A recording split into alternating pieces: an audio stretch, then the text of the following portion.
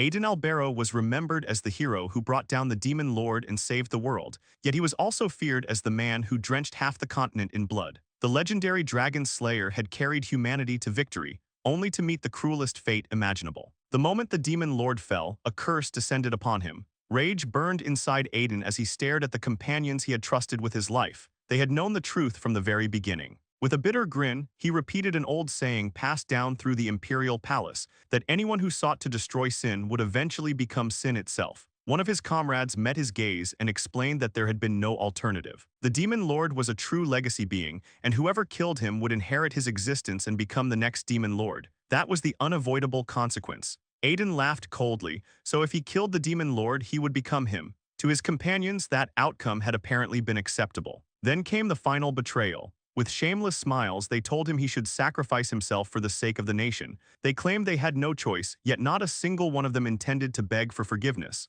Aiden looked at them with pure contempt. What disgusted him most was not the betrayal itself, but how calmly they justified it. Then a young woman stepped forward with a smug expression and told him it was time for him to rest. Raising her power, she activated an enormous magical seal. For a moment, Aiden could hardly process it. These people had been his friends, his comrades, the people he had fought beside, yet every bit of trust he had placed in them now felt like a lie. Hopelessness swallowed him whole. As he sank deeper into despair, he realized there was only one thing worse than death, remaining trapped forever in such a cursed existence. Darkness wrapped around him as he fell into an endless abyss, descending through a spiral that seemed to stretch on forever. At first, it felt like an eternal fall. Then a single thought surfaced. He wanted every one of them destroyed. The instant that thought crossed his mind, several young people suddenly froze in confusion. Their master had awakened. Aiden slowly opened his eyes, completely disoriented. Before him stood a crying woman and a man shouting joyfully that his son had finally regained consciousness. He struggled to understand what he was hearing. Whose son? What was going on? Rising from the bed, he looked around and bluntly demanded to know who they were. The woman seemed startled by the question. She gently explained that he had been unconscious for several days, so his confusion was understandable. Then she rushed forward and embraced him tightly. With tears of happiness in her eyes, she introduced herself as his mother and called him her precious son. She told him his name, Aiden Remes. Aiden's mind stalled. He knew his name was Aiden, but the surname was completely different. Then agony exploded through his head. The woman immediately panicked and asked if he was all right, but the pain only intensified. His vision darkened as unfamiliar memories flooded into him. Fear and confusion gripped him. He couldn't understand where these memories were coming from. Then he realized they belonged to someone named Aiden Remes. As countless memories poured into his mind, a shocking truth emerged. According to the imperial calendar, he had traveled 15 years into the past. Aiden was certain he had died in the void between worlds after being abandoned by his companions. Before the curse could fully transform him into the next Demon Lord, he had been forced to take his own life. Yet somehow he was here, alive, 15 years earlier. The realization ignited a terrifying fury within him. The people who betrayed him were still alive. And this time he intended to hunt them down one by one. As murderous intent leaked from him, everyone in the room instinctively recoiled. Fear spread across their faces and their bodies trembled uncontrollably. While sorting through his new memories, Aiden quickly learned what kind of person Aiden Remes had been. Trash. The previous owner of this body ignored everyone around him, treated women however he pleased, and abused his status without hesitation. Aiden couldn't understand why fate had placed him inside such a person. From the memories he received, he learned that Aiden had gotten drunk, collapsed outdoors, and remained there for hours, soaking in the rain. Had he not been the son of a duke, he likely would have been beaten to death long ago. Sometime later, Aiden stood before a mirror studying his unfamiliar reflection. A question lingered in his mind. Was he truly Aiden Albero, or had his previous life been nothing more than a dream? Then another thought crossed his mind. He should test his strength. Without hesitation, he called out for the system. The system was a unique power obtained after consuming the heart of a berserker and inheriting the title of Dragon Slayer. The response came immediately. It was real. None of this was a dream. Although he noticed certain abnormalities, including issues surrounding his name, he ultimately decided it didn't matter. A wide smile spread across his face. To him, this was a gift from the gods themselves. The people who betrayed him were now within reach. This time he would make them pay. Lost in thoughts of revenge, he failed to notice a servant entering the room. The young man was visibly nervous. Aiden glanced toward him and casually asked if something was wrong. The servant nearly jumped. In a shaky voice, he explained that he had only come to bring a drink. Aiden accepted the cup with a smile and thanked him. The servant froze. For a second, he genuinely wondered if he had heard correctly. His master had thanked him. Color drained from his face as confusion overwhelmed him. Meanwhile, Aiden calmly sipped the drink, clearly enjoying it. The servant remained tense, unable to stop worrying about whether the drink was satisfactory. As he watched his master smiling while staring out the window, he couldn't stop questioning reality. Had the young master really thanked him, and had he meant it? Aiden eventually turned toward him and asked whether he wanted to say something. Caught completely off guard, the servant immediately denied it. Soon afterward, he rushed outside and met another servant. His friend looked puzzled, unable to understand how he had escaped the room unharmed. Still trembling, the servant explained that the young master had simply thanked him. Aiden let out a long sigh. The entire situation felt absurd. Pushing those thoughts aside, he focused on the far more important issue. He had returned 15 years into the past. But what had happened to his original self? If history remained unchanged, then Aiden Albero should already exist somewhere in this era as the disciple of the former mercenary king. He needed answers immediately. Calling for Philip, Aiden surprised everyone nearby. The servant stared in disbelief. The young master had never called anyone by name before. Aiden smiled and told Philip that he wanted to ask a question. Philip immediately turned pale. The version of his master standing before him felt completely unfamiliar. Trying to stay calm, Aiden casually asked whether everything was all right. Then he patted Philip on the back and even thanked him. Philip nearly collapsed from shock. His body trembled uncontrollably. He couldn't understand what his master wanted. The entire situation felt so strange that he was practically on the verge of tears. A few minutes later, Philip hesitantly asked if his master was truly interested in the mercenary king. Aiden carefully questioned him about the mercenary king's disciple, someone who had once been fairly well known. Philip replied that rumors claimed the mercenary king had disappeared some time ago. Aiden already knew that much. Then Philip nervously added something else. He had never heard of the mercenary king having any disciple at all. Aiden's expression stiffened. No disciple? The statement made no sense. If that were true, then where was his younger self? What had happened to the past version of Aiden Albero? Far away from those questions, another scene was unfolding. A man strolled casually through the slums. Nearby, a young boy kept glancing over his shoulder before suddenly colliding with someone. The boy hurried deeper into the alleyways and checked repeatedly to see whether he was being followed. A grin spread across his face as he admired the riches he had just stolen. Unfortunately for him, he didn't get long to celebrate. Someone approached from behind. The man looked at him with a dangerous smile and asked whether he really had the nerve to pull something like that. The boy instantly froze. Standing before him was the mercenary king. The man couldn't help finding the situation amusing. He had no idea how the boy had convinced himself it was a good idea to steal from him. Then he placed a hand on the boy's shoulder. The boy flinched violently and immediately began stammering out apologies. The mercenary king examined him for a moment before grinning. The kid had a surprisingly sturdy build. Then, without warning, he made a decision. The boy would become his disciple. The young thief stood there in stunned silence, completely unprepared for what he had just heard. Valken immediately pulled the boy to his feet and declared that he would personally turn him into the greatest mercenary alive. That encounter became the beginning of everything. The boy eventually rose to fame as Valken's disciple, and after slaying the mad dragon, he earned a title that shook the continent, the Dragon Slayer King, which was exactly why Aiden found Philip's words so unsettling. Philip had never heard of the mercenary king having a disciple. For a moment, Aiden simply stared in silence. A chilling realization settled over him. The life he remembered, the path he had walked, seemed to have vanished entirely from this timeline. Meanwhile, life inside the estate continued as usual. Servants carried out their duties while quietly exchanging rumors about the young master. To them, Aiden had changed almost overnight. Not long ago, Philip had accidentally spilled wine, yet instead of flying into a rage, the young master had let the mistake pass. Since then, he had even started thanking people and calling servants by their names. None of it made sense. They had heard stories about people changing after surviving serious illnesses, and looking at him now, they almost believed those stories were true. Still, something about him felt off. Lately, he always seemed distant. There was a strange sadness lingering behind his eyes, as if he carried a burden no one else could see. As for Aiden himself, he spent his days searching for answers. There was little else for him to do. The servants handled the cooking. They cleaned everything. During his free time, he investigated every clue related to his former existence. But no matter where he looked, he found nothing. No trace of another Aiden Albero. The mystery continued to bother him, but even that wasn't enough to distract him from the bitterness burning inside his chest. The betrayal, the humiliation, the hatred, all of it remained fresh. And above all else, revenge still occupied his thoughts. One day, while wandering the estate, his attention shifted toward a group of men sparring nearby. They were the family's knights. Aiden watched quietly. The duchy possessed many knights, all of them constantly training or carrying out duties. Then his gaze landed on someone familiar, his younger brother. Carl had apparently been observing him for some time. The two brothers looked at each other. Unlike the original owner of this body, who had been little more than a spoiled disaster,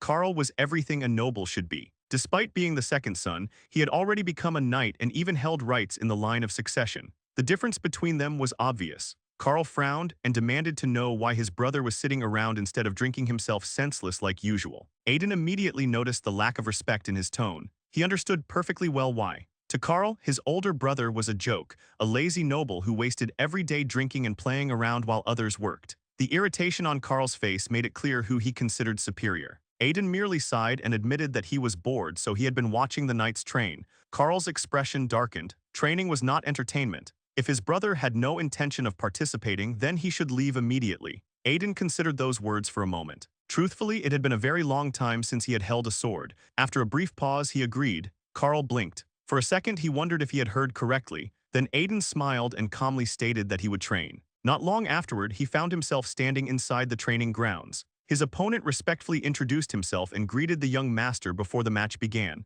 Aiden studied the young knight in silence. Around them, the other knights watched carefully. Most assumed the sparring match would be fake. Surely the knight intended to go easy on the young master to avoid losing his position. Basson looked visibly uncomfortable. The situation was terrible. Regardless of rank, he couldn't imagine losing to someone as weak as the infamous young master. The very idea was absurd. Meanwhile, Aiden could practically see what the knight was thinking. The man was already planning how to lose gracefully. That alone amused him. After all, he had come here hoping for a proper warm-up. With a faint grin, he told Basson not to hold back. There was no reason to lose on purpose. A knight's apprentice who couldn't defeat a weak opponent would be worthless. Then Aiden casually added that if Basson somehow lost, he might have to expel him from the order. The knight's eyes widened. That was not what he had expected to hear. The spectators exchanged puzzled looks. The young master was known for being rude and reckless, but nobody remembered him ever taking swordsmanship seriously. Yet here he was, demanding a real fight. Basson tightened his grip and announced that he would begin.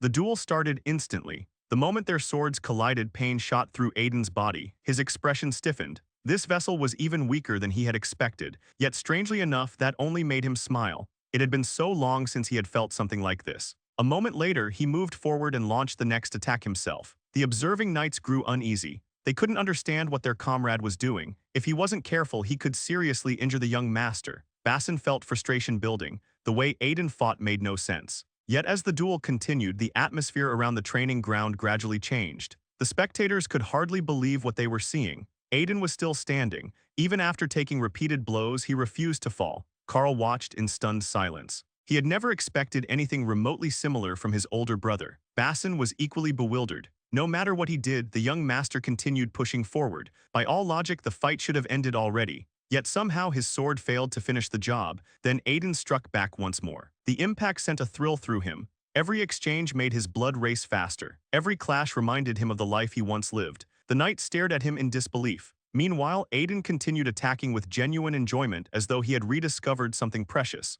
Then the impossible happened. The young master forced Basson backward. The surrounding knights could hardly trust their own eyes. Carl's mind nearly stopped. Could his worthless older brother actually defeat a trained squire? This was the same brother who had once lost a fight against a neighbor's dog. Yet now his swordsmanship looked completely different. Carl began wondering whether Aiden had been hiding his true abilities all along. Basson was no less confused. The young master's movements carried an experience that simply shouldn't exist. Aiden himself recognized some flaws. Years of laziness had dulled many of his instincts. This body lacked muscle, stamina, and proper conditioning, but none of that changed who he truly was. He was the Dragon Slayer King, the man who had brought down the mad dragon, and he had no intention of losing. With renewed force, he launched another attack. Basson's eyes widened. In the next instant, Aiden's blade, overflowing with power, was already inches away from him. Aiden grinned and casually asked whether his opponent was planning to surrender already. Silence fell across the training ground. Nobody could believe the outcome. Their comrade had lost to the young master. Aiden turned toward Carl and thanked him,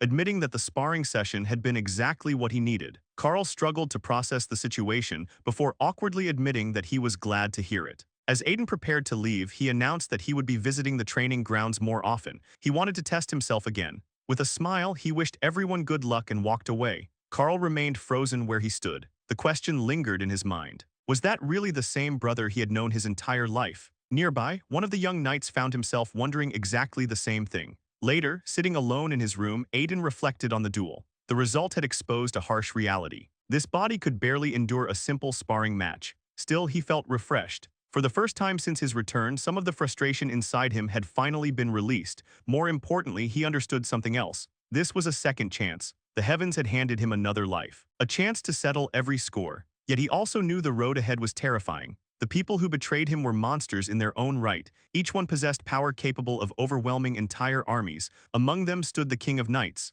Silbit, heir to the Grand Duchy of Sayas, Spica, the iron-blooded saint chosen by the cult of slaughter, the great magician Shur, Callus, the great alchemist and second commander of the immortal empire. Just thinking about them made the scale of his task obvious. In his current state, he stood absolutely no chance. Worse, he might have to face them completely alone. Aiden understood that revenge would only be possible if he destroyed them before they united. Once those monsters gathered under the same banner, stopping them would become nearly impossible. He only had 5 years before the coalition against the dark magicians would be formed, 5 years to change everything. And before he could even think about challenging his enemies, he needed to fix the most immediate problem. This body. Right now, he couldn't even defeat an ordinary goblin. Facing his future enemies like this would be suicide, which was why Aiden finally came up with a plan. A method that might allow him to overcome what seemed completely impossible.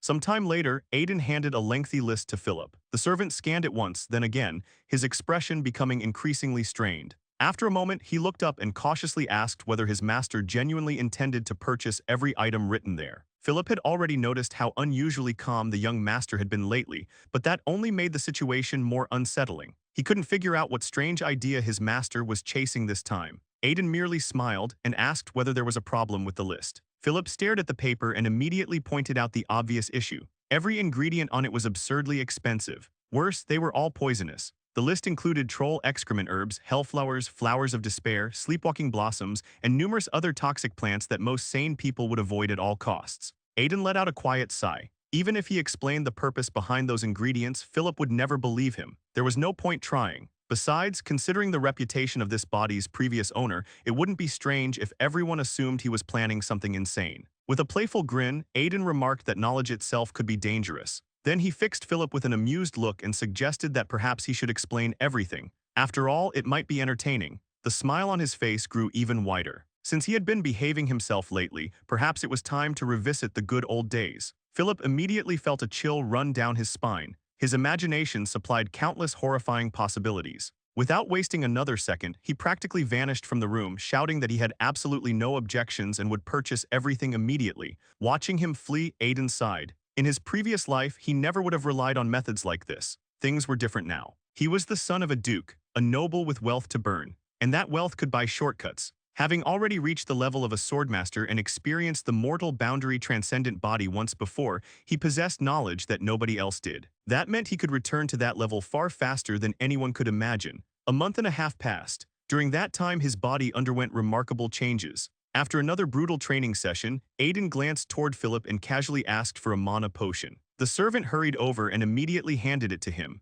Aiden drank it without hesitation. His entire training method revolved around a simple principle: destroy the body, restore the body, then repeat. He constantly pushed himself beyond his limits before using mana potions to recover. The process was brutal. The cost was even worse. A single mana potion was worth roughly what an ordinary commoner might spend surviving for an entire month. Fortunately, being born into a ducal family made such extravagance possible. As he finished the potion, Aiden turned toward Philip with a predatory grin and asked about the ingredients he had requested earlier. Philip quickly informed him that everything had already been delivered to his room. Truthfully, he desperately wanted to know what his master planned to do with those materials. But every time curiosity surfaced, he remembered the terrifying version of the young master from before. That memory alone was enough to kill his interest. At this point, he had accepted his fate. Whatever his master asked for, he would simply provide it. Later, Aiden examined the ingredients spread before him. Philip had managed to acquire every poisonous plant on the list.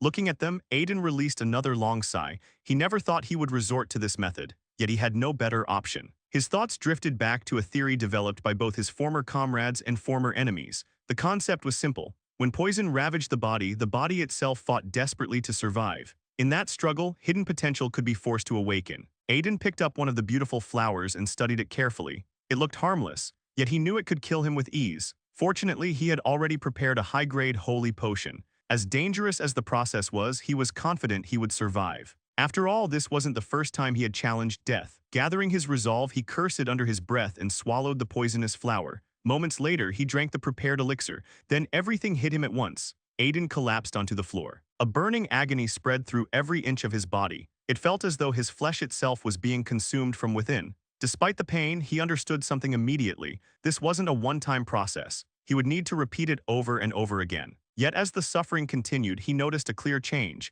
His mana flow had become noticeably smoother. A tired smile appeared on his face. As much as he hated admitting it, his former companions had been right about this method. Then suddenly, a familiar voice echoed through the room. A mocking voice. A voice that casually addressed him as the Dragon Slayer King. Aiden's entire body froze. The color drained from his face. He spun around immediately. There was no way he could mistake that voice. Even after death, he could never forget it. At that moment, the door burst open. Philip rushed inside and demanded to know what had happened. The servant looked around in confusion. Aiden instantly ordered him to leave. Philip hesitated and explained that he had heard a loud crash. Aiden's expression darkened. He demanded to know whether Philip intended to make him repeat himself. Then he shouted for him to leave immediately. Philip lowered his head and retreated without another word. The moment the door closed, Aiden's rage returned. That voice had been real. He was certain of it. This wasn't a hallucination. Then laughter echoed through the room, a voice filled with amusement. The speaker declared that he had finally found him. With a malicious smile in his tone, he greeted the Dragon Slayer King Aiden Albero.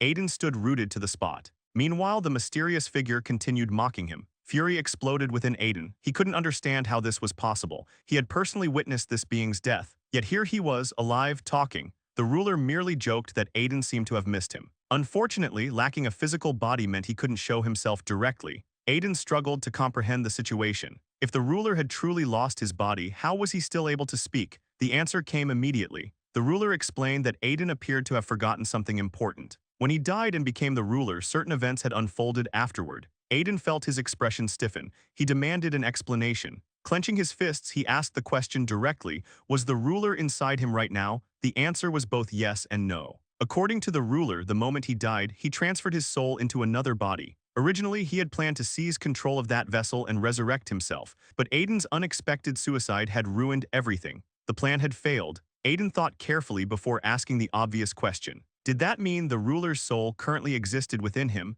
The ruler admitted that was essentially the case. Aiden's first reaction was immediate. Shouldn't he simply destroy that soul? Perhaps flooding his body with holy power would solve the problem. The ruler instantly tried to stop him. But Aiden calmly pointed out a flaw. Wouldn't they both die together? The ruler practically shouted in frustration. He insisted that he was no longer the same being Aiden remembered. That statement made Aiden pause. He asked what exactly had changed. After all, the ruler he knew had been a monster obsessed with chaos and madness. The ruler sighed. Then he revealed something unexpected. The madness had never truly been his own. It had originated from a connection with a god, a demon god. Fortunately, that connection had been severed after they became trapped within the void. Now Aiden finally understood why this version felt so different. The ruler he remembered had been completely insane. Holding a normal conversation with him had been impossible. This version was noticeably calmer. The revelation only raised more questions. Aiden admitted that this was his first time hearing about a demon god. The ruler then explained. The demon god, also known as Original Sin, was a being of pure evil feared even by other gods.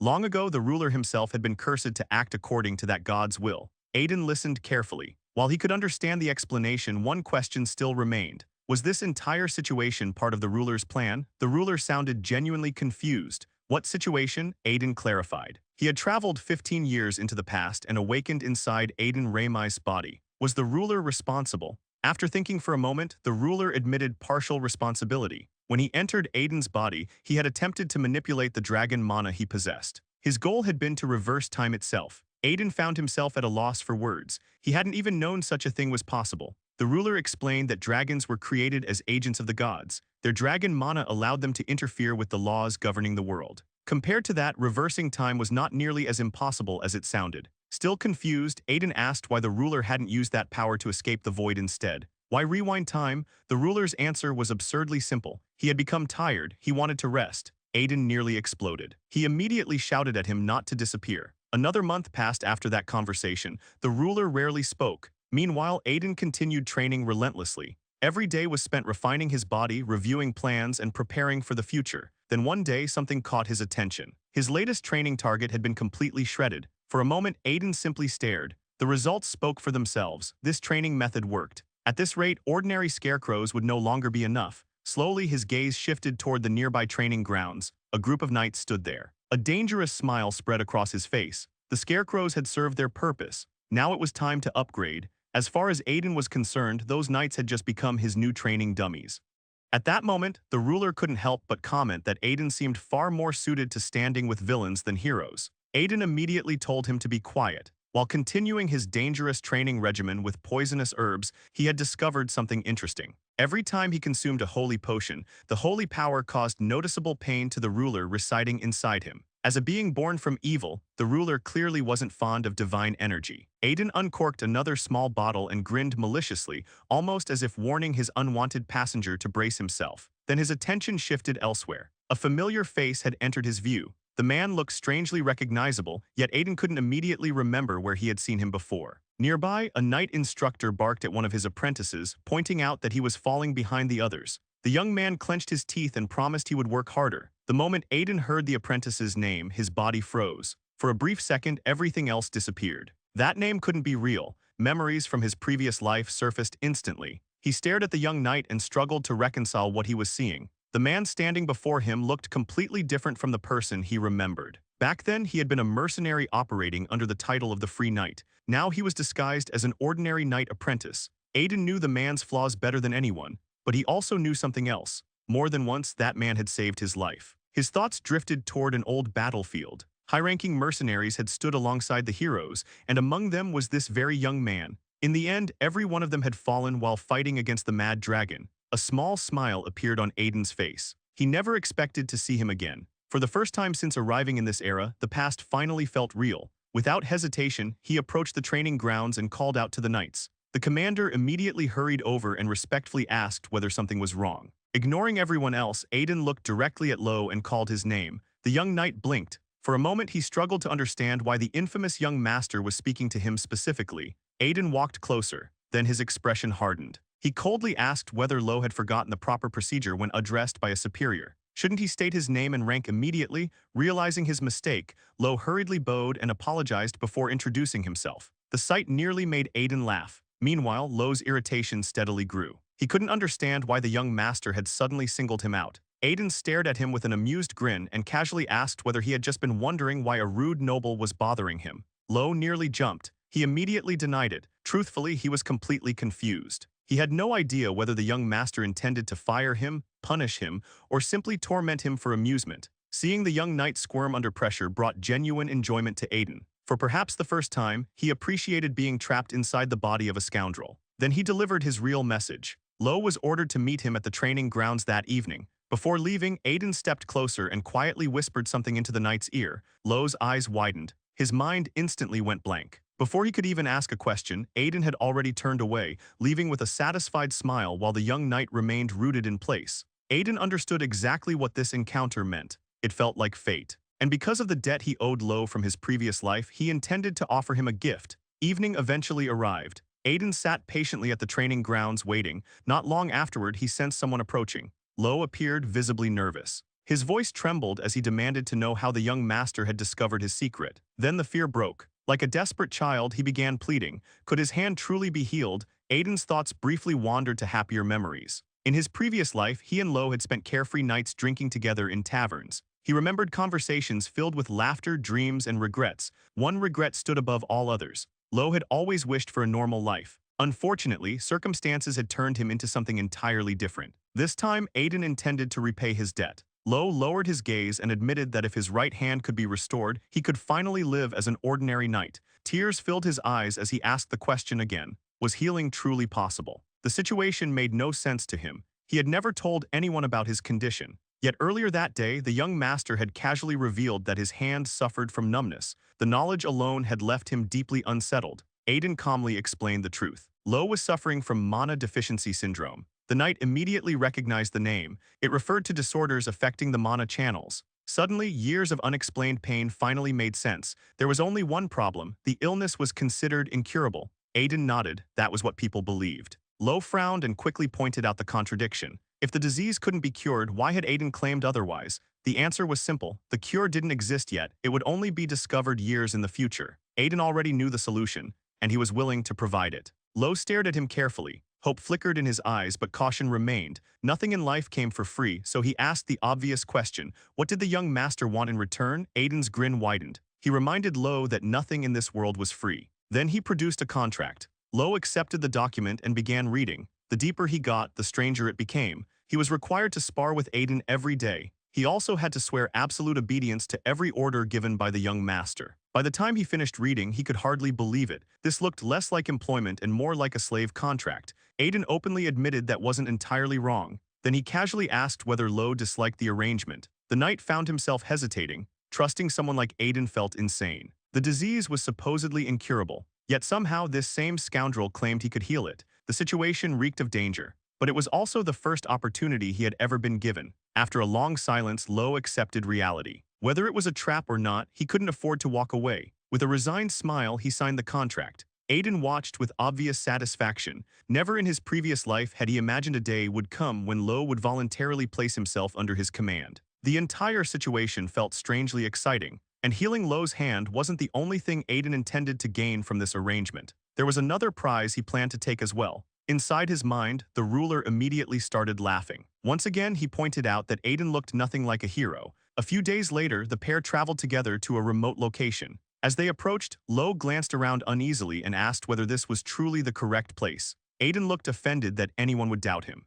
Lo immediately backed down and insisted he meant no disrespect. Soon afterward, the coachman announced their arrival. Aiden stepped out of the carriage and ordered Lo to follow. The knight complied, though uncertainty lingered in his eyes. Nothing about the location inspired confidence. Moments later, they arrived at a small, gloomy building. Then they noticed the sign hanging outside. The message was impossible to ignore. The owner informed visitors that this was a pharmacy, not a clinic. People were also advised to stop showing up looking for drugs. Drug addicts in particular were encouraged to leave immediately. The bizarre warning almost made the place look suspicious. Aiden wasn't bothered. In his previous life, one of his companions, Yu, had come here seeking treatment for an illness. Based on what he knew, others had likely searched for a cure to mana deficiency syndrome here as well. Unfortunately, none of them had succeeded. Even so, Aiden remained confident. Without hesitation, he entered. The interior appeared completely empty. Lo looked around in confusion. Then his attention shifted toward a painting. After studying it for a moment, he asked Aiden what he thought it represented.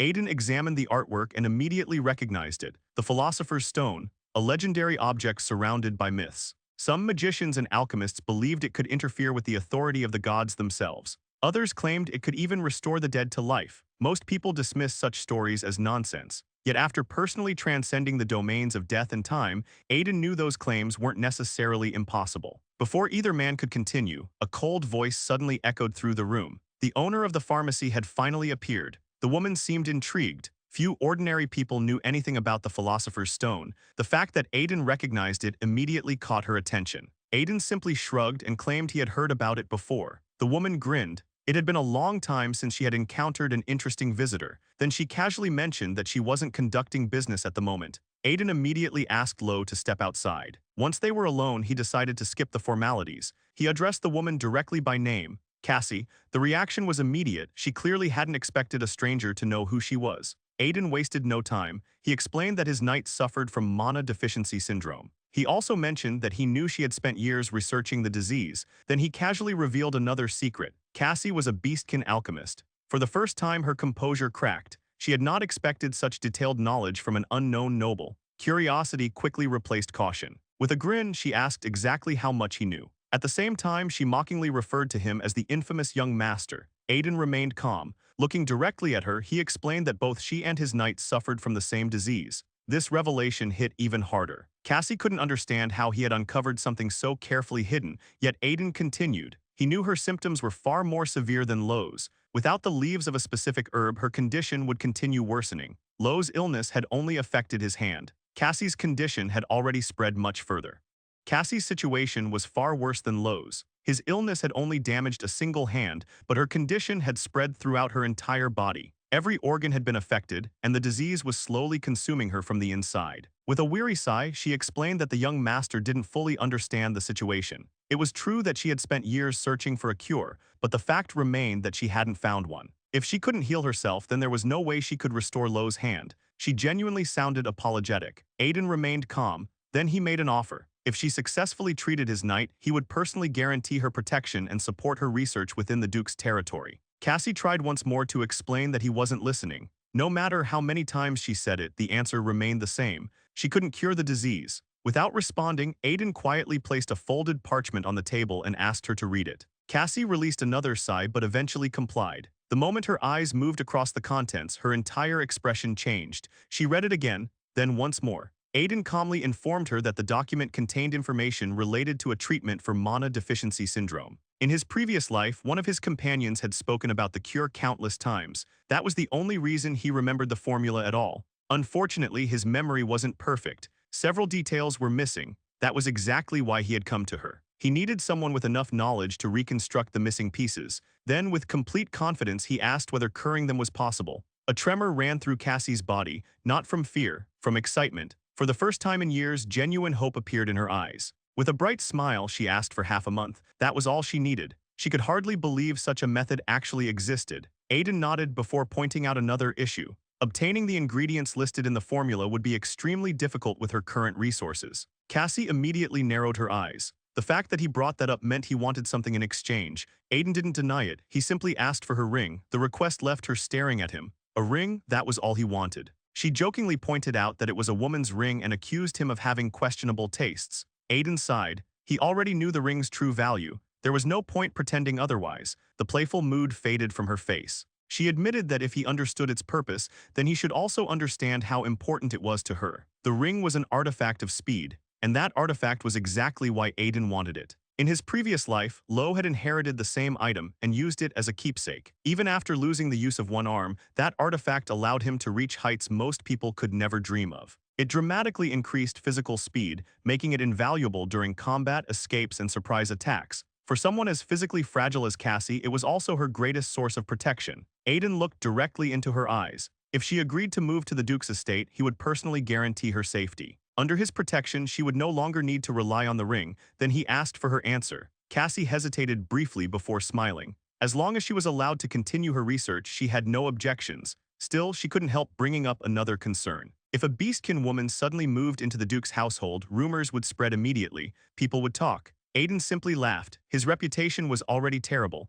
Everyone already considered him a scoundrel. A few extra rumors wouldn't make any difference. Cassie froze for a moment before letting out a soft laugh. The more she spoke with him, the more interesting he became. Eventually, she handed over the ring. Then she casually asked whether he intended to provide her with food and a room. Aiden smiled. He promised to provide far more than that. However, earning his complete trust would still take time. Some time later, they returned to the Duke's estate. The mansion had once felt unfamiliar. Now it felt strangely comfortable. The moment Aiden stepped inside, something unexpected happened. Philip came sprinting toward him at full speed. The urgency on his face immediately caught Aiden's attention. He asked whether something had happened. Philip was clearly struggling to stay composed. In a panicked voice, he announced that the situation was extremely serious. Aiden's expression darkened. Whatever it was, it had clearly shaken his assistant. Then Philip finally delivered the news. Carl had disappeared inside Monster Mountain. For a brief moment, Aiden couldn't process what he had just heard. Philip quickly explained. Several days earlier, reports had arrived regarding a missing person somewhere within the mountain region.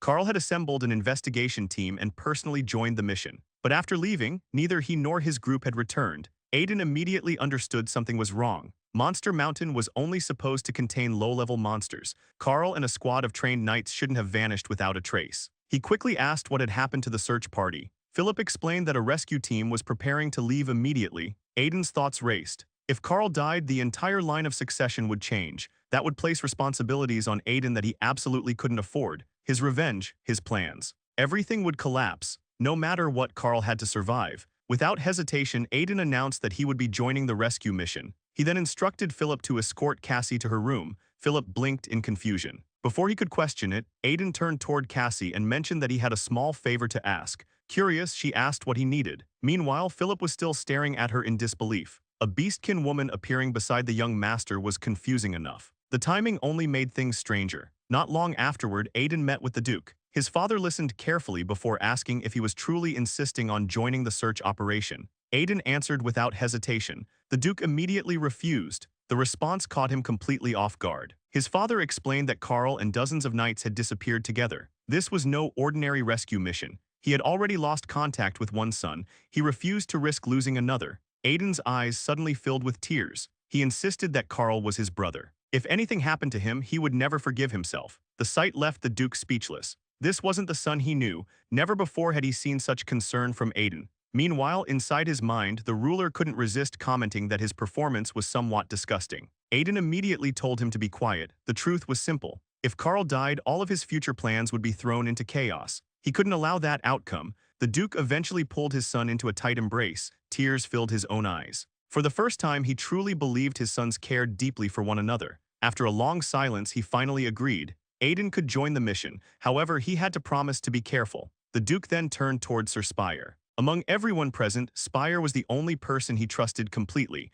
He asked the knight to protect his son. Spire immediately assured him that they would do everything possible. Not long afterward, the rescue party departed for Monster Mountain. As they advanced through the area, the vice captain carefully examined the surroundings. With a grim expression, he reported that the previous search team had clearly been attacked. Their trail was fading fast. Then he spotted something unusual, a goblin weapon. Aiden narrowed his eyes. Too many details didn't add up. There was no way ordinary goblins could have defeated Carl and an entire force of knights. Even stranger, the tracks appeared to have been deliberately concealed. Low-level goblins weren't intelligent enough for that. There was only one explanation: a goblin king, more specifically a hobgoblin. Unlike ordinary goblins, those creatures possessed intelligence, leadership, and combat ability far beyond their lesser kin. If a goblin king was involved, the disappearance suddenly made sense. Aiden immediately shared his conclusion with the vice captain. The man's expression stiffened. If a goblin king truly existed in the area, even he couldn't guarantee victory. His first instinct was to retreat and prepare properly before returning.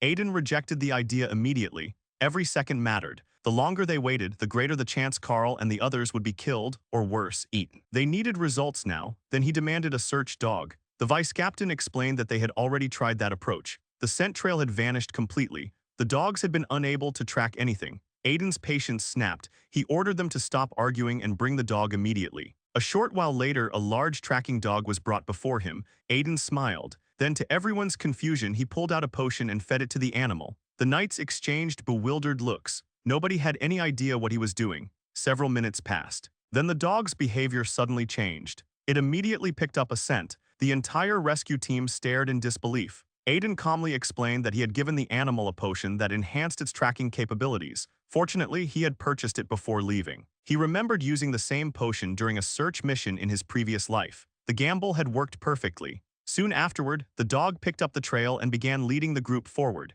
Aiden glanced at the others and announced that it was time to move. After following the trail for some time, the rescue party finally reached a goblin settlement, and what they found there immediately confirmed their fears. Carl was alive, so were the missing knights. All of them were being held captive. Relief swept through the rescue team. At least they hadn't arrived too late. But that relief didn't last long. Something about the village was wrong, very wrong. Aiden carefully observed the enemy forces, then his eyes narrowed. There wasn't just one goblin king, there were several. For a moment, he couldn't understand what he was seeing. A single village should never have multiple leaders of that level. The vice captain noticed it as well. His expression grew serious. The situation was far more dangerous than anyone had anticipated. Still, retreat was no longer an option. The prisoners were right in front of them. Everyone present understood what came next. They would have to commit everything they had to this battle. The vice captain quickly assessed the battlefield and warned everyone not to underestimate their enemies. These weren't ordinary goblins. Every one of those leaders possessed strength comparable to accomplished knights, making them far more dangerous than the monsters people normally imagined. Then he turned toward Aiden. During the coming battle, the young master's mission was simple: rescue the prisoners and get them out alive. Aiden agreed without argument. Although he still couldn't understand why a single village contained multiple goblin kings, he believed the gathered knights were more than capable of dealing with the enemy forces without his direct involvement. Not long afterward, the vice captain gave the signal. The assault began instantly. The goblins never saw it coming. Knights surged into the village from every direction, their anger impossible to hide. These monsters had dared to capture members of the Duke's family. That alone was unforgivable. The vice captain drew his sword and declared that he would wipe every one of them out before charging straight into battle. Meanwhile, hope returned to the prisoners. For the first time since their capture, rescue had finally arrived. Aiden wasted no time. He rushed to the cages and immediately checked on everyone inside. Carl's eyes widened the moment he saw who had come. Of all people, he never expected his brother to appear here. Aiden quickly glanced around and informed the prisoners that the knights would hold the enemy back. Their only job was to escape. There wasn't time to waste. Carl immediately warned him. His voice trembled as he told Aiden that powerful monsters were nearby. Then his expression suddenly changed. Looking behind his brother, he shouted a warning. There was a monster directly behind him. Aiden casually asked whether there really was one. The answer arrived instantly. A thunderous impact shook the area. The creature attacked. Several knights felt a chill run down their spines as the monster launched its strike toward the young master. Fortunately, Aiden reacted in time and leaped backward. Yet even as he avoided the attack, a troubling realization surfaced. He had overlooked something important. That missing piece finally clicked into place. The reason there were multiple goblin kings in one village was because something stronger existed above them. A much more terrifying monster. Among humanoid demons, few creatures inspired as much fear as a troll. Aiden immediately ordered Carl to take the prisoners and leave first. Carl stared at him in disbelief. His opponent was a troll, a real troll. Aiden could die fighting something like that, but Aiden only grinned. Of course he knew what he was facing. Still, he had no intention of dying. After all, he was the older brother. Carl opened his mouth to respond but couldn't find any words. The next moment, the battle began. The troll roared and charged forward. Retreat wasn't even a consideration. Its massive attack came crashing down with monstrous force. Aiden narrowly avoided the strike and immediately counterattacked. His sword landed a clean hit. A serious wound opened across the troll's body. Then the injury began healing almost instantly. Aiden clicked his tongue. The creature's regeneration was absurd. At normal strength, killing it would be nearly impossible. Still, he wasn't worried. Unlike most people, he had prepared a trump card. A fierce grin appeared on his face. If anything, this fight was becoming interesting. Elsewhere, the knights grew increasingly alarmed. They couldn't understand why a troll was hiding in a place like this. Spire immediately called out to Aiden. He wanted to deal with the monster himself. A goblin king was already a dangerous opponent. A troll was on an entirely different level. Spire could only hope the young master would survive long enough for help to arrive. The troll continued attacking relentlessly. Every strike carried enough force to crush a human body, yet Aiden avoided every single blow. Before leaving, he had borrowed the Ring of Swiftness from Cassie as a precaution. Now he finally understood why. Without hesitation, he activated it. Although this version of himself was nowhere near the level he had reached in his previous life, the artifact bridged part of that gap. Suddenly, his movements accelerated. Aiden launched himself forward. Sword strikes rained down on the troll from every angle, blow after blow connected. The monster could only roar in fury. Its anger grew with every passing second. Then Aiden pushed even further. For a brief moment, he crossed into the realm of sword aura. The next attack was devastating. His blade flashed. The troll's head separated from its body. The battle ended instantly. Nearby, the vice captain finished eliminating the remaining enemies and looked around.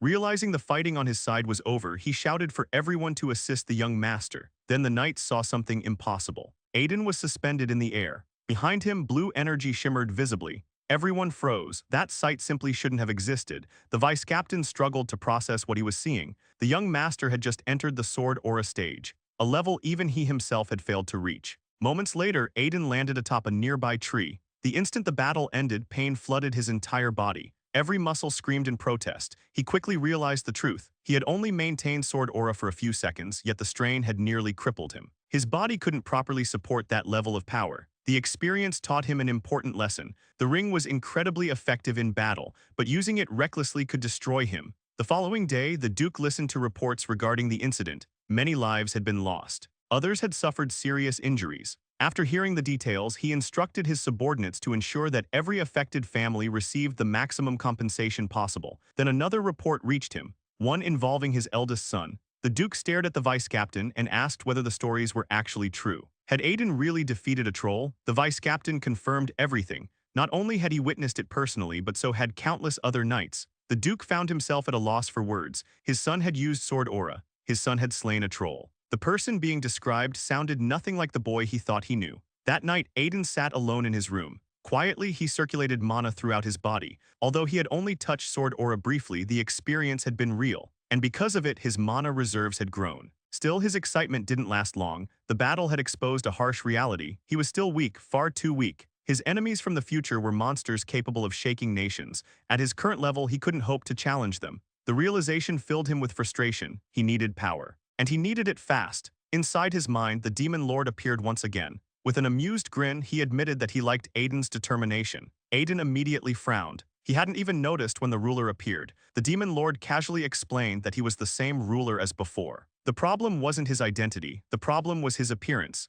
The moment Aiden got a proper look at him, he burst out laughing. The legendary demon lord looked absurdly cute. The contrast was too much. The ruler became furious and demanded that he stop laughing. Unfortunately, that only made things worse. Aiden laughed even harder. The mighty overlord who had once terrorized countless people now looked completely harmless. The ruler eventually snapped and blamed Aiden for everything. It was only because Aiden remained weak that his form looked like this. Still laughing, Aiden asked how the situation actually worked. The ruler explained that only Aiden could see him. Since they were connected, his form became visible whenever Aiden's strength increased. Aiden wasn't thrilled by the explanation. The entire situation felt ridiculous. The ruler immediately accused him of being rude toward his savior. Aiden ignored the complaint and instead brought up something important. The ruler had once claimed that he was a cursed existence created through the demon god's influence. Now that the connection had been severed, Aiden wanted to know his real name. For the first time, the ruler's expression softened. Sadly, he admitted that he had long since forgotten it. His original name was gone.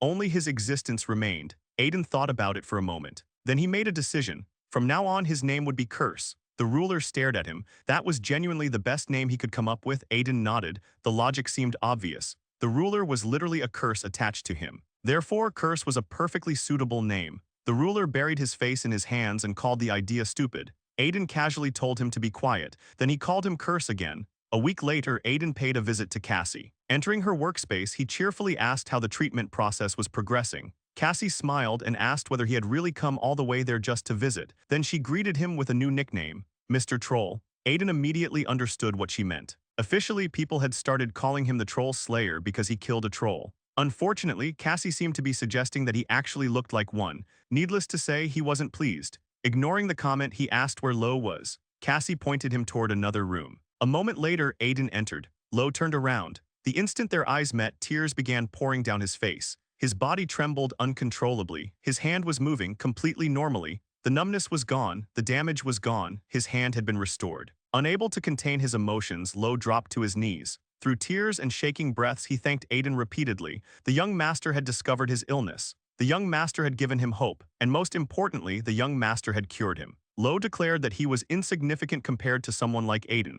Even so, he swore upon his very life that he would dedicate his existence to serving him. Aiden watched the scene with a deeply satisfied smile. Everything had gone exactly as planned. From this moment onward, Lo would stand firmly on his side. Without hesitation, Aiden accepted the oath. Afterward, he turned toward Cassie and asked whether she had managed to cure herself as well. She smiled and explained that her own mana deficiency syndrome was much more unusual. There were still many things she needed to study before she could fully solve it. Aiden nodded. He understood. Then he praised her efforts and encouraged her to keep up the good work.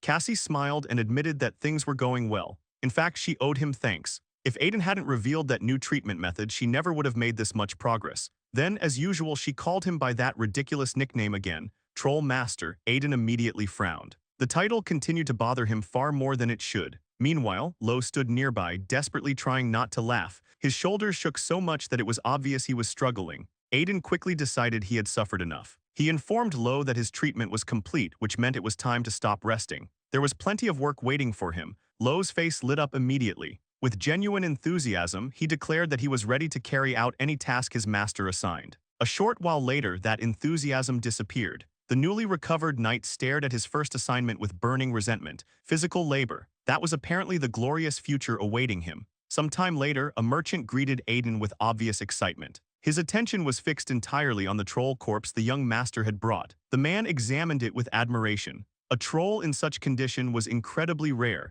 which meant it would sell for an excellent price. Aiden informed him that he intended to use the proceeds from the sale to purchase specific goods. Then he handed over a detailed list. The merchant confidently assured him that his trading company could acquire everything requested. However, after looking closer, his expression changed. The list wasn't filled with ordinary herbs. It was packed with poisonous plants. Aiden immediately responded with a dangerous grin. If someone called them herbs, then they were herbs. That was all there was to it. He calmly asked whether the items could be obtained. The merchant found himself at a loss for words. After a brief internal struggle, he immediately agreed that they were definitely herbs, very normal herbs. After all, disagreeing with the young master sounded significantly more dangerous. Not long afterward, Aiden returned home in high spirits. Easy money was always welcome. Inside his head, Curse couldn't help commenting that Aiden still possessed the instincts of a veteran mercenary. Some habits never disappeared. Later, Philip approached him with an unusual expression. The Duke was looking for him. That news caught Aiden off guard. Not wasting any time, he headed toward his father's office.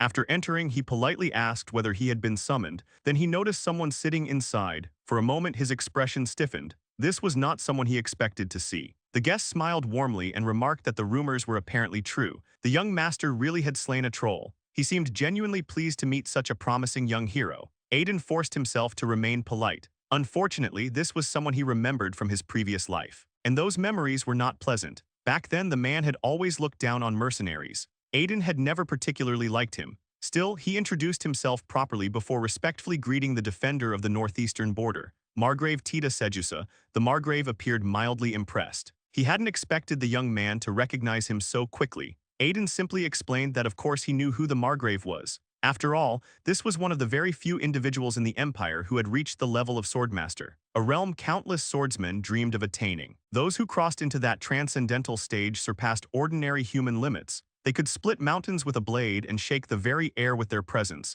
Aiden knew that level well. He had once stood there himself, and he intended to reach it again. The Margrave turned toward the Duke with obvious satisfaction. Contrary to the rumors, his son seemed surprisingly respectful. In fact, he complimented the Duke on raising such a fine young man. The Duke could only smile awkwardly and insist that Aiden still had much to learn. Soon the conversation shifted. The Duke asked whether the Margrave could really leave his territory at a time like this. After all, reports suggested recent orc attacks near the border. The Margrave sighed. Unfortunately, the situation wasn't limited to one region. Strange monster activity had appeared in multiple locations. Even the Slaughter Tower within the Death Wasteland, territory controlled by the Cult of Slaughter, had begun showing unusual movement. The moment Aiden heard that name, his mood darkened. The Cult of Slaughter. That organization wasn't just another faction. One of the future traitors who betrayed him had become the iron-blooded saint of that very cult. Naturally, he had unfinished business there. The Margrave continued explaining that abnormal monster activity was occurring across several different regions simultaneously. That level of coincidence felt suspicious. After considering the matter, the Duke agreed. The situation definitely sounded unusual. That was precisely why an investigation force was being organized. The Margrave wanted the Duke's cooperation. Then, without warning, he approached Aiden. A grin spread across his face. Would the young man like to join the Knights of Sejusa? The room immediately fell silent. The Duke stared. Aiden blinked. Neither had expected that invitation. The Margrave explained that he had heard countless stories about the young master. Apparently, Aiden had reached Sword Aura after less than half a year of serious training. At first, he thought those rumors were exaggerated nonsense. Now, after seeing the young man in person, he wasn't so sure. A fierce smile appeared on his face. He boldly declared that he could turn Aiden into the greatest swordsman on the Western continent. He even swore it upon his name. The Duke hurriedly tried to stop him. The Margrave simply laughed and reassured his friend. There was no reason to worry. He would personally guide the boy. Then he turned toward Aiden. The final decision belonged to him. Aiden smiled politely. He genuinely appreciated the offer, but he refused. The answer left the Margrave completely caught off guard. He immediately asked whether Aiden understood what he was turning down. The Knights of Sejusa were among the most famous knightly orders in the Empire. Aiden calmly replied that he understood perfectly. Then he added something even more outrageous. He was confident he could become a swordmaster on his own. The statement wasn't arrogance, it was certainty. He had already walked that path once before. Reaching that level again was simply a matter of time. Then Aiden looked directly at the Margrave and casually claimed that if they fought right now, he could at least leave a scratch on him. For a moment, the room went completely still. The Margrave stared. The Duke nearly stopped breathing. Then the Margrave burst out laughing. The idea was absurd, yet somehow hearing it from Aiden only made it entertaining. Meanwhile, the Duke was silently panicking. His son had somehow managed to provoke a swordmaster. Again, the Margrave shook his head and called the boy incredibly rude, yet his laughter only grew louder. There was something genuinely amusing about him. At that moment, Aiden felt the Margrave's presence intensify. The pressure became tangible. Even the air itself seemed to tremble beneath his murderous aura. Aiden immediately activated fear resistance.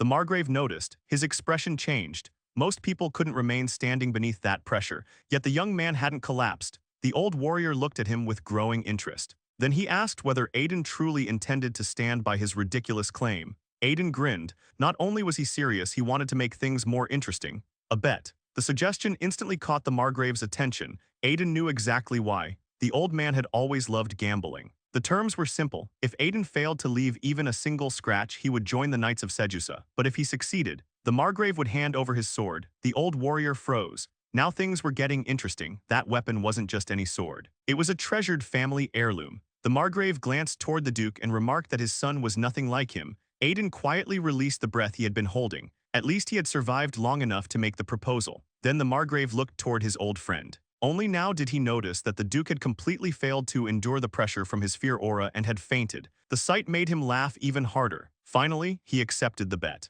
Inside Aiden's mind, Curse immediately pointed out that he had clearly been targeting the sword from the very beginning. Aiden didn't bother denying it. Given the opportunity, anyone would want such a weapon. After all, the blade before him was one of the legendary Belub swords. Curse simply shook his head. The more he watched Aiden, the more convinced he became that the young man belonged on the villain's side. Not long afterward, preparations for the duel were completed. Aiden faced the Margrave with a smirk and asked whether he really intended to use the Ogre Slayer sword against someone he kept comparing to a goblin. The Margrave immediately fired back. Frankly, he wasn't sure whether Aiden was closer to a goblin or an ogre. Either way, a knight's duty was always the same: fight seriously. Neither side had changed. Even after all these years, the Margrave's irritatingly polite knightly mannerisms remained exactly the same. The rules of the duel were then established. Neither combatant could use an aura blade. Additionally, the Margrave would not move his right leg. To ordinary people, those restrictions sounded significant. To a swordmaster, they were barely inconveniences.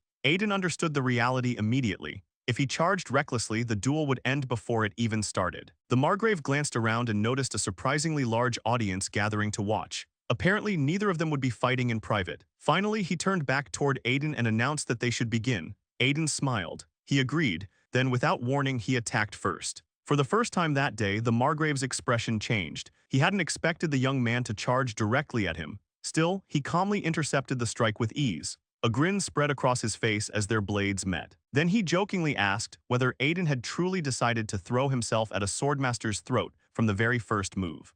The Margrave immediately noticed something unusual. This wasn't the swordsmanship of someone who had only trained for a few months. The young man standing before him had experienced real combat. Aiden answered with a faint smirk. Of course, he knew that opening strike would be blocked. Against a swordmaster, expecting anything else would have been ridiculous, but he had never intended to win in a single exchange. His goal was simple: pressure his opponent, observe him, find even the smallest weakness. Without hesitation, he charged forward again. The Margrave's eyes narrowed. The style Aiden was using felt strange, unrefined, unorthodox. Then recognition flashed across his face. This was the sort of swordsmanship often favored by rough mercenaries who relied on experience rather than proper training. With a laugh, he remarked that if Aiden ever joined his knightly order, fixing that ugly fencing style would become their first priority. Inside his mind, Curse immediately snorted. Apparently some things never changed. Aiden felt irritation rise instantly. Even now, the old man couldn't resist mocking mercenaries. Still, anger wasn't enough to distract him. He pressed forward. If the Margrave thought his swordsmanship was crude, then he would simply show him how dangerous that crudeness could be.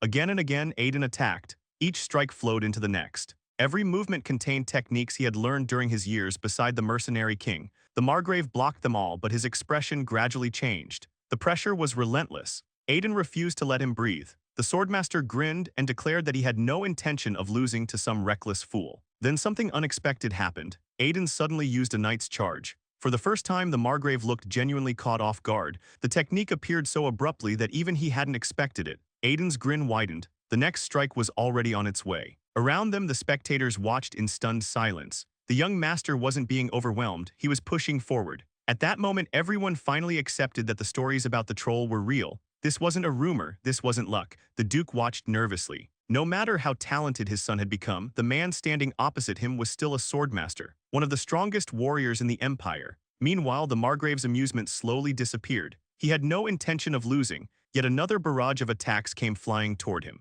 The more he watched, the stranger it became. Aiden's swordsmanship looked chaotic. His attacks appeared random, but every strike targeted a critical point. There was logic hidden within the madness. The realization only increased the Margrave's interest. The more he fought, the more convinced he became that this young man needed to be recruited. Then Aiden attempted another strike. The Margrave blocked it cleanly. A moment later, the swordmaster retaliated. Aiden barely avoided the counterattack. The swing looked casual, simple, yet he instantly understood something terrifying. Had he tried to block it, he might have been cut in half. Even Curse couldn't resist pointing it out. The difference in skill was still overwhelming. Aiden immediately retreated and created distance. The Margrave smiled. He admitted that Aiden's swordsmanship was interesting. But if that was everything he had, victory was impossible. Breathing heavily, Aiden looked back and calmly pointed out one thing: he was still standing. The comment made the Margrave burst into laughter. That stubborn confidence hadn't disappeared. His eyes were still sharp, his spirit was still intact. At that rate, the old man joked that he might as well welcome Aiden into the knightly order already. Aiden thanked him in advance. Then he smiled. A dangerous smile, because he had no intention of walking the path the Margrave had prepared for him. The next moment he vanished. The Margrave froze for a brief instant. His opponent had disappeared from sight. Even he struggled to process what had happened. The speed was absurd. Then realization struck. The boy had been hiding something. Before he could fully react, pain appeared across his body. A sharp cut. Aiden had slipped through his defenses and landed a strike. The Margrave's expression stiffened. He hadn't even noticed the attack. For the first time in the duel, he felt genuinely tricked. Aiden lowered his sword and smirked. Looks like he would be taking good care of that sword after all. The spectators stared in confusion. Most hadn't even seen what happened. One moment the duel was ongoing. The next it was over. Then the realization spread. Aiden had won. The crowd erupted. Cheers exploded from every direction. The Duke stood there speechless. His son had actually succeeded. Soon everyone began chanting Aiden's name. The knights, servants, and spectators celebrated together. They had believed in him, and now he had proven them right. Afterward, Curse asked whether Aiden wasn't worried about relying on the ring so heavily. He also reminded him once again that he acted more like a rogue than a hero. Aiden ignored the complaint. Curse insisted that the entire victory had been built on deception, in other words, cheating. The Margrave approached with a smile. Far from being angry, he looked delighted. He admitted that Aiden had played him perfectly. The young man had hidden his abilities, lured him into complacency, and created the perfect opening. Aiden modestly claimed it was merely luck, yet inwardly he couldn't understand something. The cut should have been much deeper. He had genuinely expected to take the old man's arm. Instead, he had only managed a scratch. The difference between them was still terrifying. Without hesitation, the Margrave handed over the sword. Aiden respectfully bowed and thanked him. He promised to take good care of it. Inside, however, he was barely containing his excitement. This wasn't just a sword. It was a treasure, a priceless one. Curse sighed dramatically. The more he watched, the more convinced he became that Aiden wasn't a hero at all. He was a complete swindler. Later, Aiden sat quietly while examining the legendary blade. The weapon seemed ordinary on the surface, yet he knew better. Turning toward Curse, he asked why he had called him a crook earlier. Curse simply grinned. The young man still didn't know how to properly use the sword. More importantly, there were secrets about the legendary blades that most people had never learned. That immediately caught Aiden's attention. He wanted answers. Was it some hidden secret or another curse? Curse laughed. Information like that wasn't free. If Aiden swore loyalty to him and promised never to force another holy potion down his throat, he would reveal everything. A moment later, Aiden smiled. Then he informed Curse that he was already too late. A blood pact had already been established. The demon lord's expression instantly darkened. He had been outplayed, again. Aiden reminded him that he wasn't ignorant. After all, hadn't the rulers of the underworld wielded dark swords? Belub was one of the legendary blades. Most people saw them as durable weapons and nothing more. The truth was far darker. Each one had been forged from the remains of corrupted rulers who once governed the ancient underworld. Only much later did people discover that the swords were cursed. Every blade contained the power of a different fallen lord. To awaken that hidden power, several conditions had to be met. One of those conditions involved offering blood and forming a blood pact. Curse looked utterly defeated. For the first time, he had genuinely thought he might win an argument. Aiden only smirked. Why would he serve someone who was already dead? Then he informed Curse that another holy potion session was coming soon. The reaction was immediate, pure horror. The following day, Aiden met with his father. The Duke sighed and asked whether he truly intended to join the Margrave's investigation force. Aiden confirmed it without hesitation. His father looked conflicted. He knew his son was talented. He knew his son was growing stronger, but this mission was different. Monster Mountain was one thing. This investigation could become far more dangerous. Granting permission wasn't easy. Aiden spoke sincerely. He wanted to accompany the great Margrave. Yet finding the right words proved difficult. Before he could continue, the Margrave stepped in. Laughing confidently, he assured the Duke that they would remain together. No matter what happened, he would personally protect Aiden. The Duke listened in silence. The Margrave promised that he would safeguard the young man with everything he had.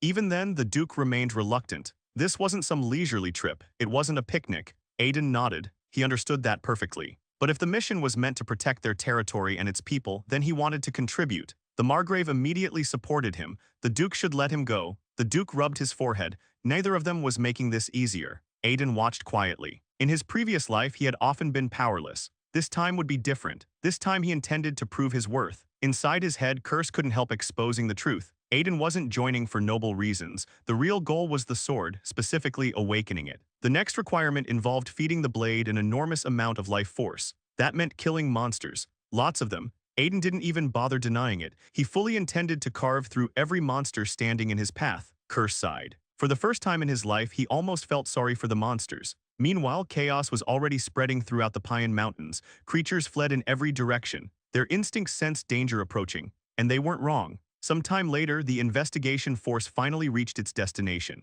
Aiden looked toward the massive fortress standing before them. The structure had supposedly been built to defend the region against the demonic beasts lurking within the mountains. At first glance, it looked impressive. Then he looked closer. Immediately, something felt wrong. The soldiers looked exhausted. The fortress itself was poorly maintained. Discipline was practically non-existent. The entire place felt disorganized. Aiden couldn't understand how these people expected to survive a serious assault. At this rate, even a goblin horde would be difficult to stop. Holding back powerful demonic beasts seemed almost impossible. As he examined the surroundings, a man approached the group. The fortress commander greeted them politely and introduced himself. The investigation had officially begun.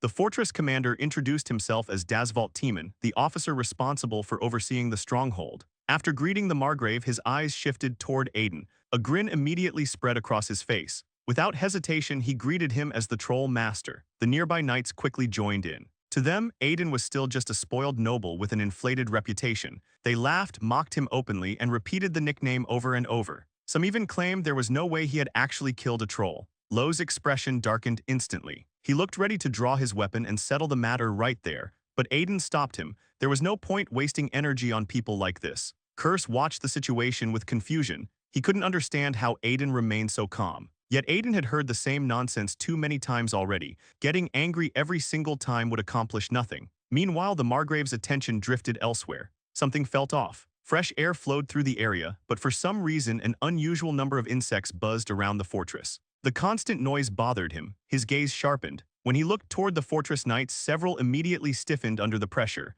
The mocking laughter vanished. No one wanted to attract the swordmaster's attention. Some time later, the group toured the outskirts of the fortress. Dasvalt casually mentioned that reports of monster attacks were arriving from territories all across the region. Aiden listened carefully before asking an important question. Had anything unusual happened near the fortress itself? Dasvalt smiled confidently. There was nothing to worry about. The fortress was perfectly safe. The Margrave immediately questioned that answer. Monsters lived directly beyond the walls. How could there possibly be no danger? The commander continued smiling. According to him, the orcs had settled deep within the mountain range. In fact, he believed the orcs were keeping the other monsters away. Aiden almost couldn't believe what he was hearing. Monsters protecting people by frightening away other monsters? The explanation sounded ridiculous. Then Kerr suddenly called out to him. His tone was serious. Something big was coming. Aiden frowned. At first, he couldn't sense anything. Then he looked into the distance and immediately saw it. Without hesitation, he informed the commander that monsters were approaching and the gates needed to be closed right now.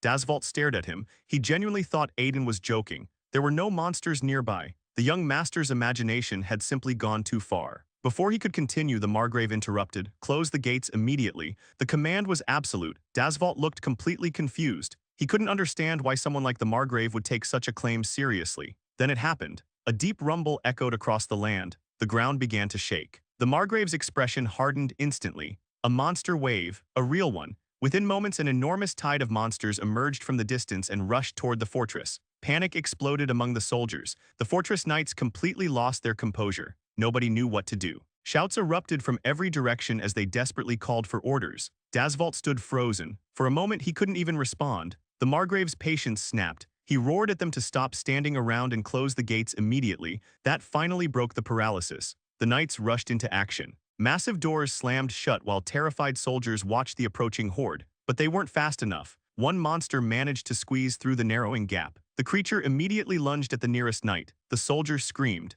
Its fangs tore into him and the pain was unbearable. Then a flash of steel appeared. The monster collapsed. Dead, Aiden lowered his sword calmly. The creature's body hit the ground with a heavy thud. He glanced toward his newly acquired blade. The result wasn't enough to satisfy him. Still, he could clearly feel the weapon absorbing life force. The process worked exactly as expected. Nearby knights stared in disbelief. They had just witnessed sword aura. Again, the realization spread rapidly. Maybe the stories weren't exaggerated after all. Maybe the troll master rumors were true. The moment the nickname resurfaced, Curse burst out laughing. Aiden looked ready to strangle someone. The injured knight hurriedly thanked him for saving his life. Instead of accepting the gratitude, Aiden scolded him. This wasn't the time for thanks. It was time to grab a weapon and defend the wall. The same order applied to everyone. Lo arrived beside him almost instantly. Concern filled his face as he checked whether Aiden had been injured. Aiden simply pointed toward the horizon. Lo followed his gaze. Then he froze. The sheer number of monsters approaching left him speechless.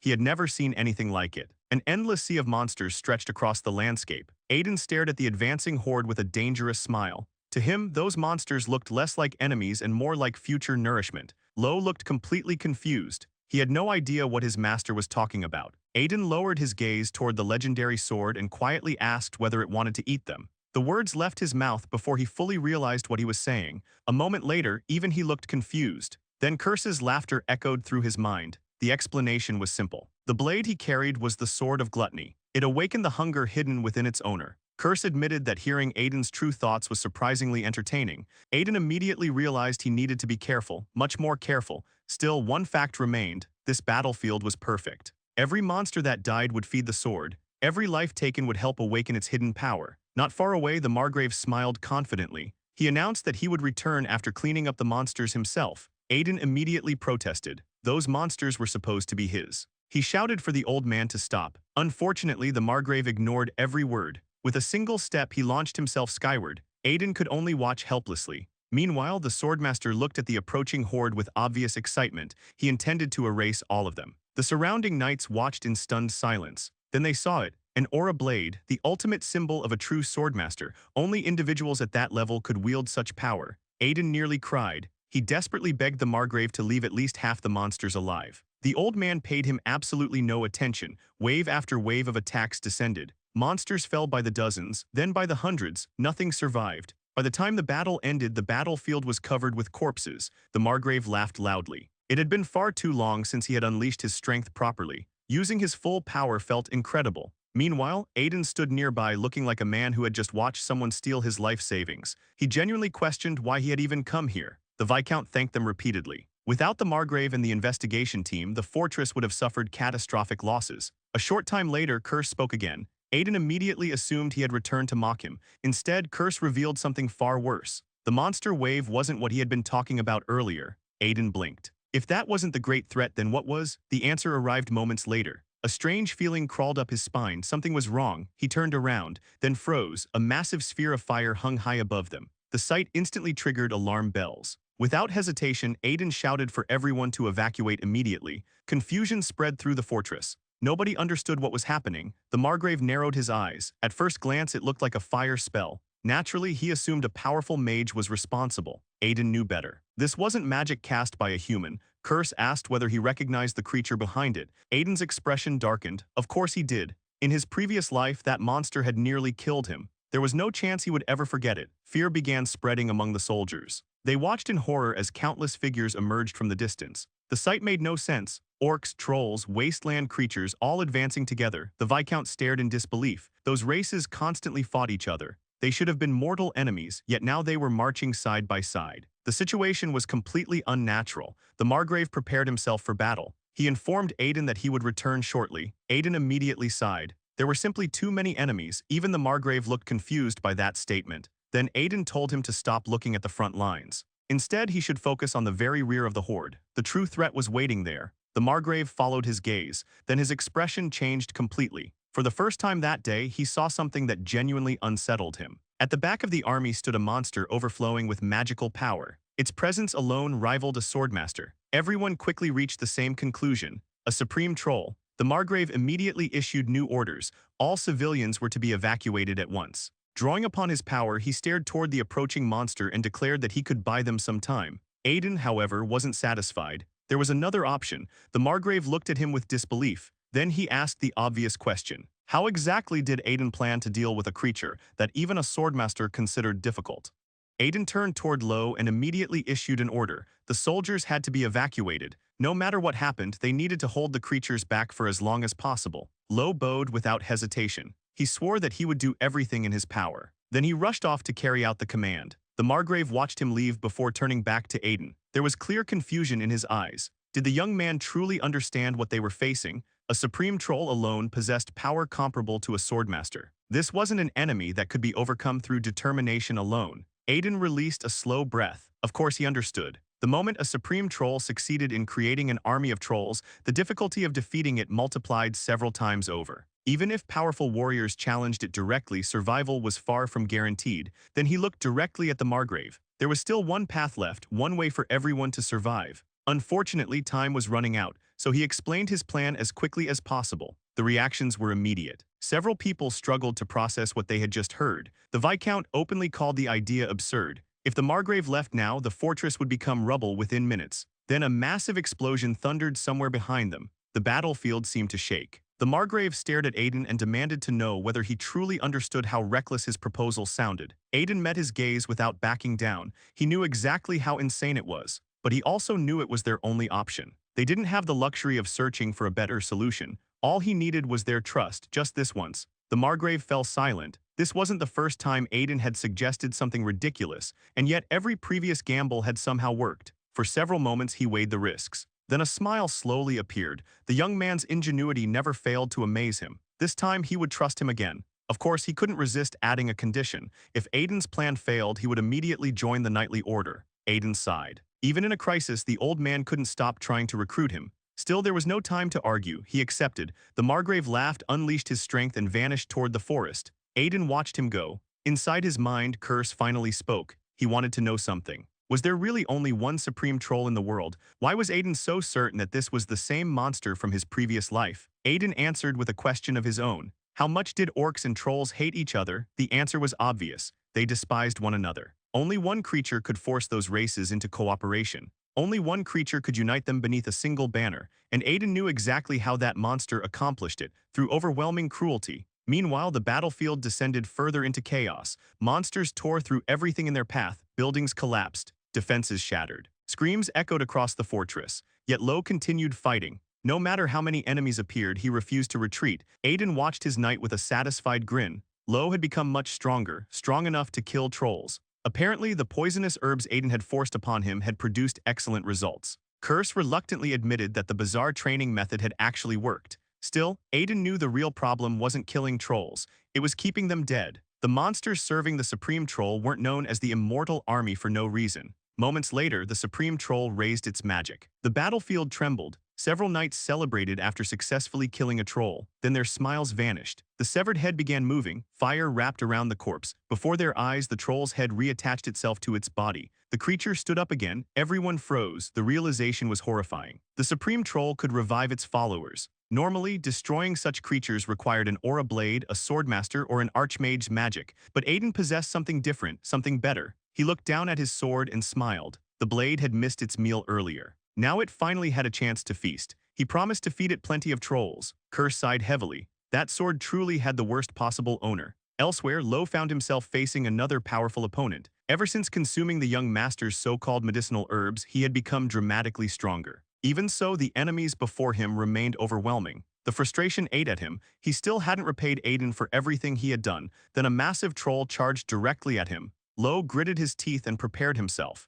If this was where he died, then so be it. Silently, he apologized to his master. Then something unbelievable happened. His eyes widened. Aiden was riding a troll, actually riding one. The young master casually praised him for his hard work while standing atop the monster. Lo could hardly believe what he was seeing. He immediately warned Aiden. Even decapitation wouldn't kill those creatures. Aiden simply glanced at his sword. Lunchtime. That was apparently all he had to say. He lacked the power of a swordmaster, but his blade possessed something else. The power of gluttony. Unlike ordinary weapons, the sword of gluttony devoured existence itself. Once consumed, the target wasn't merely killed, it was erased completely. Even the Supreme Troll reacted when it witnessed the phenomenon. Meanwhile, Aiden burst into laughter. The trolls were delicious. Every one of them contained vitality equivalent to dozens of wolves. The sensation was intoxicating. Then he slowly turned toward the remaining creatures. A terrifying grin spread across his face. Even monsters hesitated. Some instinct deep within them recognized danger. Aiden stared at the orcs next. Now he was curious. Were they tasty too? He even asked the sword if it wanted to find out. After some time, countless enemies lay defeated around him. Yet the hunger remained. The trolls had filled the sword, but somehow it still wanted more. The surviving creatures either trembled with fear or burned with rage. Then the Supreme Troll finally unleashed its full power. Aiden welcomed the challenge. Without hesitation, he rushed toward his enemy. Curse immediately criticized him. Instead of running around, shouldn't he confront the monster directly? The old Aiden probably would have. But this wasn't his previous life. Running was survival. One hit from that fire magic would be enough to end him. His only goal now was to survive until the Margrave returned. Then Curse suddenly warned him. An enemy was directly above him. The warning came just in time. Aiden leaped backward. The attack narrowly missed. After landing, he glared at the troublesome orcs interfering with the battle. Kerr sounded genuinely confused. Why hadn't Aiden absorbed the orcs from the beginning? They weren't as nutritious as trolls, but they still possessed considerable vitality. Aiden smirked. The answer was simple. He had another use for them. If the Margrave arrived on schedule, keeping the orcs alive would be far more valuable. For now, he only needed to endure. Then the Supreme Troll released another wave of fire magic. This time, the power behind it was completely different. Aiden immediately realized the monster had stopped holding back. His expression stiffened. The scale of the attack was terrifying. The Supreme Troll intended to burn everything. Enemies, allies, it didn't matter. Aiden launched himself skyward with everything he had. Without the Ring of Swiftness, he would have become ashes long ago. Even Kerr seemed uncertain now. How exactly was Aiden supposed to survive the next attack? The question hit harder than expected, because Aiden had been wondering the same thing. For the first time, he genuinely wasn't sure. Frustration filled him. There was no way he could die here, not after everything. Yet the end felt dangerously close. Then he saw it. A familiar aura, a sword aura. A moment later, a familiar voice followed. The Margrave had returned. The raging flames vanished almost instantly. Aiden couldn't hide his relief. The old man had arrived far faster than expected. Covering such a distance in that amount of time was absurd even by Swordmaster standards. The Margrave surveyed the battlefield and raised an eyebrow. Things had gone surprisingly well. The Supreme Troll growled. An old enemy had entered the field. Most people couldn't understand what was happening. Aiden, however, immediately recognized the shift. The situation had changed. Then Kerr suddenly informed him of a different problem. He was falling. Aiden's expression stiffened. Only then did he realize the truth. He had completely exhausted himself. His body no longer had the strength to remain airborne. Before he could crash into the ground, someone caught him. Moments later, he found himself standing safely once again. Still dazed, he thanked his unexpected savior. At the same time, a strange reaction spread through the battlefield. The monsters began trembling, fear, pure fear. The knights were equally confused. Because the person who had saved Aiden wasn't human. It was an orc. The orc immediately dropped to one knee and apologized. He begged forgiveness for failing to protect the king. Then he turned toward his kin and roared. The trolls had humiliated them. The trolls had enslaved them. Now it was time for revenge. The orcs charged. The trolls froze for a brief moment. The knights watched in stunned silence. Just moments ago, those races had been fighting side by side. Now the orcs were attacking the trolls with everything they had. No one understood what was happening. Except Aiden and Curse. Curse stared at the unfolding chaos and could hardly believe it. Everything was happening exactly as Aiden had predicted. Aiden let out a long breath and admitted that the demon lord was right. The Supreme Troll had exploited the orcs' greatest weakness, their loyalty. By taking the tribe's chief and children hostage, it had chained the entire race to its will. With a faint grin, Aiden glanced toward the battlefield and remarked that sometimes an enemy's enemy became the most useful ally. That was exactly why he had resisted the urge to absorb the orcs earlier. Meanwhile, the Supreme Troll roared with uncontrollable rage. Its carefully crafted plan had completely fallen apart. The Margrave wasted no time. The moment an opening appeared, he launched himself into battle. At first, he expected to overwhelm the creature. Instead, he found himself facing an opponent capable of defending against his attacks with powerful fire magic. The more he fought, the clearer the truth became. This monster possessed strength that rivaled a swordmaster. If he had been fighting alone, victory would have been nearly impossible. Fortunately, he wasn't alone anymore. With allies supporting him from every direction, they still had a chance. The troll fought back ferociously. Attacks came from every side, yet it refused to fall. The Margrave gritted his teeth. All he wanted was for the creature to stop resisting and finally die. Then suddenly the troll erupted into a furious scream. It roared that it would never forgive the people responsible for killing its parents. Everyone froze for a brief moment. The statement came completely out of nowhere. Before anyone could process it, something even worse happened. The flow of mana around the troll changed. Violently, unnaturally. The creature began gathering every ounce of power within its body. Then it declared its intention to detonate all of that mana and drag everyone nearby into death with it. The Margrave's expression immediately darkened. Even he couldn't stop an explosion on that scale. The knights certainly couldn't survive it. Without hesitation, he ordered everyone to run. Immediately. Then his expression stiffened. Because instead of retreating, Aiden charged straight toward the troll. The Margrave shouted at him to stop. If he continued forward, he would die. Aiden only grinned. To him, the monster wasn't a threat anymore. It was a gift. The final blow belonged to him. Then the world exploded. A deafening roar shook the battlefield. Even within the chaos, Aiden's grin remained. The troll was already being devoured. The main course had finally arrived. Flames twisted around him from every direction. The knights desperately called out to him, but their voices couldn't reach through the inferno. The Margrave watched with growing confusion. How exactly was Aiden planning to survive an explosion of that magnitude? Did he really have another insane plan? Then Aiden realized something. The amount of life force and mana pouring into him was far greater than expected. Even he hadn't anticipated this much energy. For the first time, he wondered whether the sword could truly absorb everything. The troll continued screaming in agony. Its strength was disappearing piece by piece. Aiden knew the end was close. Then he shouted for Curse's help. The demon lord immediately complained. He couldn't believe Aiden was asking for assistance at a moment like this. Still, he eventually agreed, on one condition: no holy potions for an entire week. Aiden hated the deal. But he didn't have the luxury of negotiating. He accepted instantly and demanded that Curse hurry. The sword had already absorbed enough life force. Now only one condition remained. It needed demonic energy. Only then could the corrupted lord sleeping inside the blade awaken. A moment later, demonic energy flooded into the weapon. Something ancient stirred, something vicious. The corrupted lord sensed a presence it hadn't felt in ages. Fury erupted immediately.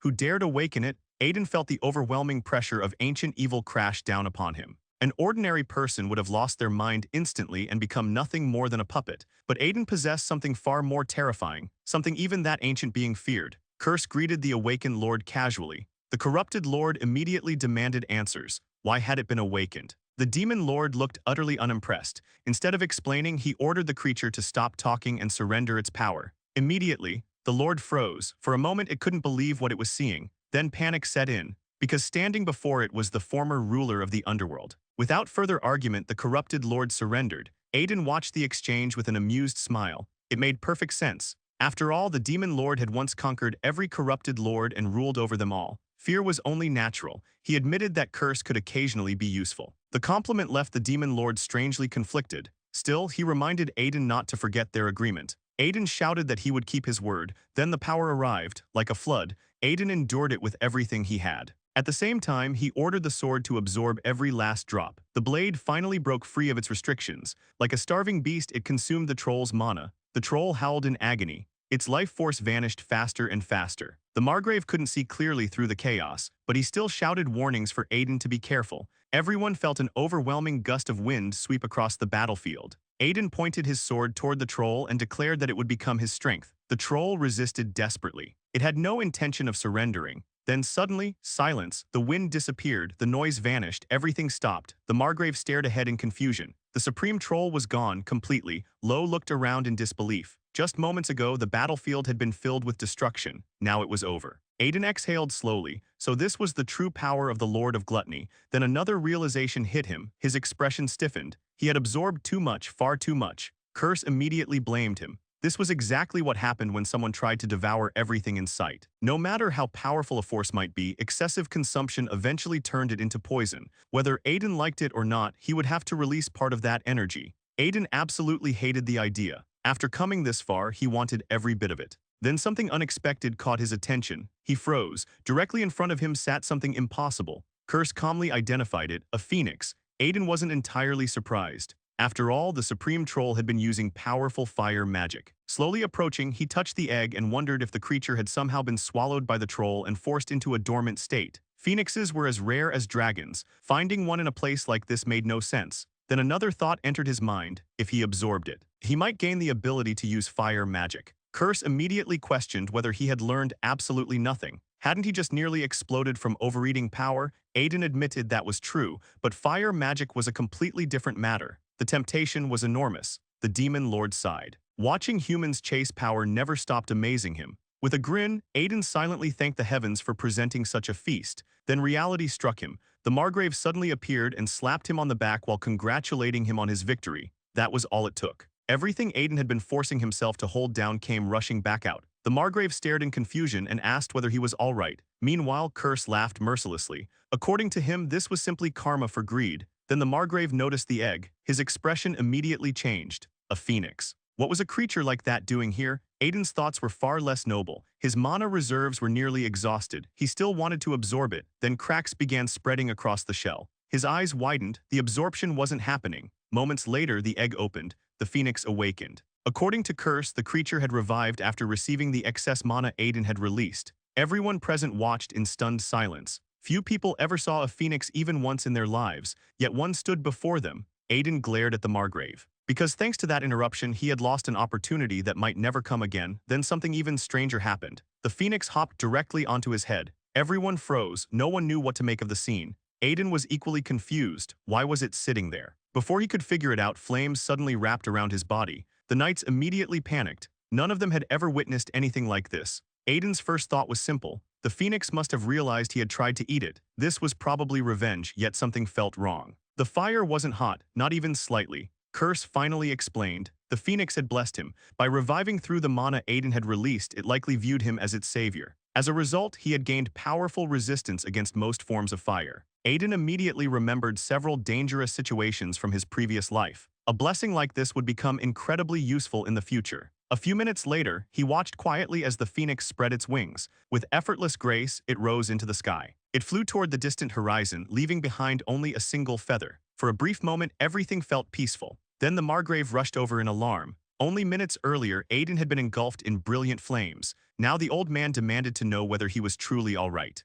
Aiden smiled and assured the Margrave that he was perfectly fine. The old warrior stared at him for a moment before letting out a tired laugh. Ever since meeting Aiden, one unbelievable event after another had followed him like a curse. Aiden casually replied that he was just as confused since many of these situations were first-time experiences for him as well. Then his attention shifted elsewhere. The orc chieftain was still standing nearby. Aiden frowned slightly. Why was he still here? Did he seriously intend to continue fighting? The answer came immediately. The chieftain lowered his head and declared that an oath had been broken. The price for that crime was death. Therefore, Aiden needed to take his head. Everyone nearby froze for a moment. The statement was so sudden that nobody knew how to react. The chieftain repeated himself. His head had to be taken. Only then could the debt be repaid. Aiden stared at him in confusion and asked what oath he was talking about. Only after hearing the explanation did everything finally make sense. Long ago, the head of the Rem family and an orc chieftain had fought a duel over those lands. The orc leader lost. As punishment, he swore that his tribe would return to the mountains and never descend again. From that day onward, the orcs remained in the mountains and protected the region from afar. Suddenly, all the missing pieces fell into place. Now Aiden understood why the orcs had stayed hidden for generations. Now he understood why the Viscount had reacted the way he did. Looking at the chieftain, Aiden knew one thing. Orcs valued their oaths more than their own lives. The chieftain lowered his head and said that his death alone would be enough. All he asked was that his clan be spared. Aiden immediately turned away. Casually, he informed the orc that he had no use for his head. The chieftain could simply return home. The response almost caused the orc to explode. He shouted that this was an ancestral oath. The debt had to be paid. There could be no exceptions. The chief continued arguing at the top of his lungs. Aiden's patience began wearing thin. The man was unbelievably loud. For a brief moment, he genuinely considered cutting him down just to restore some peace and quiet. Still, the orcs had protected the territory. That fact alone earned them some tolerance. Then a grin slowly appeared on Aiden's face. There were other ways to repay an oath besides losing one's head. The chieftain immediately looked confused. He had absolutely no idea where this conversation was heading. The following day, even the Margrave struggled to understand what he was seeing. Aiden, meanwhile, looked completely satisfied. To him, the situation was practically perfect. Nearby, one of the young knights groaned while carrying a massive sandbag. The weight felt unbearable. Then he glanced sideways. The orcs were carrying several at once, as if they weighed nothing. The sight left him speechless. Even the Margrave couldn't hide his reaction. History had never recorded something like this. Humans and orcs working side by side, yet there they were, building together, transporting supplies together, strengthening defenses together. Aiden explained that projects like this normally took months. With orc labor, they could finish within a week. The orcs were helping protect their chief's life. The humans were receiving free labor. Everyone benefited. A perfect trade. Aiden described it as a win-win arrangement. The Margrave simply sighed. The more time he spent around Aiden, the less he understood him. After observing the situation for a while, the Margrave suggested leaving the matter of the slaughter tower to someone else. Now that even monsters from the wasteland were appearing, the problem had grown beyond their authority. Aiden didn't argue. Truthfully, he had already achieved everything he wanted. His sword had awakened. He had received the blessing of the Phoenix. Everything beyond that was someone else's responsibility. Now all he needed was more training. Eventually, he returned home. The moment he arrived, he froze. Crowds had gathered. People were cheering, shouting his name, praising him, thanking him for saving the territory. One person claimed he had heard that Aiden defeated the Supreme Troll with a single swing. Another insisted the young master could command phoenixes. Someone else swore he could control entire armies of orcs with a flick of his finger. The rumors became more ridiculous with every sentence. Aiden stared in disbelief. Where had all this nonsense come from? He hated public celebrations. He hated exaggerated praise. And most of all, he hated flower crowns. Unfortunately, one had already found its way onto his head. Inside his mind, Curse laughed endlessly. According to him, the crown suited Aiden perfectly. Then the demon lord pointed out something unexpected. The people gathered there genuinely saw Aiden as a hero. Their gratitude wasn't fake, it was sincere. Aiden didn't really understand why that mattered, not to him anyway. Sometime later, he visited Cassie's laboratory. The atmosphere immediately became heavier. Aiden asked if there was truly no way to fix her condition. Cassie apologized. Unfortunately, the situation was worse than they had initially believed. Her mana deficiency syndrome had spread far beyond what they expected. The medicine that restored Lo's hand wasn't enough. Her case required something far more delicate. Aiden immediately asked about the cost. No matter the amount, he could pay it. Cassie shook her head. Money wasn't the problem. They needed a master alchemist capable of producing a highest-grade elixir. Someone at that level could probably only be found within the imperial court. Even so, she thanked him. If she had remained alone in her old shelter, she would have died before ever finding a cure. Aiden remained silent for a moment. Then he asked a simple question. If they obtained the right alchemist, could she be saved? Cassie blinked. Had he not listened to anything she just said? As Aiden turned to leave, he casually mentioned that he knew someone useful. Then he told her not to worry. She only needed to wait at the estate. Soon, he would bring the alchemist himself. Cassie stood there in stunned silence. From the very beginning, Aiden had been impossible to understand. He appeared out of nowhere and offered a treatment for a disease considered incurable. He funded her research without hesitation. When hope disappeared, he kept moving forward anyway. Most people spoke warmly and acted coldly. Aiden did the opposite. His words often sounded harsh. His actions never did. For the first time in a long while, she felt genuine warmth. Tears gathered in her eyes. Still smiling, she told him to bring that alchemist. After all, her research would be ready. Later, Kerr stared at Aiden suspiciously. Helping someone else like this seemed completely out of character. He jokingly warned that sudden personality changes could be fatal. Aiden simply shrugged. He was only honoring a promise. To mercenaries, promises mattered. Besides, he intended to visit that alchemist anyway. Time was running out. A few days later, he arrived in the largest freight trade city within the Macurlan Empire. The city overflowed with life. Merchants shouted. Workers hurried through the streets. Everyone seemed busy. The demon lord wondered whether Aiden had visited the city before. Aiden sighed. In his previous life, he knew this place well. Unfortunately, it no longer existed. The mad dragon had erased it from the map. The memory left a bitter taste. Sometimes it felt like he was the only person who remembered such tragedies. Eventually, Curse reminded him about the alchemist. Where exactly was this famous expert? Aiden simply replied that he would find him. The demon lord only needed to stay quiet. Meanwhile, deep within the slums on the city's outskirts, chaos was unfolding. A furious man stood before an exhausted alchemist named Joseph. The thug demanded to know whether Joseph had prepared the order. Joseph desperately explained that even if he worked as fast as possible, completing it would take at least a week. Producing several times more highest-grade elixirs would take even longer. The explanation changed nothing. The man didn't care. Either Joseph delivered the goods or he would suffer the consequences. Terrified, Joseph could only nod. Then an unfamiliar voice suddenly echoed through the area. A cheerful voice, far too cheerful for a place like this. The newcomer loudly announced that anyone suffering from threats, extortion, or blackmail might be interested in hearing a solution. Everyone immediately turned toward the source. The thugs exchanged confused looks. Their leader frowned and ordered his men to deal with the troublemaker. One of them approached the stranger and demanded to know what he was doing there. This wasn't a place for jokes. The young man needed to leave. Immediately, Aiden completely ignored the threat. Instead, he smiled at Joseph and calmly asked whether he was being blackmailed, threatened, or attacked. The gang leader's patience finally snapped. This stranger wasn't just interfering. He was treating them as if they didn't exist. Furious, the man charged forward. He intended to end the conversation himself. Then everything happened in an instant. A heavy impact echoed through the alley. The thug slammed into a wall and collapsed to the ground. The onlookers could hardly believe what they had witnessed. Aiden slowly lowered his hand and glared at the remaining men. His patience had run out. They should leave. Immediately. After all, he was here to meet a client. The gang leader staggered back to his feet. Rage twisted across his face. He couldn't understand how some random noble brat dared humiliate him in front of everyone. With murderous intent burning in his eyes, he swore that he would kill Aiden.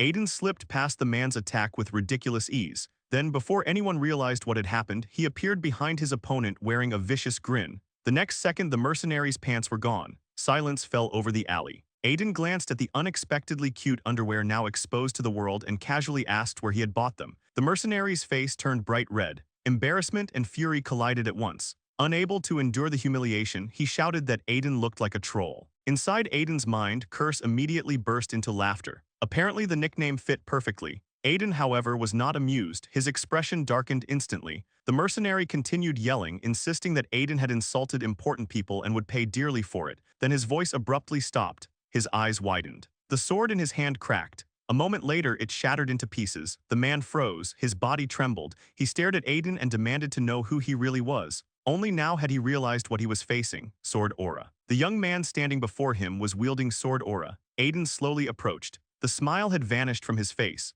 According to him, the mercenary clearly needed his eyesight checked. After all, comparing him to a troll was an unforgivable mistake. With a snort, he informed the man that he was lucky Aiden was being unusually patient today. Even Curse found the situation absurd. Of all the ways to use a legendary sword, this was certainly a first. The mercenary's confidence evaporated completely. Fear replaced it. He couldn't understand why someone capable of using Sword Aura was wandering around a slum. Aiden crouched down beside him and smiled. Then he brought up his earlier offer. Did the man still need help? His rates were surprisingly reasonable. Joseph stood nearby, staring in confusion. An awakened swordsman capable of using Sword Aura was offering assistance for a low price. The situation felt unreal. At the same time, he couldn't shake the feeling that this strange noble might ask for something outrageous later. Trusting him wasn't easy. Unfortunately, Joseph had run out of options. Tears filled his eyes. In the end, he begged for help. Joseph was a renowned alchemist within the criminal underworld. His daughter had been kidnapped by a criminal organization known as the Cerberus Guild. No matter what he tried, he couldn't rescue her. The guild master had approached him years ago with a smile and an offer disguised as kindness. Joseph would provide pills every week. In exchange, the guild would protect both him and his daughter.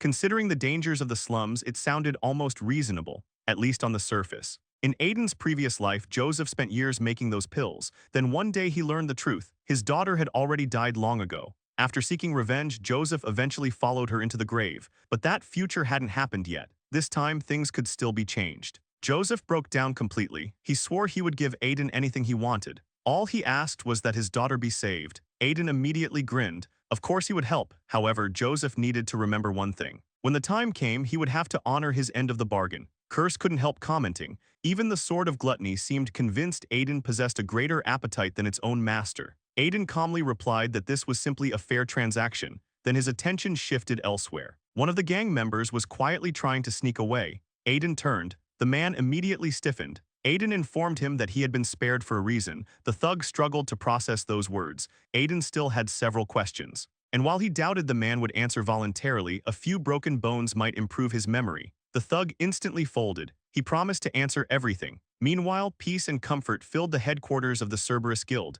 The guild master sat comfortably, counting future profits. With Joseph's pills arriving regularly, business had never looked better. He even considered taking one himself. The products were simply too effective. Then suddenly his office door opened. The guild master frowned. Who would dare enter without permission? At first, he assumed a subordinate had arrived with another shipment. But as he looked closer, confusion replaced annoyance. Something was wrong, very wrong. Aiden smiled from the doorway. At last, he had found him. The guild master frowned. He had never seen this young man before. More importantly, where were his subordinates? As quietly as possible, he activated an emergency artifact hidden nearby. A simple pulse of mana would alert every guild member in the building. His confidence returned. Soon, dozens of men would rush in. Then this arrogant brat would learn his place. Seconds passed, nothing happened. A minute passed. Still nothing. The guild master's expression stiffened. Was the artifact broken? Eventually, panic got the better of him. He shouted for help. Anyone, everyone. Aiden looked at him with amusement. Was he looking for his guild members? Unfortunately, Aiden had arrived earlier than expected. All of them were currently enjoying a very deep sleep. The smile vanished from Aiden's face.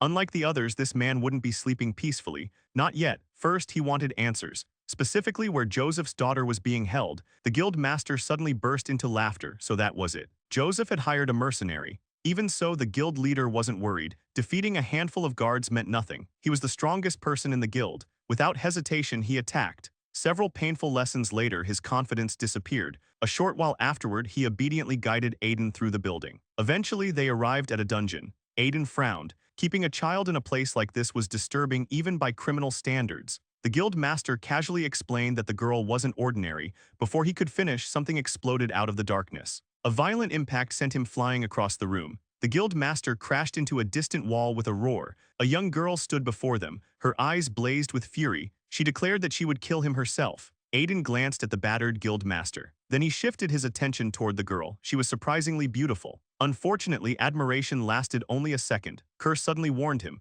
The girl was charging straight at him. Aiden barely had time to react before she attacked with everything she had. While dodging her strikes, Curse noticed something unusual. The power she was using felt familiar, very familiar. In fact, it belonged to someone he absolutely hated. Aiden didn't care. Whatever secrets she carried were irrelevant right now. His mission was simple: save the girl, return her to Joseph. The girl continued shouting. She demanded to be taken back to her father. She wanted to see him again more than anything. Aiden calmly told her that was exactly what they were going to do. The girl froze. She stared at him as if she hadn't heard correctly. Could he really take her back? Aiden smiled. Her father had asked him to rescue her. Now they were going home. The girl's body trembled. Then her emotions finally broke. She threw herself into Aiden's arms. Moments later, tears streamed down her face. She had been terrified. She had missed her father desperately. Aiden sighed softly. A child shouldn't have been left alone in a nightmare like this. But it was over now. Everything would be okay. From the sidelines, Curse observed the scene carefully. The Aiden he remembered from the previous life wouldn't have handled things this way.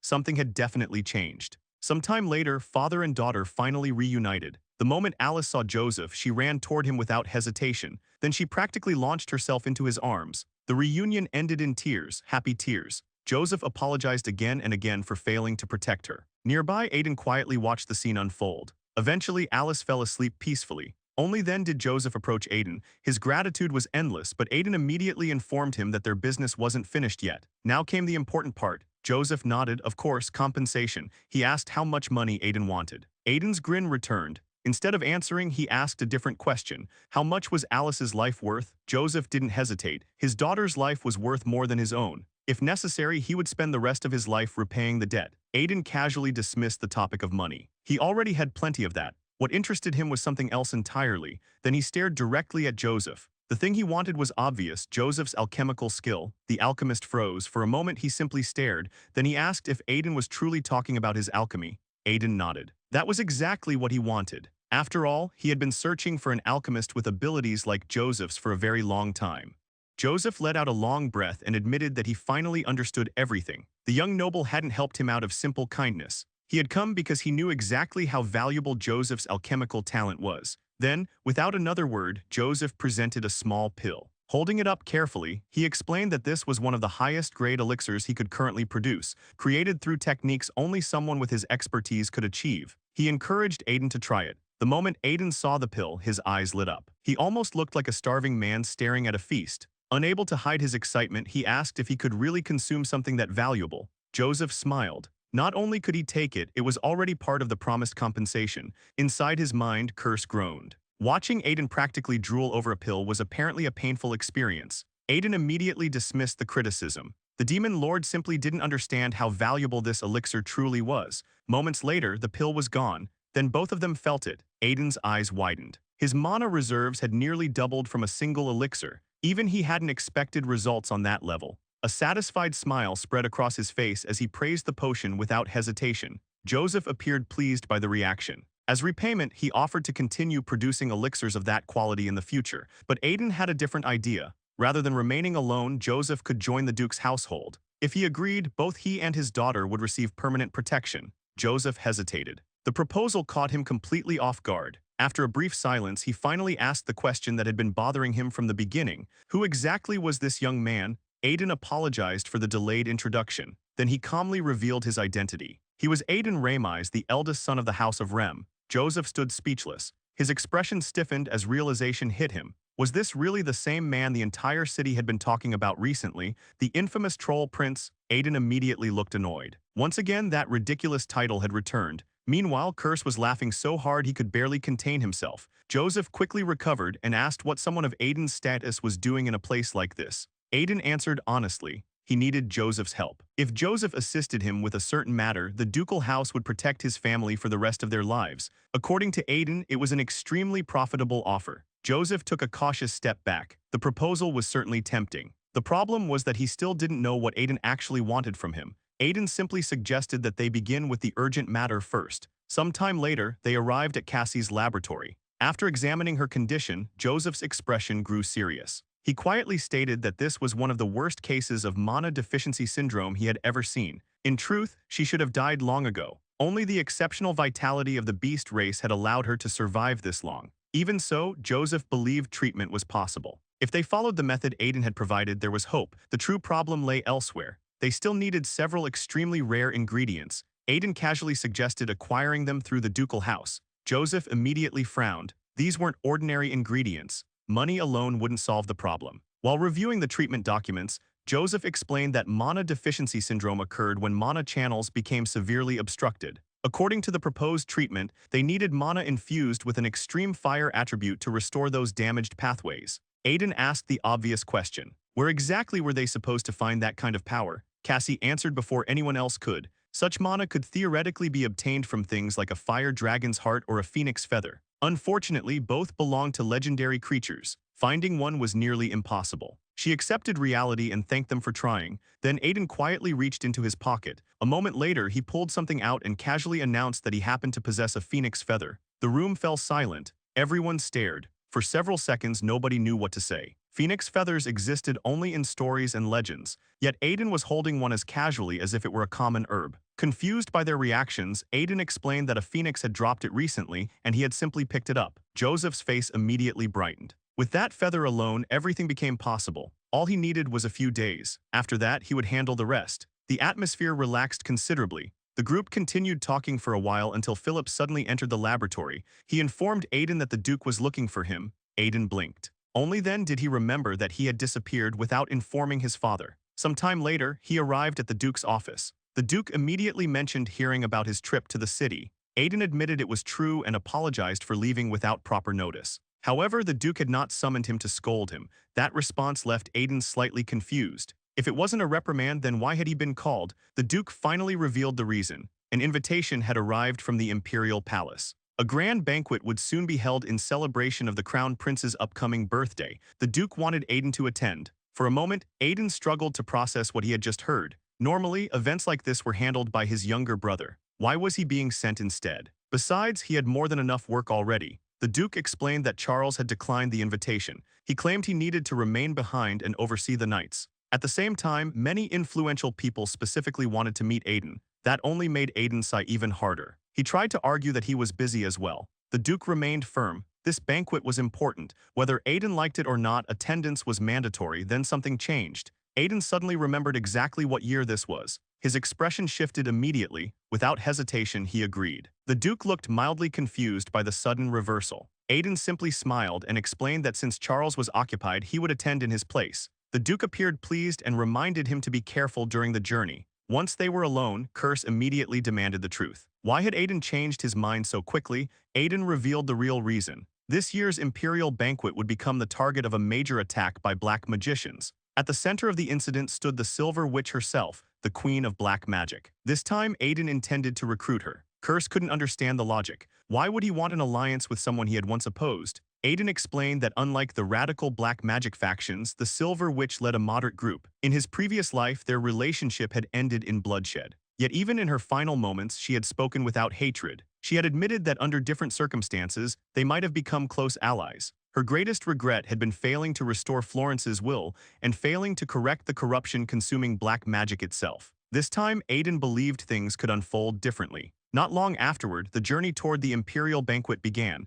An enormous entourage accompanied him. The sheer number of attendants left Aiden slightly bewildered. Lo explained that the size of the procession reflected the prestige and influence of the Duke. During the trip, Lo noticed something strange. Instead of taking the fastest route, they were making a lengthy detour through a village. Curious, he asked if there was a special reason. Aiden casually claimed that he simply preferred a more relaxed journey. The truth was completely different. He was searching for ingredients. Joseph wanted to create additional high-grade elixirs, but one critical component was missing. They needed ent tears, a rare substance originating from tree spirits that were nearly extinct. Aiden had never encountered such an ingredient in either of his lives. However, he knew someone who possessed information about it. Eventually, the group stopped near a forest. Aiden wandered inside alone. Curse assumed he was heading there to meet someone. Aiden laughed and explained that no person was waiting for him. As they traveled deeper, Curse eventually noticed something odd. A seemingly ordinary stone stood nearby, yet it looked strangely artificial. Aiden smiled. The stone was actually a gift left behind by his former master, prepared specifically for the student destined to find this place. Curse found that explanation bizarre. Still, the stone itself clearly wasn't normal. Aiden explained that his mentor had always enjoyed hiding things inside elaborate layers of nonsense. This time, however, Aiden intended to claim the reward himself. With a single strike, he split the stone apart. What appeared beneath it was not another rock. It was the entrance to a hidden cave. Curse stared in disbelief. Aiden could only smile. His master had always been eccentric. Naturally, he wouldn't leave behind a simple inheritance. Instead, he had built an entire dungeon to test whoever entered. Back in his previous life, Aiden had genuinely believed his mentor was trying to kill him. Now, looking back, he couldn't help feeling grateful. As he stepped forward, countless monsters came into view. Rather than panic, Aiden smiled. The gift had finally been opened. Then Curse pointed toward a particular creature lurking among the undead, a lick. A pitiful being that had once been a black magician, before willingly transforming itself into an undead monster.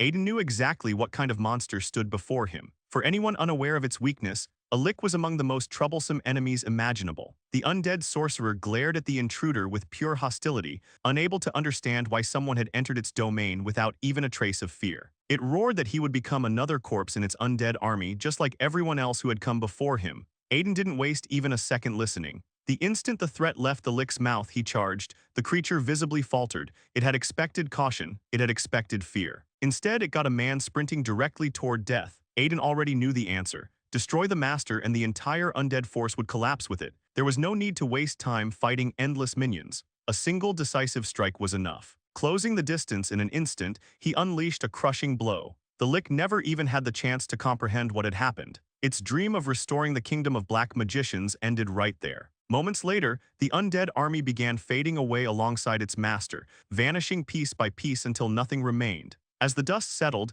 Aiden noticed a simple-looking pendant hanging where the lick had fallen. Curse wondered if this was the treasure Aiden's mentor had intended him to find. Aiden stared at it for a moment. He had never seen the item before, yet the strange engraving etched into its surface felt oddly familiar. Unable to shake that feeling, he decided to keep it. Then Curse reminded him of something else, the lick's bone dust. Aiden paused in confusion. The demon lord immediately asked whether he had forgotten the reason he was searching for the Ents in the first place. Apparently, lick bone dust was something they desperately wanted. Aiden had no interest in taking advice from the demon lord, but he also knew far too little about the subject to argue. Reluctantly, he began gathering the remains. Curse couldn't help laughing. Only minutes earlier, Aiden had questioned the idea, and now he was stuffing piles of bone dust into storage. Aiden simply replied that useful things should never be wasted. Some time later, he continued exploring the hidden dungeon at a relaxed pace. No matter how eccentric his mentor had been, Aiden doubted the man would leave behind a death trap with no reward waiting at the end. Curse disagreed. In his opinion, hiding a monstrous lick inside a cave was already insane enough. Then both of them stopped. Even Curse found himself staring. Aiden asked whether he had ever encountered something like this before. The demon lord hesitated. If he had possessed an item like this in the past, he claimed he never would have lost their battle. Aiden immediately recognized it, the Tower Spirit Shield. It had been a very long time since he last saw that cursed artifact. The shield carried the madness of the Tower Spirit itself, and anyone who used it would gradually be affected by that insanity. It had caused him endless trouble in his previous life. Still, he believed things would be different now. Compared to before, he was far more prepared to resist its influence. Besides, the shield possessed one advantage he genuinely loved. Unlike most equipment, it could be worn as a simple bracelet and summoned whenever needed. Practicality alone made it valuable. Looking at it stirred old memories. For a brief moment, he was reminded of his days as the Dragon Slayer King. Then he suddenly turned and announced that he wanted to make a deal. He called for someone to show themselves. A rabbit appeared almost instantly. With a cheerful smile, the spirit greeted his newest customer. Introducing himself as Rabbits, a merchant representing the spirit market, he explained that he specialized in trading valuable goods. If Aiden ever needed anything, he only had to call. Trade spirits valued profit above everything else. The spirit market itself existed because countless merchant spirits had gathered under one organization led by a central figure. Whenever adventurers conquered dungeons, spirit merchants often appeared to purchase leftover treasures. Rabbits immediately eyed the Tower Spirit Shield. He asked if Aiden intended to sell it. The spirit market would gladly pay an impressive amount. Aiden rejected the idea without hesitation. The answer left Rabbits visibly confused. If he wasn't selling the shield, then why call a merchant? Aiden got straight to the point. He wanted information. Specifically, the location of the Ent settlement somewhere on the western continent. The merchant's smile widened. Information of that level wasn't cheap. Even directions to an ordinary village required considerable payment. Then Aiden doubled the amount being discussed. Rabbits nearly choked. At the same time, he became extremely interested. Curse immediately asked why Aiden had raised the price himself. Had he owed the merchant money in a previous life? Aiden simply replied that he was following something his mentor taught him. The demon lord remained confused. What Aiden actually remembered was a lesson about tricking merchants. Then he delivered the real offer. He wanted the Ent settlement's location and 4,000 gold. Rabbits froze. That wasn't a purchase. That was a completely different transaction. Aiden wasn't asking for information in exchange for money. He was demanding information and money together. The merchant wondered if his customer had finally gone insane. Aiden calmly informed him that he intended to sell something instead, something hidden behind his back. Rabbits immediately grew suspicious. Aiden merely smiled. If the merchant wasn't interested, that was fine. He could simply destroy it. Curse stared at him. Was he seriously planning to sell something to the spirit market? Aiden nodded. This was actually his mentor's secret method for making money. The true treasure inside any dungeon wasn't the loot. It was the dungeon core. Most people considered dungeon cores worthless. They usually threw them away. But every dungeon conqueror technically owned the core as part of the reward, which meant it could be sold. Aiden once found that ridiculous. His mentor never explained why the spirits wanted them so badly. He only knew that they did. So now Aiden intended to profit from that knowledge. When Rabbits hesitated, Aiden casually threatened to destroy the core. The merchant nearly exploded. He couldn't believe someone else knew the truth. Every other adventurer discarded dungeon cores because they had no idea what they were worth. If Rabbits returned without it, his superiors would destroy him. If he bought it for too much money, they would still mock him endlessly. He was trapped. Then Aiden repeated the threat. The core could still be destroyed. That finally broke him. Rabbits screamed that he would buy it. Aiden immediately looked delighted. Meanwhile, Curse admitted he was becoming curious about where Aiden planned to extort money next. For Aiden, however, this was simply excellent business. Before leaving, he cheerfully remarked that perhaps they would meet again someday. Rabbits practically cried. He sincerely hoped that day never came. Still, the merchant watched him leave with a grim expression. No one had ever successfully reached the Ent settlement and returned. As far as Rabbits was concerned, Aiden was walking toward disaster. Meanwhile, Aiden happily counted what he considered honestly earned money. The information alone had made the trip worthwhile. Eventually, he returned to the carriage where Lo had been waiting. The knight had become increasingly worried. Half a day had passed without any sign of his master. He had nearly gone searching for him himself. Then he finally spotted Aiden strolling back with an unusually cheerful expression. Lo immediately admitted how concerned he had been. For a brief moment, Aiden wished he could speak to him the way they had in the previous timeline. Instead, he simply announced that they would leave for the imperial capital immediately. That same night, another visitor entered the Tower Spirit Dungeon. A young woman ventured into its depths. The moment she arrived at the boss chamber, she froze. Someone had already cleared it. Confusion spread across her face. The treasure she expected to find should have been right there, yet the chamber was completely empty. The next day, Aiden finally arrived at the imperial capital. The moment he stepped out of the carriage, an attendant greeted him and explained that accommodations had already been prepared within the imperial palace. The man maintained proper manners, but inwardly he wasn't pleased. He had expected the famous young Master Carl. Instead, Aiden had arrived. Even in the capital, Aiden's reputation wasn't exactly flattering. Still, no one intended to offend the son of a duke. Some time later, Aiden settled into his assigned room. As he rested, he quietly reviewed everything he remembered. Tonight would be the night. The black magicians would launch their attack. And just like in his previous life, countless people would be caught in the chaos. Curse finally asked the obvious question, why not warn everyone beforehand? Surely preventing the disaster would be the easiest solution. Aiden already had his answer. This incident was too valuable. He couldn't afford to waste an opportunity like this. Aiden had already mapped everything out in advance. The opportunity was too valuable to waste, and he intended to make full use of it. That evening, the reception hall buzzed with life. Nobles laughed, exchanged pleasantries, and discussed trivial matters as if the world itself had no problems. Then Aiden walked in. The atmosphere shifted almost instantly, conversations quieted. Eyes followed him from every corner of the room. The whispers started immediately. Some called him the villain prince. Others spoke about the troll he supposedly defeated. Most of them didn't believe the story at all. In their minds, someone like Aiden could never have accomplished such a feat. Surely he had stolen the achievement from someone else. Aiden almost found it nostalgic. It had been a long time since people looked at him that way. Then again, the more things changed, the more they stayed the same. Whether they were nobles or mercenaries, people loved rumors just as much. Fortunately, he wasn't here for them. There were only a handful of people he actually needed to meet. Across the hall, a young man was rapidly emptying another drink. Aiden approached him without hesitation. Stopping nearby, he greeted the mage Gustav Dora with a friendly smile.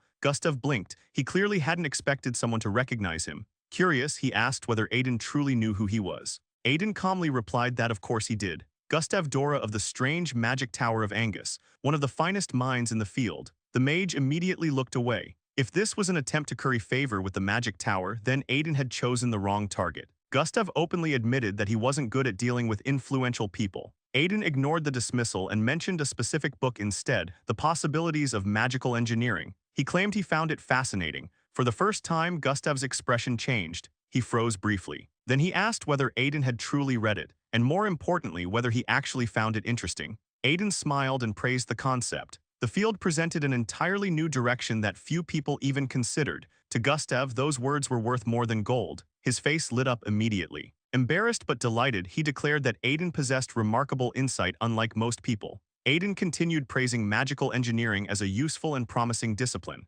Internally, however, the truth was much less impressive. Every time he had attempted to read the book, he had nearly fallen asleep. He wasn't even sure he had finished the first page. Unfortunately, Gustav took the encouragement seriously. Very seriously. Before long, he launched into an enthusiastic explanation of every chapter, every theory, and seemingly every sentence he had ever written. Even Curse eventually begged Aiden to make him stop talking. Aiden simply advised the demon lord to pretend he no longer had ears. Curse couldn't understand why Aiden cared about someone obsessed with a field most mages considered worthless. But Aiden knew better. Right now, magical engineering was mocked and rejected. Years later, it would become a revolutionary technology used throughout the world. And Gustav would become one of the most infamous figures in history, not because of his achievements, because of the disaster he caused. Aiden remembered it clearly: a failed experiment, a catastrophic accident, his mana sealed. His exile from the country. Then came revenge. Using weapons born from magical engineering, Gustav would attack the magic tower itself.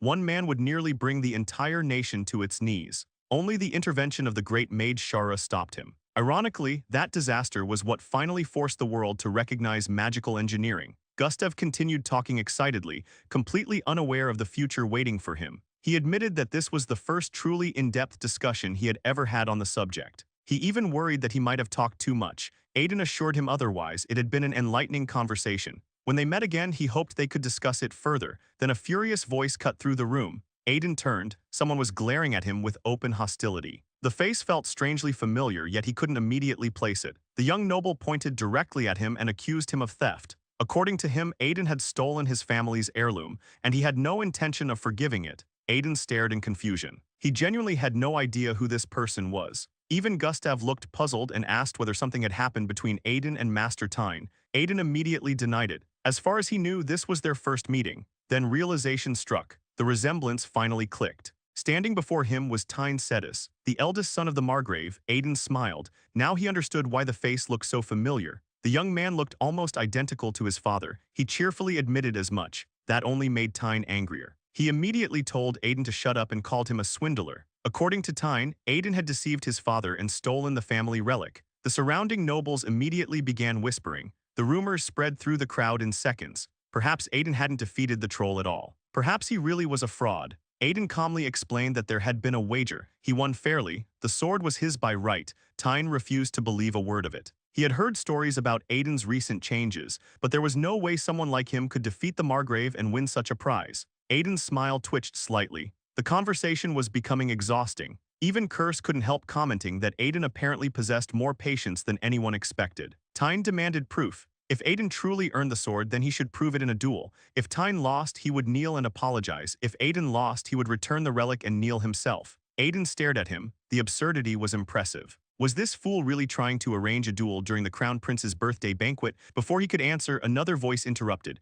The entire hall fell silent. The Crown Prince had arrived. Every noble immediately bowed. Tyne's expression stiffened. The timing couldn't have been worse. The Crown Prince smiled. Apparently, he had overheard everything. Tyne quickly apologized for causing trouble. Aiden followed suit. The Crown Prince waved both apologies away. Then he revealed the last thing either of them expected. He wanted to watch the duel. The room fell completely silent. Neither young man had anticipated that response. The Crown Prince seemed delighted. Tyne was famous for his combat talent. Aiden had recently become the center of countless rumors. What better birthday entertainment could there be? Aiden immediately remembered one important detail. The Crown Prince was considered the leading candidate for the throne. Unfortunately, he also happened to be completely obsessed with fighting. Refusing wasn't really an option. Meanwhile, Tyne accepted instantly. The fact that his father acknowledged Aiden while refusing to acknowledge him had bothered him for far too long. This was his chance. He looked at Aiden with a confident grin. Only moments ago, Aiden had appeared relaxed. Now in Tyne's eyes, he looked like someone finally realizing he was in trouble. Aiden merely sighed. He didn't particularly enjoy fighting.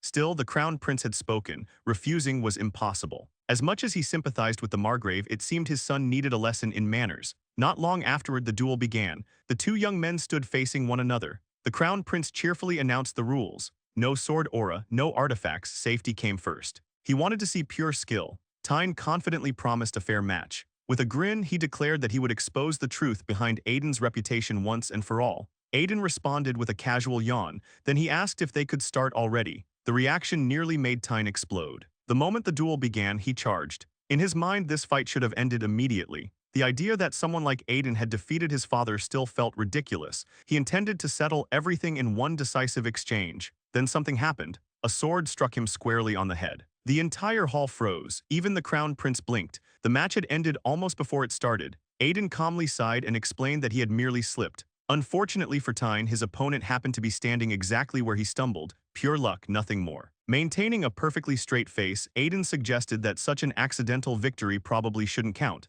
After all, it would be difficult to judge skill based on a mistake. The Crown Prince laughed and agreed. A proper duel required focus. Tyne clenched his teeth. He accepted the decision, but frustration boiled inside him. He knew he had lowered his guard. Still, something about that brief exchange bothered him. For a split second, he had seen an expression on Aiden's face that he couldn't explain, and he hated it. This time, there would be no mistakes. Staring directly at his opponent, Tyne declared that he would fight seriously from now on. Aiden let out a long sigh and casually told Tyne that there was no reason to keep waiting. If he wanted to attack, he could start right now. Tyne narrowed his eyes. There was no way he was going to fall for such obvious provocation. At least that was what he told himself. A second later, all of that restraint vanished. Fueled by irritation, he lunged forward and unleashed a relentless series of strikes. Yet no matter how aggressive the assault became, Aiden slipped through every attack with effortless precision. As he watched, Aiden couldn't help noticing how honest Tyne's swordsmanship was. Straightforward, clean, predictable. Then after casually deflecting another strike, he commented that compared to the Margrave's blade, Tyne's sword felt strangely light. The remark landed exactly where it hurt. Tyne's expression stiffened. Aiden continued without mercy. The Margrave's sword had weight behind it. Every movement carried purpose. What stood before him now felt less like a warrior and more like someone imitating his father's style. The words instantly ignited Tyne's temper. Aiden calmly clarified that he was speaking from experience. After all, he had personally crossed swords with the Margrave himself. Then he announced that he would demonstrate the difference. The next moment, he exploded forward. Tyne's eyes widened. The speed caught him completely off guard. Still, his instincts kicked in and he managed to intercept the attack. Part of him wanted to believe that this was proof his father could never have lost to such swordsmanship. But that confidence lasted only a moment. Suddenly, Aiden's blade bent. Before Tyne could process what he was seeing, another strike crashed directly into his head. He staggered. Confusion flashed across his face. He was certain he had blocked the attack, so why had he still been hit? Watching from the sidelines, the Demon Lord wondered whether Aiden planned to show a little mercy. After all, Tyne was the Margrave's son. Aiden immediately dismissed the idea. A stubborn knight like Tyne would never stop until he was unconscious. If he remained standing, he would keep charging forward even if it killed him. A moment later, Aiden noticed that Tyne had actually endured the blow. The young noble's pride refused to let him fall. As the eldest son of a prestigious family, the future head of his house, surrender simply wasn't an option. But then Aiden activated the skill he had inherited from the mercenary king. The battle ended instantly.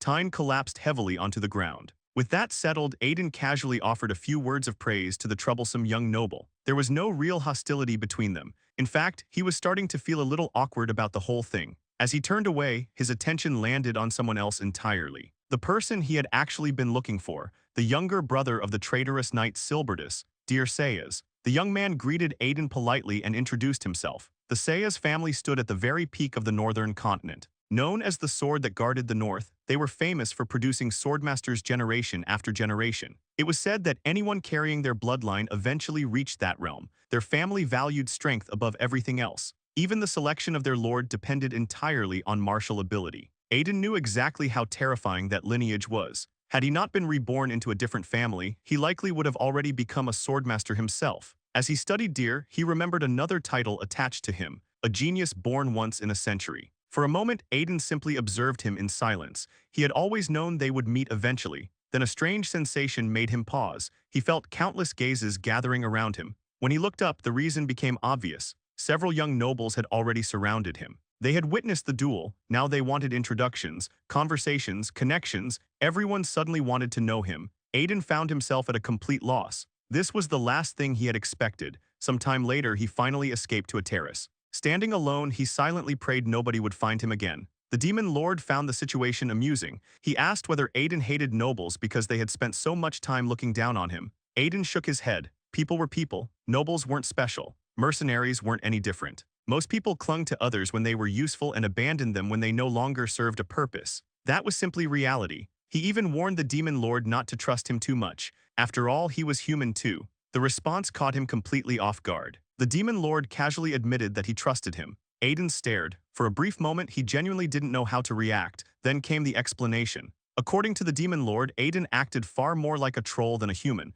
That was why he was trustworthy. Aiden nearly exploded. He immediately threatened to force several bottles of holy water down the demon lord's throat. Before the argument could continue, a soft voice interrupted them. A beautiful young woman approached with a smile. She casually asked whether they had just witnessed the swordsmanship of the mercenary king. Aiden froze. Had she recognized his master's technique? Then he felt it, that familiar presence. The final person he had come to meet. Calming himself, he asked whether she had truly seen that swordsmanship before. The woman smiled. She had never seen it personally, but she had heard stories. According to those stories, the mercenary king's techniques could render defensive swordsmanship meaningless. Had he been born a knight, he would have earned tremendous honor. Aiden nearly laughed. His mentor would have chosen money over honor every single time. Changing the subject, he casually complained about how boring banquets were. Formal gatherings had always been exhausting. At the same time, he carefully studied her. No matter how much she altered her appearance, he knew her presence too well. After hundreds of battles, there was no chance he could mistake her. Finally, Aiden called her by her real name,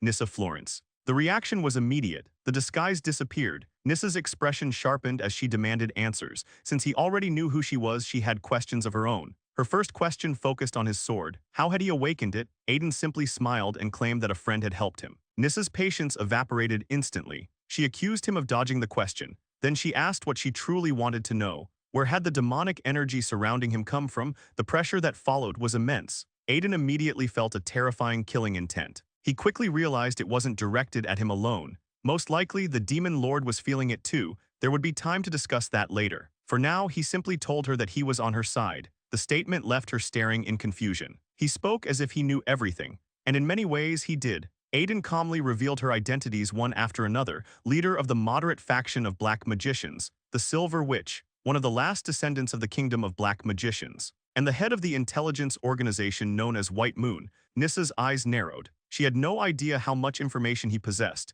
yet she could feel her killing intent weakening. Aiden then warned her that they were running out of time. Something was about to happen. Nissa demanded answers again. Then suddenly her expression changed. She felt it too. Moments later, black summoning magic erupted nearby. Undead began appearing. Nissa's expression darkened. Even she hadn't expected things to escalate this far. Aiden merely sighed. The radicals never changed. They always followed the same predictable pattern. Then he casually asked whether the black magic would end once the caster was eliminated. Nissa immediately realized he knew far more than he should. He even understood that she had attended the banquet specifically to capture the radical black magicians operating within the empire. The revelation left her visibly unsettled. Who exactly was this man? For now, however, there were more urgent matters. She informed him that they would continue this conversation later. Then she vanished. Aiden watched her disappear. He could leave everything to her. She would handle her side of the problem. As for him, there were undead to deal with. Meanwhile, chaos spread throughout the banquet hall. Tyne immediately sprang into action. Without hesitation, he rushed toward the undead, threatening the guests. He loudly reassured everyone that these creatures were merely weak undead. There was nothing to fear. Aiden watched carefully. For his age, Tyne was undeniably talented. He had already reached the Sword Aura stage. His future was bright. Unfortunately, he had challenged the wrong opponent earlier. Suddenly, the atmosphere changed. A massive undead troll appeared. The knights immediately recognized the danger. Their expressions hardened. Nobody knew when reinforcements would arrive, and everyone understood that this enemy was far more dangerous than the others. Tyne didn't hesitate. He charged directly at it. With overwhelming force, he punched straight through the monster. Watching from afar, the demon lord remarked that Tyne stood only a single step away from becoming a swordmaster. Aiden agreed. The young man was unquestionably strong enough to become a legend. Yet fate had saddled him with a rival who was even more absurd. The demon lord eventually asked why Aiden was still standing around instead of helping. Aiden calmly replied that the situation was under control. He needed to confirm something first. Then Tyne suddenly shouted. He had sensed it. An incredibly dense concentration of demonic energy. Something powerful was approaching. Everyone immediately felt it. A terrifying presence. A monster overflowing with murderous intent. Then it appeared. The creature charged directly toward the gathered nobles. Before anyone could react, Aiden moved. He stepped forward and shielded Tyne, activating his protective barrier. His gaze locked onto the approaching enemy. He remembered it all too clearly. In his previous life, this monster had turned the banquet into a nightmare. Standing before them now was the strongest of the undead, a Death Knight. Aiden immediately sensed that something about the situation was off. Looking at the battlefield, he knew Deer should have been capable of handling ordinary undead without much trouble, yet in his previous life, Deer had still fallen here. That contradiction bothered him. Then the pieces finally began to fit together. The Death Knight wasn't a normal undead. Dark magic had enhanced it far beyond its natural limits, pushing it to a level that surpassed an ordinary half-master. Even Aiden would have been crushed by its attacks if not for the protection of the tower spirit shield. Now he finally understood why Deer had lost. Then the Death Knight suddenly roared Deer's name. The young noble's expression stiffened. The monster bellowed that it had no use for any more distractions. Then it swung its blade with murderous intent. Aiden continued intercepting the attacks one after another, but every impact rattled through his body. The strength behind those blows was monstrous, and the more he observed, the more disturbed he became. He cursed himself for not realizing it sooner. The undead surrounding them had never been advancing to kill indiscriminately. Their purpose had been something far more specific. They were separating Deer from everyone else. The realization ignited Aiden's fury. This entire operation had been carefully designed to assassinate one person, Deer. The Death Knight continued pressing forward relentlessly. Aiden understood he was facing an opponent who had also reached the half-master realm. The pressure was overwhelming. At this point, he could do little more than block and endure. Still, he shouted for Deer to direct all of his strength into attacking the enemy. Moments later, Deer launched a powerful strike. The Death Knight casually deflected it. Aiden warned him that their opponent possessed strength comparable to a half-master at minimum. At the same time, a troubling question kept echoing in his mind. Why was this creature so obsessed with killing Deer? Then the answer struck him. A wave of disbelief washed over him. He suddenly understood who benefited most from Deer's death, his own brother. Aiden could hardly believe it, the eldest son of the family. The man destined to inherit only a knighthood because leadership of the house was decided through merit alone. For years, Aiden had assumed the future king of knights had simply risen through talent and opportunity. Now he finally saw the truth. The path had been cleared through murder. The more he thought about it, the more rotten the entire situation appeared. Deer glared at the Death Knight with frustration. He couldn't see any obvious way to bring down an enemy like this. Aiden calmly informed him that he did know a method. Deer stared in confusion. Was Aiden seriously claiming he could deal with a monster of this caliber? Aiden assured him that the tactic had worked against enemies far stronger than this one. Better yet, it was something he had developed himself. Deer's eyes lit up immediately. He wanted to know what kind of incredible strategy this was. Aiden grinned. It was simple, provocation. Deer blinked. For a moment, he genuinely didn't know how to react. What kind of strategy was that? Still, options were running out. They had to try something. The Demon Lord couldn't resist commenting that Aiden seemed to rely on provocation in nearly every battle. Aiden proudly pointed out that it worked every time. A few seconds later, the Death Knight proved his point. The undead warrior locked onto Aiden with pure hatred. Then it charged straight at him. Deer watched in stunned silence. Before the attack could land, Aiden stepped in front of him and raised his shield. The blow crashed against the barrier. Aiden's grin widened. Once again, the treacherous nature of his old enemies was revealing itself. But unlike the previous timeline, this battle would not follow their script. The Death Knight roared and ordered Aiden to move aside. His sword descended with crushing force. At that exact moment, Deer unleashed a devastating strike. Aiden couldn't help smiling. The young noble truly was a half-master. What impressed him most wasn't Deer's strength. It was the intensity behind the attack. If that strike had connected perfectly, even the Death Knight would have been finished. Then Deer suddenly froze. Something felt wrong. He couldn't sense any reaction from the spear. Turning around, he finally understood why. The Death Knight had completely ignored him. A moment later, the monster unleashed another devastating attack. Its attention had shifted entirely. Aiden immediately intercepted the blow again. With a mocking smile, he informed the creature that he had blocked another attack. Too easy. The Death Knight's fury exploded. It swore that it would kill Aiden first and then eliminate its true target. After that, the battlefield became a storm of steel. The Death Knight attacked relentlessly. Aiden and Deer defended together, forcing the monster to expend more and more energy. Time passed. The Death Knight gradually grew exhausted. Its rage, however, only intensified. Deer finally admitted that although they were successfully blocking its attacks, their own strikes weren't accomplishing anything. Not a single wound, not a single scratch. The situation made no sense. Then he turned toward Aiden. Something about his expression seemed strange. Even the Demon Lord noticed it. He immediately asked what was wrong. Then he glanced toward the sword and wondered whether it had somehow possessed its owner. The blade denied it immediately. Aiden simply laughed. There was nothing to worry about. He had been waiting for the perfect moment. With his normal strength, he couldn't even leave a mark on the Death Knight. That was why he needed the power hidden inside the shield. He reminded everyone about the Tower Spirit Shield's greatest flaw. The more its power was used, the deeper its owner sank into madness. In exchange, the user's strength skyrocketed. The Death Knight hesitated. For the first time, uncertainty entered its gaze. Aiden began walking forward, then madness consumed him. With a savage grin, he delivered a terrifying strike. Power surged through his body. He could feel himself approaching the half-master realm.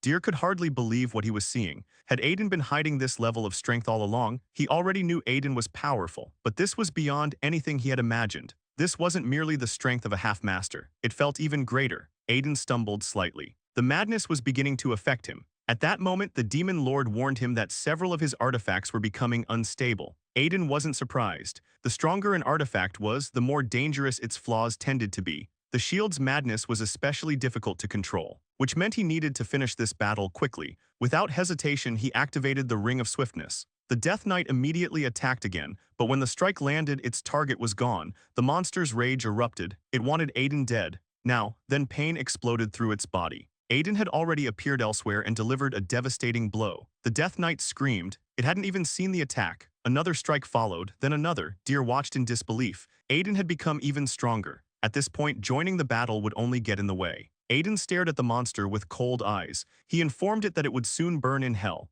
And after that, its master, the future King of Knights, would be next. The Death Knight roared in agony. It refused to accept death. The mission had not been completed. Gathering every ounce of remaining strength, it charged once more. Its objective had never changed. Deer's expression stiffened. The speed was terrifying. For the first time, he wasn't sure he could defend himself. His body locked up. Fear rooted him in place. The Death Knight's gaze remained fixed on its target. The mission had to be completed. Aiden's anger exploded. This fight needed to end now. Then something unexpected happened. The Death Knight suddenly changed direction. Aiden stared in confusion. Why would it abandon him now? A second later, he understood. The monster was heading straight for Deer. The creature continued calling his name as it charged. At that exact moment, Aiden felt the backlash from the Ring of Swiftness. His expression darkened. Everything was starting to move exactly according to the enemy's plan. He watched helplessly as the Death Knight raised its sword above Deer. Then another figure burst into the battlefield. Tyne. Without hesitation, he threw himself between the attack and his friend. He knew perfectly well that he couldn't defeat an enemy of this caliber. Not now, maybe not ever. But there was no way he would allow the Death Knight to kill his greatest rival, or his closest friend. As he raised his sword, Tyne suddenly remembered Aiden's words, the difference between his sword and his father's. Tyne snapped back to his senses. Without hesitation, he gathered every ounce of strength he had left and unleashed a devastating strike at the Death Knight. The undead warrior let out a furious roar. In that instant, it realized the mission had failed. A moment later, its body began to dissolve into nothingness. Then the impossible happened. The Death Knight vanished. All across the battlefield, the remaining undead started fading away as well. The knights watched in disbelief as the nightmare that had threatened the banquet collapsed before their eyes. Cheers erupted from every direction. To them, it looked as though Tyne had defeated the Death Knight with a single swing. The celebration spread rapidly. Voices filled the hall. Soldiers shouted in triumph. The crisis was over. A short while later, Deer approached his friend with a bright smile. He congratulated Tyne on becoming a half-master and thanked him for saving his life. Looking directly at him, Deer admitted that he finally understood what it felt like to be surpassed. Still, he promised that one day he would repay that debt. The two clasped hands firmly. Around them, the knights continued celebrating their hard-earned victory. Then Deer suddenly remembered someone. With a grateful smile, he turned toward where Aiden had been standing, intending to thank him as well. Only to pause. His expression stiffened. Aiden was gone. Tyne, meanwhile, felt none of the excitement surrounding him. Deep down, he wasn't convinced that he had truly defeated the Death Knight himself. Something about that final exchange didn't feel right. At the same time, Aiden was already quietly leaving the scene. He understood the risks of repeatedly pushing his enhancements beyond their limits. Now that the battle was finished, recovery came first. The Demon Lord asked whether he could at least enjoy the victory for a moment. Aiden simply shook his head. Celebrating now would be premature. This was only the beginning. The road toward revenge was still long. More importantly, he never expected the future Night King of Sela to be involved with black magicians. The Demon Lord pointed out that the timing had been perfect. If things had unfolded even slightly differently, everything could have gone exactly according to the Night King's plan. Then Aiden suddenly stopped. Someone stood before him, the Silver Witch. He could immediately tell she had already dealt with the black magicians. Considering her strength, that outcome wasn't surprising at all.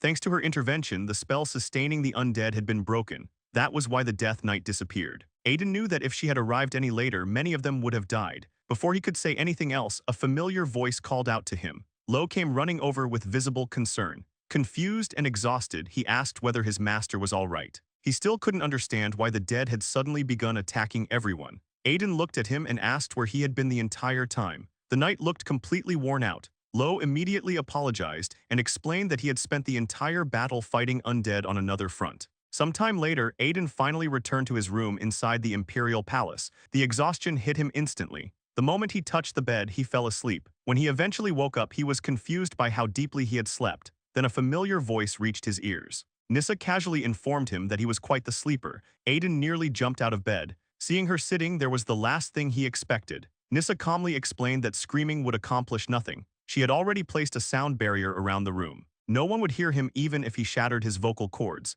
Aiden stared at her helplessly. He had expected many things. Her showing up in his room the very next day was not one of them. Still confused, he asked how she had even gotten inside. Nissa mockingly replied that sneaking into his room had been easier than wringing a goblin's neck. Then her expression hardened. The time for answers had arrived. Without hesitation, she altered their appearances and demanded the truth. How did he know who she really was? Aiden remained silent. Nissa's gaze grew colder. She warned him that one wrong move would cost him his life. Aiden calmly replied that he simply wanted to maintain a friendly relationship. After all, they shared the same objective. Nissa clearly didn't trust him. An imperial noble claiming to share goals with her sounded ridiculous. She questioned whether he even understood what those goals were. Aiden smiled. He explained that he despised the current dark magicians. The moment those words left his mouth, the atmosphere changed. Nissa's anger surged. Aiden instantly realized she wasn't bluffing anymore. The pressure she released was terrifying. She demanded that he repeat exactly what he had just said. Aiden sighed and explained that black magic had not originally been created for slaughter. Its purpose had been to cleanse lands corrupted by vile mana and fight the monsters of the underworld. The black magicians of the present had abandoned that path. Someone needed to remind them what black magic was truly meant to be. And just like her, he hated what they had become. Then he extended his hand. If they shared the same enemy, wasn't that enough to begin a friendship? Nissa froze for a moment. An imperial noble who understood the original purpose of black magic was already unusual. One who openly condemned corrupted dark magicians was even stranger. She couldn't tell whether he was speaking honestly or simply trying to save himself. Aiden casually told her she could take all the time she needed to decide. In return, he could offer information that would be extremely valuable. Nissa raised an eyebrow. As the leader of an intelligence organization, she doubted there was anything important she didn't already know. Aiden smiled. Some information, he explained, came from events that hadn't happened yet. He leaned closer, intending to tell her more. Then the door suddenly opened. Lo stepped inside with his usual cheerful expression and informed his master that a visitor had arrived. Right behind him stood Tyne. The moment both young men saw Nissa inside the room, they froze. For several long seconds, nobody said anything. Then they quietly closed the door, apologized, and immediately left. Aiden nearly lost his mind. He shouted after them that they had misunderstood everything. Much later, the misunderstanding finally settled enough for Aiden and Tyne to speak. Unfortunately, an awkward silence lingered between them. Tyne avoided eye contact and awkwardly asked whether Aiden had finished talking with the young lady. Aiden immediately denied anything suspicious had happened. It had only been a conversation. One look at Tyne's face was enough to tell that he had already imagined far more than that. Earlier, Nissa had openly questioned Aiden's claims. She found it impossible to believe that the agricultural heart of the empire, the Valkan estate, could suddenly suffer a devastating drought. Such a thing had never happened before. Yet Aiden insisted it would occur within a few months. He urged her to remember his warning. At the time, he had been desperately trying to catch up with Tyne before even more rumors spread. Nissa simply shrugged. Considering his reputation as the Duke's troublesome son, she doubted additional rumors would matter much. Aiden hurriedly escorted her out, promising they would continue the conversation later. Before leaving, she warned him that if he was lying, she would find him no matter where he ran. Aiden wasn't worried. The drought would happen. Once it did, she would have no choice but to believe him. After that, he turned his attention back to Tyne and finally asked why he had come. Tyne hesitated. Finding the words clearly wasn't easy. Aiden jokingly asked whether he had come to challenge him to another duel. Tyne immediately denied it. With visible effort, he admitted that he now recognized Aiden as the rightful owner of the sword. Even his father had acknowledged that Aiden had won it fairly. Aiden blinked. He genuinely hadn't expected that. Was that really the reason for this visit? Then Tyne suddenly bowed. Aiden froze. Of all the things he expected from the stubborn young noble, this wasn't one of them. Tyne sincerely thanked him. If Aiden hadn't intervened, Deer would have died. For that reason alone, he was deeply grateful. Everyone else believed Tyne had slain the Death Knight and protected the imperial family. But he knew the truth. The undead had already been defeated before his final strike landed. More importantly, that battle had helped him understand something. For the first time, he had glimpsed the path toward becoming a true swordmaster. the same path Aiden had tried to show him earlier. Aiden smirked. The final strike had indeed resembled the Margrave's style. Tyne sighed and then declared that he officially recognized Aiden as his rival. Aiden stared at him in complete disbelief. Tyne said it with such genuine enthusiasm that it almost felt dangerous. With a bright smile, he explained that only one other person had ever earned that title from him. Aiden should be proud. Then Tyne confidently declared that one day he would defeat him, reclaim the family heirloom and prove himself superior. So Aiden shouldn't get comfortable. Aiden immediately regretted every positive thought he had just had about him. The realization hit hard. The boy truly was his father's son. Still, despite everything, he wished him luck. Tyne smiled and suggested that now that formalities were out of the way, they could speak more casually. A few days later, the group began their journey home. As the carriage rolled onward, Lo informed Aiden that they would soon arrive at the Rem estate. Aiden glanced at his knight and asked about his injuries. Lo froze for a moment before quickly explaining that thanks to the holy potion his lord had given him, he had recovered completely. He sincerely thanked Aiden for his concern. Aiden answered with a satisfied smile and jokingly remarked that hearing gratitude more often wasn't such a bad thing. His mood was unusually good. The imperial family had rewarded him generously. The amount of gold he received was so enormous that several mansions could have been built with it. Because of that reward, he had been able to purchase many useful items. He had even prepared gifts for his parents, his subordinates, and nearly everyone around him. Of course, there was one exception he worried about. He wasn't entirely certain Ellis would appreciate her present, even if it had been chosen with children in mind. Still, he hoped she would like it. Before long, they finally reached the duchy. The citizens welcomed their young lord enthusiastically. To them, he wasn't merely the man who defeated a troll. He was also the noble who had helped save the empire from the undead disaster. Aiden felt slightly bewildered by how quickly the rumors had spread. No matter how many times he experienced these grand welcomes, they never felt natural. Then his expression suddenly changed. Leaning out the carriage window, he stared in disbelief. The sight before him nearly made him shout. The demon lord examined it carefully and remarked with a grin that the face looked strangely familiar. Aiden looked horrified. Lo proudly explained that the Duke had secretly commissioned it to celebrate his son's return. Aiden stared at the enormous golden statue and felt his soul leave his body. He immediately asked whether this monstrosity had truly been inspired by his father's ideas. Lo enthusiastically confirmed that it was a masterpiece and a work of beauty. The demon lord immediately declared it hideous and claimed he felt the urge to throw up. Aiden instantly shouted at him not to vomit on him under any circumstances. Eventually, they reached the estate itself. Aiden instructed Lo to distribute the gifts while he visited the Duke. Meanwhile, he continued internally waging war against the golden statue his father had somehow approved. As he walked through the mansion, something felt wrong.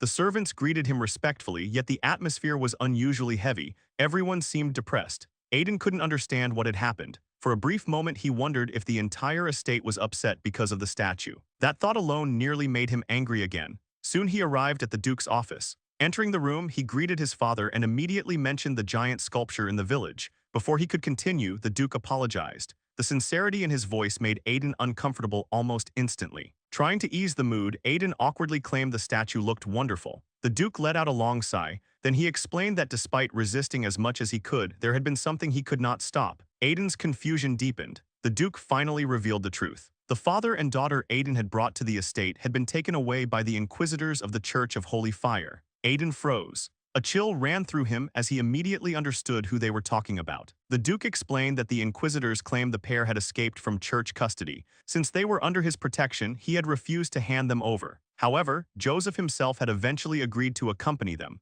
Once he consented, there was little anyone could legally do. The moment those words ended, anger flashed across Aiden's face. He immediately demanded confirmation. Had they truly been taken to the Church of Holy Fire? The Duke confirmed it. Before another word could be spoken, Aiden turned and headed for the door. The Duke called after him. He warned his son that churches were effectively untouchable. If things went badly, not only Aiden but the entire family could face consequences. Aiden merely smiled and claimed he was only going to say goodbye. The Duke stared silently as his son departed. Then he simply told him to be careful. For a long time afterward, he could only watch him leave. The demon lord remarked that Aiden's inner thoughts and outward appearance were completely different. Aiden knew he was right. If he had told his father what he truly intended to do, he would have been stopped immediately. Rage burned inside him. Someone had taken his people without permission. For their sake, he prayed nothing had happened yet. The continent was dominated by three great faiths: the Church of Holy Fire, the Church of Divine Law, the Church of Divine Slaughter. Each represented its own deity and maintained enormous influence. Even the empire could not casually interfere with their affairs. At the center of every faith stood a saint. a chosen representative who embodied divine authority on earth. Saints acted as living symbols of their gods and served as intermediaries between humanity and the divine. But the Church of Holy Fire was different. For decades, it had been without a saint. Without that symbol, its influence had steadily diminished. Year after year, it lost prestige until only a fraction of its former glory remained. Some time later, the group finally reached their destination. Aiden smiled faintly at the sight of a small merchant cart. Back when he was a mercenary, he had traveled in countless wagons just like it. The nostalgia brought back surprisingly pleasant memories. He thanked the merchant for getting them there so quickly. The merchant laughed and explained that such speed was only possible thanks to special trade routes. That shortcut had allowed them to arrive several times faster than normal. It was one of the reasons Aiden continued doing business with him after selling the troll carcass. Even so, Aiden couldn't help noticing the poor condition of his knight. The young man insisted everything would be fine soon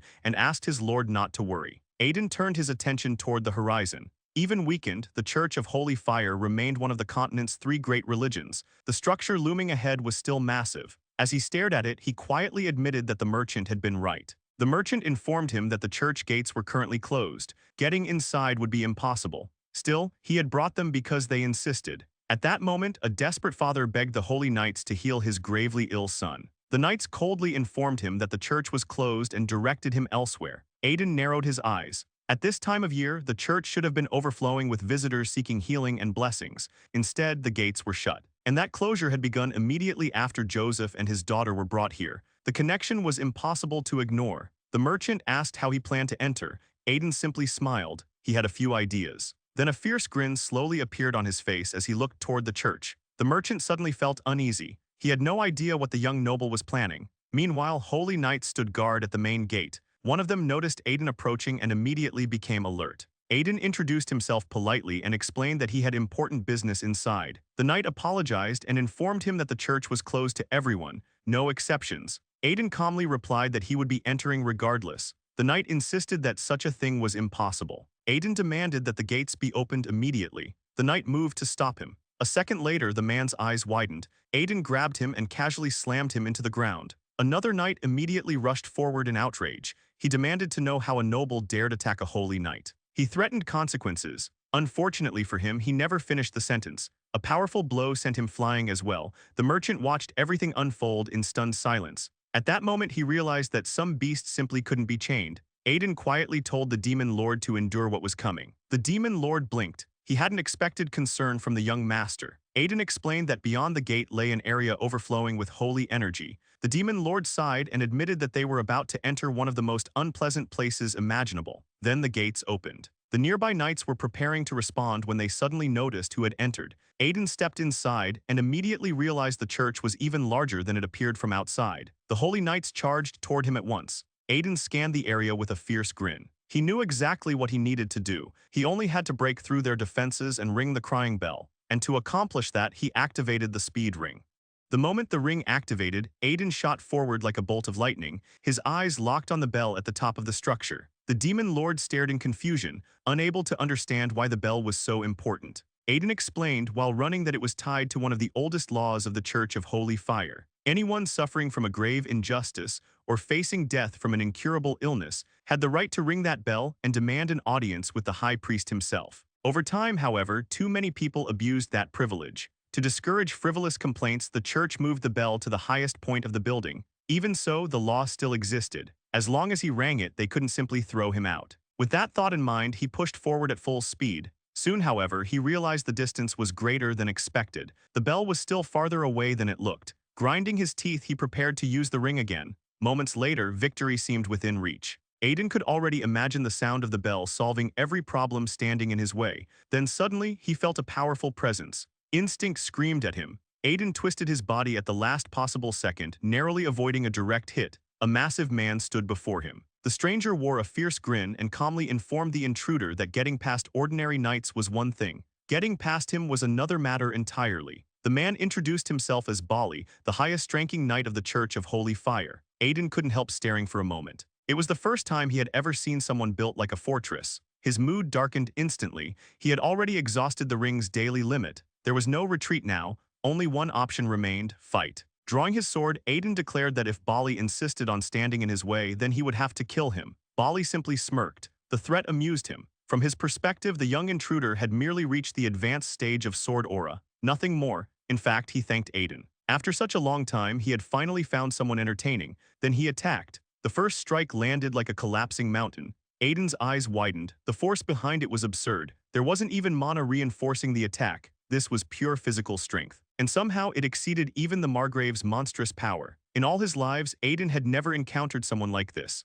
Bali laughed loudly. Not a single person in the church had ever endured one of his blows, yet somehow the young intruder remained standing. The demon lord couldn't hide his confusion. He wondered whether every powerful human eventually lost their mind. Aiden immediately denied it. The demon lord had simply been unfortunate enough to meet all the crazy ones, but there was no time for further discussion. Bali was already charging again. Aiden instantly activated his shield. His plan was simple: block the attack, counterattack immediately. Instead, reality shattered that plan. Literally, his shield exploded. Aiden could hardly process what he was seeing. The impact launched him backward. Bali stared at him with amusement. He intended to enjoy himself a little longer before ending things. Walking forward casually, he remarked that the young intruder had lasted much longer than expected. Then he announced that death would soon send him to meet his ancestors. But before he could continue, a blade sliced through the air beside his face. Bali's expression stiffened. A fraction closer and it would have drawn blood. Only then did he understand what had happened. The young man had hidden himself within the smoke and thrown his aura-coated sword. Bali laughed. It was a clever attempt.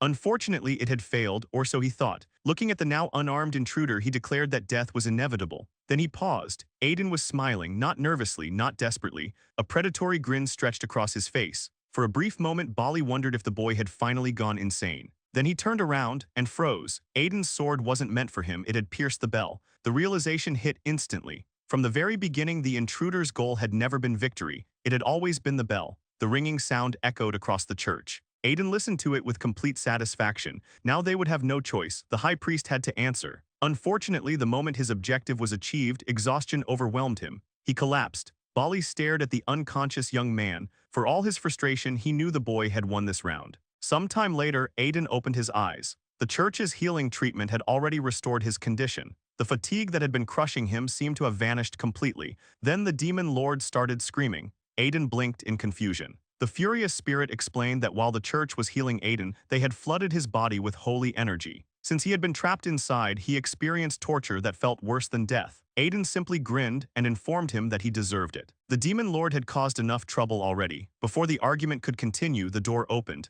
The deputy high priest entered the room. Aiden studied him carefully. The man looked far kinder than expected. The demon lord immediately asked whether Aiden knew him. Of course he did. This was the future successor to the high priest. Ironically, he would also become one of the worst high priests in church history. The man whose corruption eventually dragged the entire religion into ruin. Aiden had always imagined him differently. Someone capable of burying an entire faith should have looked more intimidating. Instead, he seemed surprisingly ordinary. Aiden politely apologized for the disturbance. The man introduced himself as Hackle and smiled warmly. Since Aiden had rung the bell, he explained, the church considered him an honored guest. Then Hackle informed him that someone wished to meet him. Standing nearby was Bali. The giant knight greeted him with a grin. Aiden carefully concealed his reaction. He claimed to be happy to see him again. Bali apologized for destroying the shield. As compensation, he offered Aiden any shield he wanted from the church's armory. Aiden smiled and declined. His shield was special. It could repair itself. Bali looked genuinely intrigued by that revelation.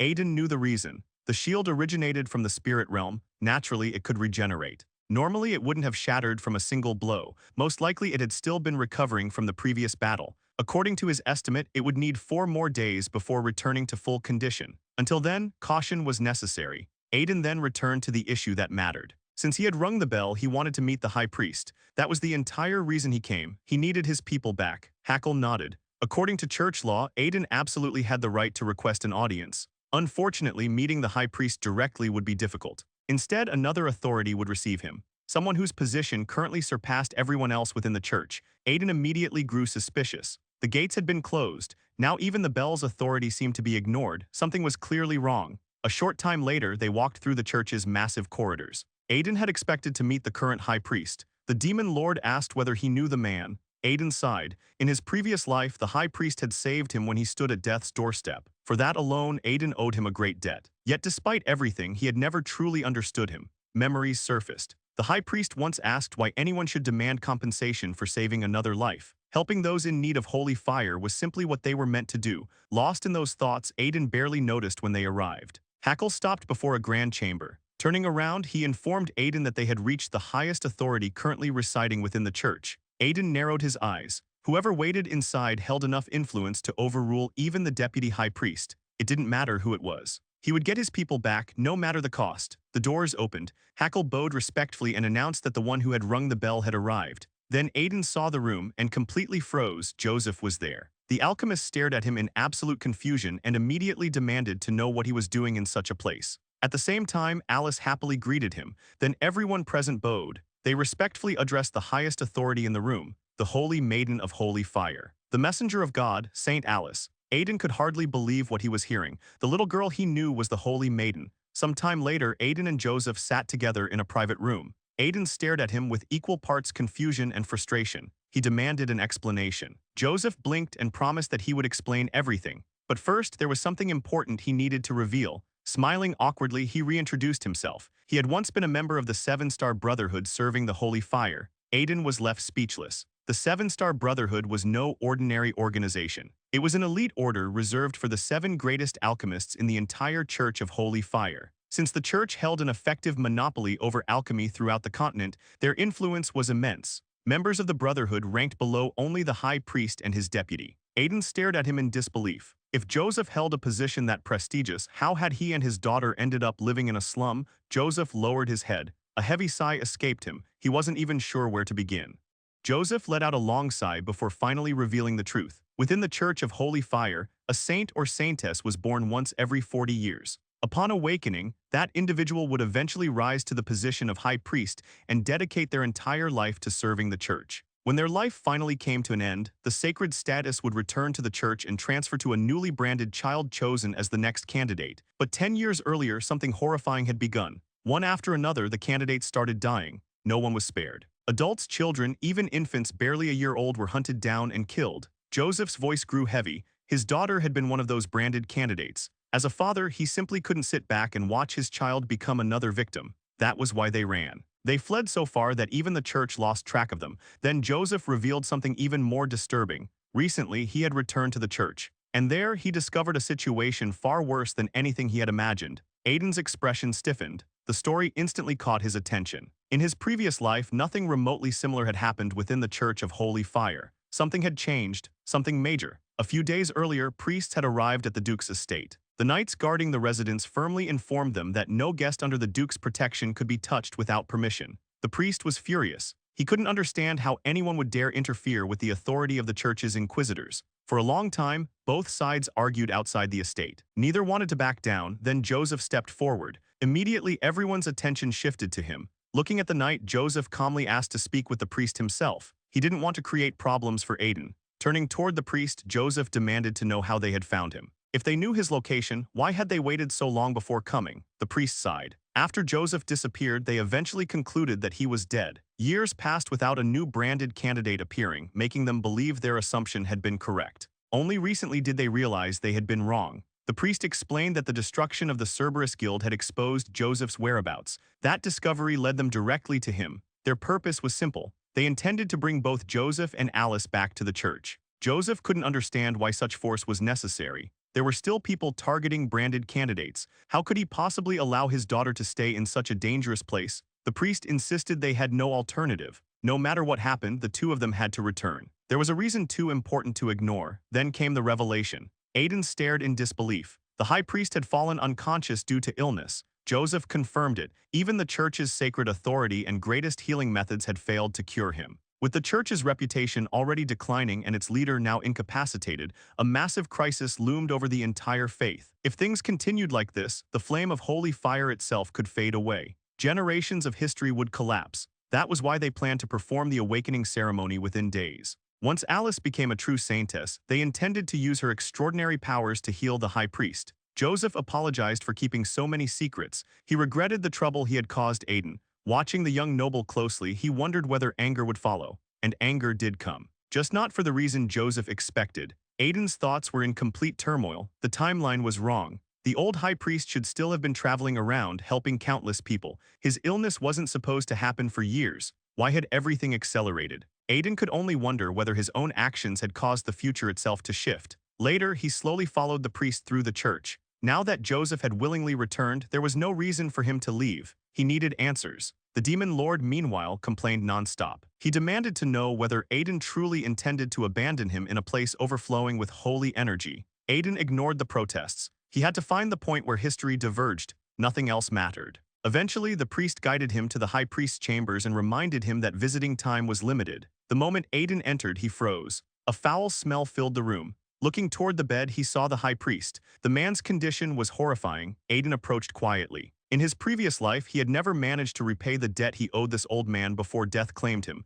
This time would be different. Then something caught his eye, something deeply wrong. The high priest's body was wrapped in a sinister energy. Aiden immediately recognized it. The demon lord asked whether he truly hadn't seen enough of that in his previous life. Aiden stared in confusion. The answer came immediately. It was a curse. Aiden could hardly believe it. The demon lord explained that ordinary people couldn't see such things. Only because of their connection could Aiden perceive it now. This wasn't some crude spell. It was a carefully crafted masterpiece of malice. A curse that accumulated slowly over time, destroying its victim from the inside until nothing remained. Aiden's fists clenched. The realization hit him instantly. Someone inside the church had cursed the high priest. That meant the old man hadn't died from illness in the previous timeline either. He had been murdered. Aiden demanded to know whether the curse could be removed. The demon lord's answer wasn't encouraging. The curse had merged so deeply with the man's body that even its creator would struggle to remove it. There were only two possible solutions. Either find a dark magician capable of fully understanding its structure,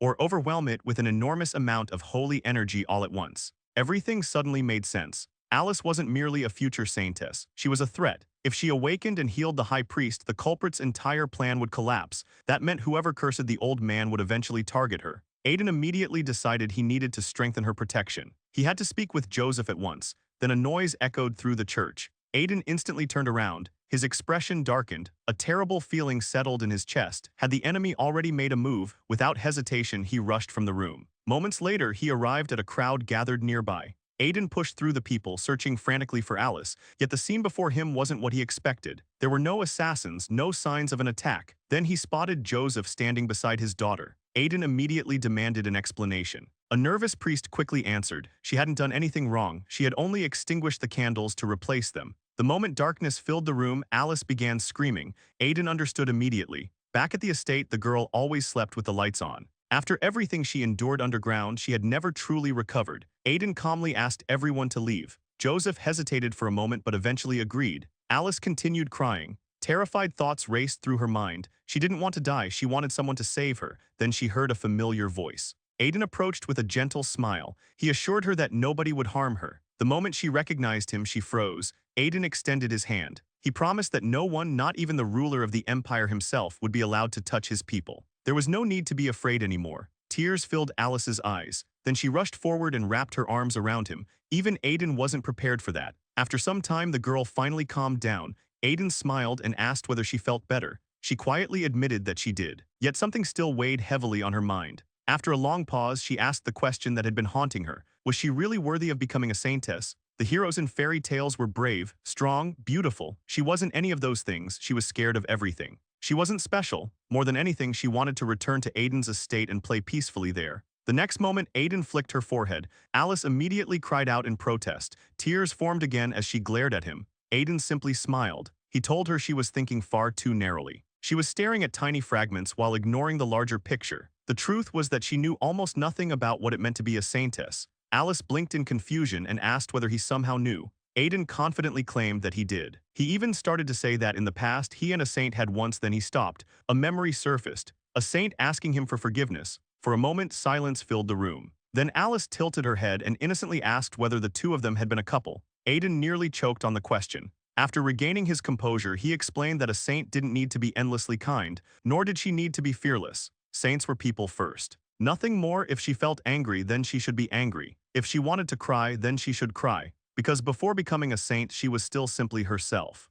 Aiden told Alice that if she wanted to cry, then she should cry. With a gentle smile, he reassured her that no matter what happened, she would always have a place to return to. Whenever she wished, she could come back home. Those words struck her deeply. The young girl looked at him with warm, grateful eyes. More than anything else, hearing the word home brought her comfort. After spending a long time talking with her, Aiden finally left the room. The moment he stepped outside, he let out a tired sigh. For some reason, that conversation had drained more energy from him than a brutal training session ever could. The demon lord immediately complained that simply listening to it had felt like being force-fed holy potions. At that moment, Joseph approached and anxiously asked whether his daughter was all right. Aiden assured him that she was fine and told him to stay with her for a while. Relief washed across Joseph's face. Thanking Aiden sincerely, he hurried off toward his daughter. As Joseph left, Aiden noticed someone nearby. His expression shifted slightly. He couldn't understand why that man was here. Hackle greeted him with a pleasant smile and explained that he had heard there was a small disturbance, but it seemed the young master had handled everything perfectly. He praised Aiden for helping the saintess.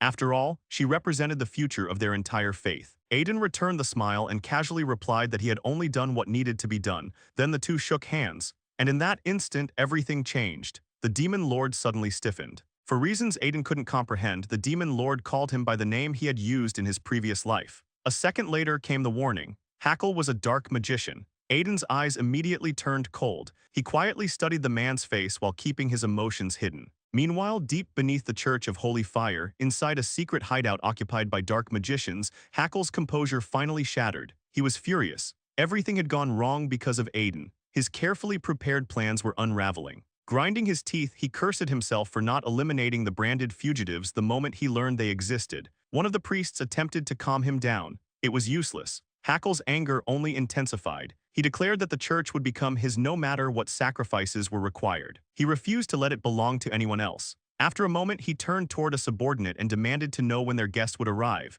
The answer came quickly. Soon. Hackle's expression twisted into a sinister grin. There was no reason to worry about the saintess. Once she died, everything would fall into place. Within days, the awakening ceremony would begin, and during that ceremony, she would be murdered by his followers. The thought filled him with excitement. Laughing wildly, he declared that afterward the entire Church of Holy Fire would belong to him. Elsewhere, Aiden continued observing the priests from a distance. He had always suspected dark magicians were hiding inside the church. What he hadn't expected was the deputy high priest himself to be among them, and he clearly wasn't alone. The demon lord smugly reminded him that he had warned him earlier. Dark mana couldn't hide from his senses. The moment they shook hands, he had already noticed it, and Hackle wasn't some weak schemer either. He was powerful. Aiden agreed that dark magicians were likely scattered throughout the church. Yet something still didn't fit. One question continued bothering him. Why had Hackle accelerated his plans compared to the previous timeline? Why worsen the high priest's condition years earlier than before? Had Aiden's own actions triggered these changes?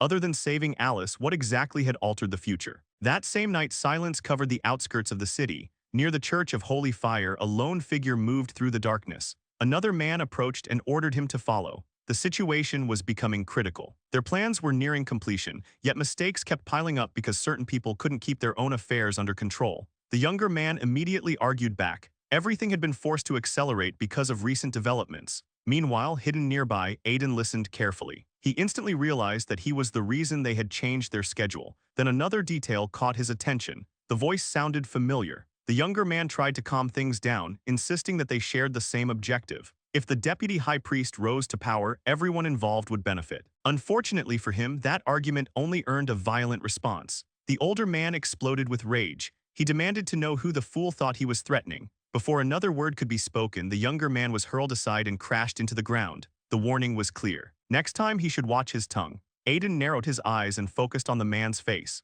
Then his expression froze. A wave of disbelief hit him. Standing there was Crimson Knight Beniger. The demon lord immediately asked whether this was another infamous figure from Aiden's previous life. Aiden's anger flared. Of course he knew him. Beniger had been one of Seela's most loyal hounds. Everything suddenly started making sense. In the past, Seela constantly preached about eliminating dark magicians. He claimed they had infested the world and deserved extermination. Now Aiden understood the truth. The corruption had existed from the very beginning. The noble ideals had been nothing more than masks. The demon lord couldn't understand why these people were helping Hackle become high priest. Aiden quickly pieced it together. This was about influence, power, inheritance. Becoming the head of a powerful family required more than strength. It required allies. Originally, Seela had planned to gain an advantage after his brother was crippled during the palace attack, but Aiden had prevented that future. Now the entire plan was shifting. The realization made his blood boil. The man he once fought beside had always been rotten, a traitor through and through. Then Aiden felt another presence. He turned. His expression hardened. Someone had noticed him. Beniger's eyes immediately locked onto the hidden observer. A cruel grin spread across his face. He called the intruder a sneaky rat and attacked without hesitation. Aiden reacted instantly. Using every ounce of his skill, he narrowly avoided the strike. As he studied Beniger, he recognized the same brutal combat style he remembered from before. One question lingered in his mind. Had Beniger sensed him from the beginning or only near the end? Before he could think further, the younger conspirator rushed forward and complained that making such a commotion would expose them all. Beniger snapped back immediately. He hadn't sensed the spy earlier. And if the fool couldn't help, then he should stay out of the way. The younger man froze. Anger flashed across his face, but he remained silent. Beniger watched him leave with cold contempt. If not for his master's orders, he would have killed him long ago. Then his attention returned to Aiden. Looking him over carefully, Beniger admitted that anyone capable of dodging that attack couldn't be weak. Still, he demanded to know what Aiden was doing there. Aiden answered with equal hostility. Why should he explain anything? Beniger laughed. To him, the young man was entertaining. Aiden knew exactly how dangerous the situation was. Defeating this opponent now would be nearly impossible. His shield hadn't fully recovered and his strongest options were limited. Running was the smartest choice. Without hesitation, he turned and moved. Moments later, he froze. Beniger was already standing in front of him. The knight smiled like a predator cornering prey. People who revealed everything too quickly were boring. He wanted to see how long this one would last before breaking. Then the assault began. Blow after blow crashed forward with terrifying speed. Aiden defended himself relentlessly, managing to stop each attack. To Beniger, that only made the fight more enjoyable. He burst into laughter. Aiden studied him carefully. Out of everyone he had encountered so far, this man might have been the most insane. The situation was bad, very bad. Beniger's strength had already reached the level of Supreme Sword Aura. Aiden's shield remained damaged, and his options were rapidly disappearing. Then a thought flashed through his mind. There was still one way out. More importantly, his opponent had unknowingly walked straight into it. Aiden's lips curled into a grin.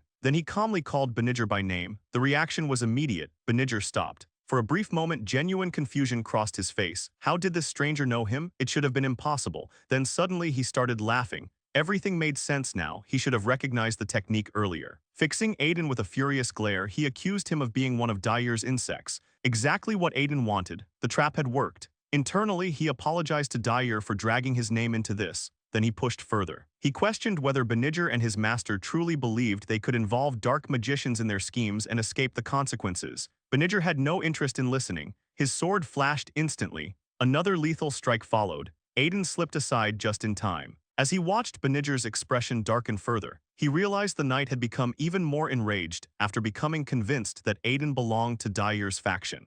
Aiden studied the young man carefully and quickly came to a conclusion. A personality like Beniger's was both his greatest strength and his greatest weakness. The more emotional he became, the more reckless his decisions turned. Beniger flashed a savage grin and declared that his opponent needed to accept reality. There was no world in which someone like Aiden could defeat him. Then his expression suddenly stiffened. For the first time, something felt wrong. Aiden noticed the confusion immediately. Beniger glanced at the blood running down his face and hesitated for a moment, unable to understand how he had been injured. A second later, realization hit him. He had been attacked without noticing it. His balance faltered. For the first time in the fight, uncertainty appeared in his eyes. Aiden only smiled. The reason was simple. Beniger had failed to notice the true effect of Aiden's personal resonance skill. Every clash of their blades generated a nearly invisible ripple of mana that disrupted an opponent's internal mana flow. At first, the effect was so weak it felt non-existent. Like a harmless illusion, but little by little, strike after strike, it accumulated, and eventually it became poison. Aiden knew that most knights would have collapsed long ago under its effects. The fact that Beniger was still standing only proved how monstrous he truly was. Beniger glared at him with burning fury and demanded to know whether he genuinely believed such underhanded tricks could bring him down. Aiden casually shrugged. He reminded his opponent that he had never wanted to fight in the first place. If someone insisted on attacking, that was their own choice. The response only made Beniger angrier. His rage practically exploded. Aiden smirked and told him to keep his voice down. After all, dogs should stay quiet at night. Then he casually mentioned his master's name. That crossed a line. The fury in Beniger's eyes intensified instantly. He couldn't tolerate hearing his master's name come from Aiden's mouth. With murderous intent flooding his expression, he swore he would kill him. The next second, he launched himself forward, pouring every ounce of strength into a devastating strike. Aiden mockingly remarked that the display was truly terrifying and that he apparently had no choice but to respond. Then he suddenly threw something. Beniger reacted immediately and blocked the object headed toward his face. His irritation grew even further. Another cheap trick. But the moment the small bottle shattered, thick smoke exploded everywhere. In an instant, visibility vanished. Beniger roared in frustration and demanded that Aiden stop hiding and fight properly. Silence answered him, nothing else. His expression darkened. Only then did he realize the truth. His opponent had escaped. The furious knight erupted into a storm of curses as he shouted into the night after the fleeing young man. Meanwhile, Aiden was already creating distance between them. The demon lord watched the situation unfold with visible confusion. He couldn't understand why Aiden had chosen to run instead of finishing the battle. Aiden calmly explained that without his shield, his current strength wasn't enough to defeat Beniger. The smartest move was retreat. That didn't stop him from appreciating the smoke grenade, though. He silently thanked the young lady who had made it for him. Still, there was a problem. He couldn't allow the dark magician to slip away. That was why he immediately shifted his attention toward tracking down the true culprit. His eyes hardened. Those people never stopped causing trouble. The following morning, an uneasy silence filled the underground chambers beneath the Church of Holy Fire. Eventually, Hackle's patience snapped. His furious shout echoed through the room. Something was wrong. The messenger still hadn't returned. He was supposed to bring the knight with him. Hackle's thoughts spiraled toward darker possibilities. Had the man betrayed him? Had someone intercepted him? Either way, the awakening ceremony was approaching and interference was no longer optional. Then a grin slowly spread across his face. No matter what happened, he still possessed a perfect trump card. The day of the saint's awakening ceremony finally arrived. Near the altar entrance, Joseph wrapped his daughter in an emotional embrace. His eyes were already full of tears. The thought that his daughter was about to become a saint felt almost unreal. Alice, meanwhile, looked thoroughly embarrassed. She gently asked her father to let go before he humiliated her even further. Nearby, Aiden watched with a faint smile. He asked whether she remembered everything they had talked about. Alice nodded confidently. Then, with a bright smile, she declared that she would face every hardship placed before her by God's will and accept responsibility for it. Joseph immediately stared at Aiden in confusion. What exactly had he been teaching his daughter? Aiden awkwardly replied that he had simply told her to live without regrets and not waste time dwelling on setbacks. Then he quickly suggested they stop discussing it and move forward. A priest soon approached and announced that the saint could enter. Joseph instinctively reached out toward his daughter. But he was stopped. She had to walk this path alone. Unable to hold back his emotions, he tearfully shouted for her to return safely. Aiden sighed. The way Joseph was acting made it sound as if they were saying their final farewell. As Alice disappeared inside, Hackle approached Aiden with a pleasant smile and politely asked for a few minutes of his time. Aiden followed him. A short while later, he asked what urgent matter required such privacy. Hackle claimed it was nothing serious. He merely wanted to express his gratitude. Then he revealed a beautiful high-grade pill. According to him, it was an extremely rare treasure that required tremendous effort to create. If he publicly gifted it, the entire church would lose its mind. That was why he wanted to hand it over personally. Aiden examined the pill with apparent excitement. Then he asked whether it was truly acceptable for him to receive something so valuable. Hackle assured him that it was. After everything Aiden had done for the church, this reward was justified. Aiden smiled. Then, without hesitation, he swallowed the pill. The moment it disappeared into his body, Hackle's expression changed. A sinister grin appeared on his face. Everything was proceeding exactly as planned. The pill contained a curse of obedience and brainwashing. Even a swordmaster wouldn't be able to resist it. Satisfied, Hackle prepared to issue his first command. His order was simple. Someone needed to leave through the rear entrance and murder the child currently undergoing the awakening ceremony. Meanwhile, Alice slowly walked through the vast sacred corridor. A beautiful light stretched before her. The radiance seemed almost dreamlike. Guided by it, she eventually reached the altar. There she learned the final requirement. To meet God, she had to pass through the holy flames. Everyone insisted the fire wasn't hot. Even so, fear gripped her heart. Then she remembered Aiden's words. The memories steadied her. They gave her courage. She convinced herself that he had been right all along. There was no reason to be afraid. Determination filled her eyes as she rushed toward the altar. Elsewhere, someone watched everything unfold with predatory anticipation. Joseph and the gathered priests anxiously awaited the result.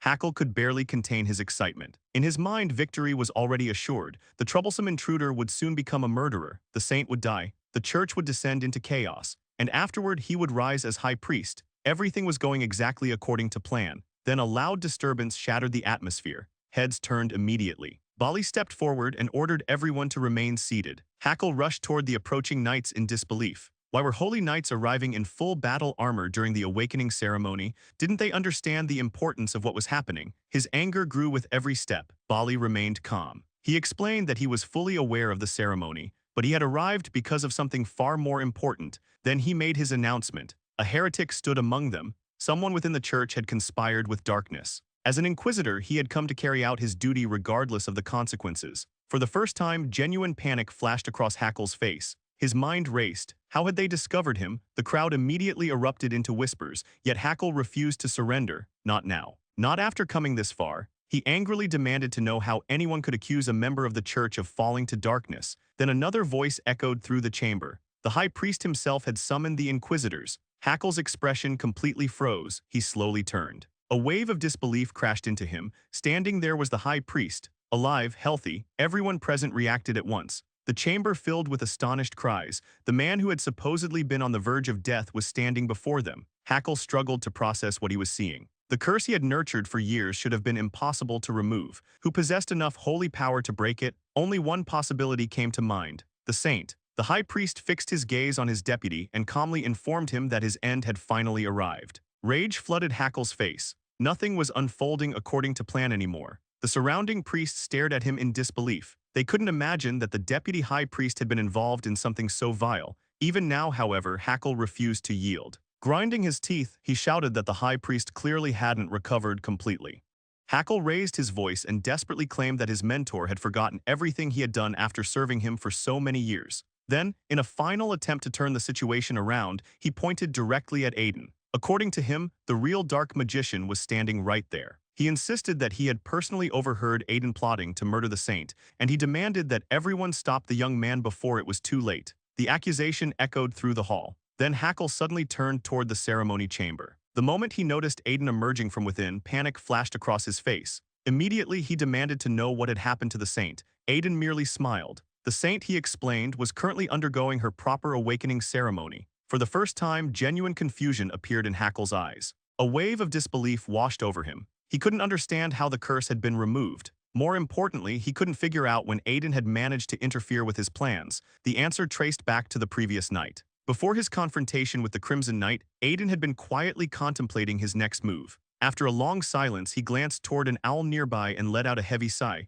He already knew Nissa was watching through it. There was no point pretending otherwise. He calmly invited her to stop hiding and talk. The owl immediately flew closer. Moments later, Nissa's voice emerged. She asked what exactly he was planning. Aiden sighed and remarked that she probably already knew the answer. Chaos was preparing to make its move. Since they shared the same enemy, he intended to deal with them, but first he needed a favor. With a confident grin, he asked to borrow something. Nissa narrowed her eyes. She couldn't understand why he suddenly needed an artifact capable of removing curses. For a moment, she wondered whether he was actually planning to wage war against the entire church. Aiden shook his head. That wasn't the goal. He needed to save the high priest. The man's body was completely paralyzed, though his mind remained intact. And now Aiden finally understood which side the deputy high priest truly served. If the high priest regained consciousness, dealing with the black magicians would become simple. After thinking it over, Nissa admitted the reasoning made sense. Then she offered something even better. She informed him that she possessed a special anti-curse ring she had personally created. If he managed to get it to the high priest, the curse would disappear. Still, she warned him to stay cautious. Chaos had likely already brainwashed much of the church. There was a real chance they would try the same thing on him. Aiden only laughed. He assured her she didn't need to worry. One curse was already hanging over his head. A few more wouldn't make much difference. Back in the present, Aiden stared directly at Hackle and smiled. The deputy was in far deeper trouble than he realized. The confidence instantly drained from Hackle's face. Around him, murmurs spread through the crowd. People were beginning to believe the impossible. Could their deputy truly be a dark magician? The high priest stepped forward and calmly ordered Hackle to surrender. That command shattered whatever restraint remained. Hackle exploded. He demanded to know whether anyone understood what it felt like to spend an entire lifetime chasing the position of saint, only to be ignored every single time. Everything he had worked for had amounted to nothing. The high priest attempted to calm him. It was pointless. Hackle had already lost control. His eyes burned with madness as he declared that everyone present would soon become corpses. Afterward, they would kneel before him and serve him forever. Bali immediately requested permission to act. The traitor needed to be dealt with now, but Hackle only laughed. He claimed nobody could stop him. Then he called for his hidden allies. A moment later, the truth finally surfaced. The traitors revealed themselves. One priest desperately urged everyone not to panic, reminding them that holy fire still protected them. But the reassurance lasted only seconds. Dark magic surged through the chamber. One after another, priests abandoned the light and submitted themselves to darkness. Under Hackle's command, they turned on their own brothers. Bali's expression hardened. Every one of them had become heretics. He wanted to cut them down immediately. Before he could move, however, the high priest stopped him. Bali stared in confusion. The high priest's gaze never left Hackle. He couldn't believe his former disciple had fallen this far. Hackle answered with a grin. In truth, he wasn't interested in victory. He wanted something far more entertaining. He wanted to watch everyone slaughter each other. That was why he had secretly placed a curse of submission on all of them. The high priest's expression darkened. Meanwhile, Hackle proudly declared that nobody had any options left. The only path remaining was surrender. At that exact moment, Aiden quietly began counting. Hackle noticed and frowned. Then everything changed. Without hesitation, Aiden launched himself into action and began eliminating the corrupted priests with astonishing speed. Moments later, he turned back with a satisfied grin and casually announced that there were already fewer enemies than before. Hackle nearly exploded with rage. He couldn't comprehend what he was seeing. Threatening everyone present, he warned that he would kill them all if Aiden continued. Aiden simply shrugged. He openly stated that he didn't particularly care. If Hackle wanted to kill them, he was free to try. After all, Aiden wasn't even part of the church. Then he looked directly at the Chaos members. A grin spread across his face. More than anything, he simply wanted to beat them up. That statement hit Hackle like a hammer. His expression stiffened. How did this boy know about Chaos? A terrible realization began forming in his mind. Had Aiden known everything from the very beginning? Had he entered the church specifically to hunt them? Immediately, Hackle ordered all his followers to kill him.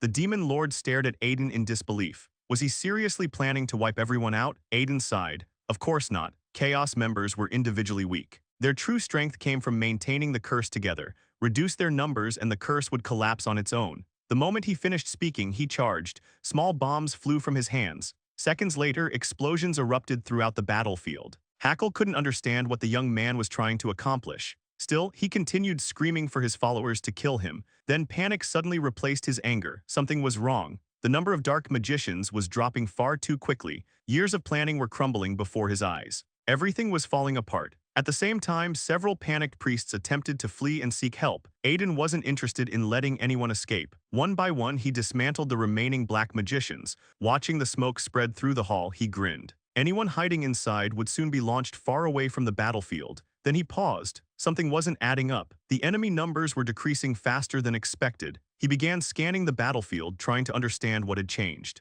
For a brief moment, he even wondered whether one of Hackle's own followers had accidentally joined the fight while drunk. The demon lord immediately corrected him. The dark magicians hadn't disappeared. They were gathering. Every trace of dark mana was converging into a single location. Elsewhere, a terrified priest begged Hackle for mercy. The deputy ignored him completely. His desire for revenge had already consumed him. In desperation, he offered half of his lifespan. Then he called upon the barons of the underworld. The moment Aiden realized what was happening, his entire expression changed. This wasn't desperation anymore. This was catastrophe. All around him, priests froze in stunned silence. None of them had ever witnessed anything like it. Even the high priest trembled. For the first time, he wondered whether this truly was the end. Dark magic surged through the church. Something ancient and horrifying began to emerge. At the same time, the remaining priests suddenly regained their senses. The curse had broken. Bali immediately barked orders. Everyone needed to prepare. The real battle was only beginning. Even he could barely process what he was seeing. Then the world exploded.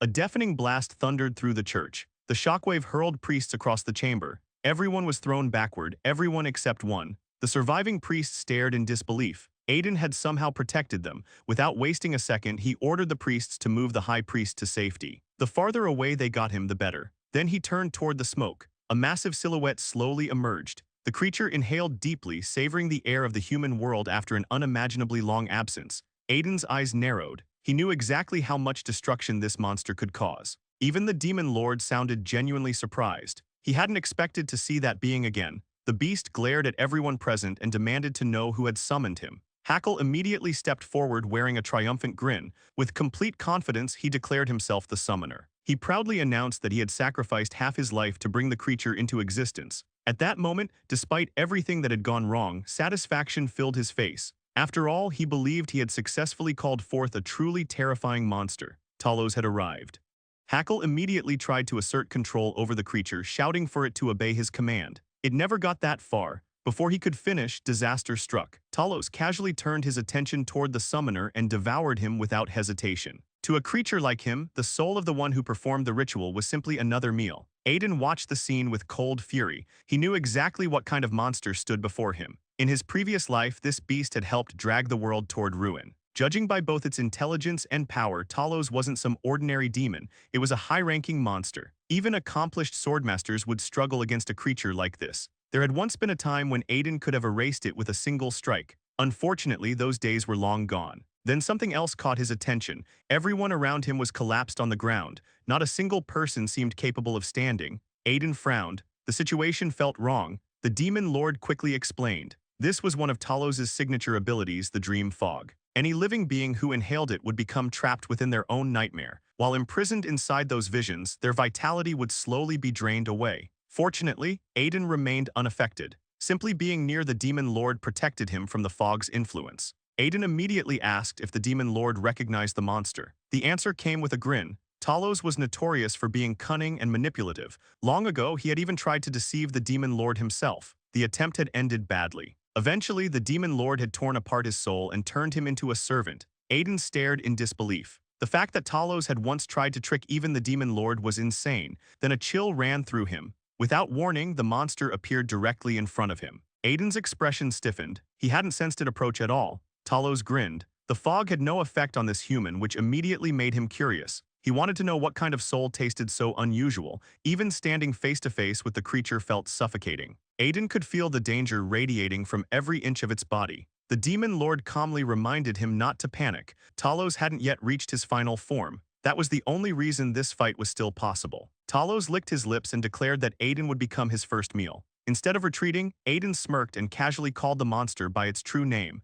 The reaction was immediate. Rage exploded across Talos's face. A mere human knowing his real name was an insult he couldn't tolerate. Aiden only made things worse. Mockingly, he remarked that plenty of people on the surface knew Talos's name. After all, he was nothing more than a mutt dragged around by the demon lord. The words struck deep. Malice flooded Talos's eyes. How dare a lowly human speak to a high-ranking beast like that? With a furious roar, he lunged. Aiden instantly leaped backward, vaulting through the air above the monster. Talos bellowed that he would make him experience the same agony of a shattered soul that he had once suffered. The statement left Aiden confused. He immediately demanded an explanation from the demon lord. The response wasn't reassuring. The demon lord admitted that he had once conducted soul experiments on Talos. He had repeatedly torn apart the beast's soul simply to see whether it could preserve its identity after multiple separations. Aiden froze for a moment. Then he shouted that the demon lord was completely insane. Unfortunately, there wasn't time to dwell on it. Too many people remained trapped nearby. He needed to move the battle elsewhere. Talos wasn't interested in allowing that. The monster rushed forward and unleashed another devastating strike. Aiden barely endured it. The force alone made him wonder whether this was truly only half of Talos's power.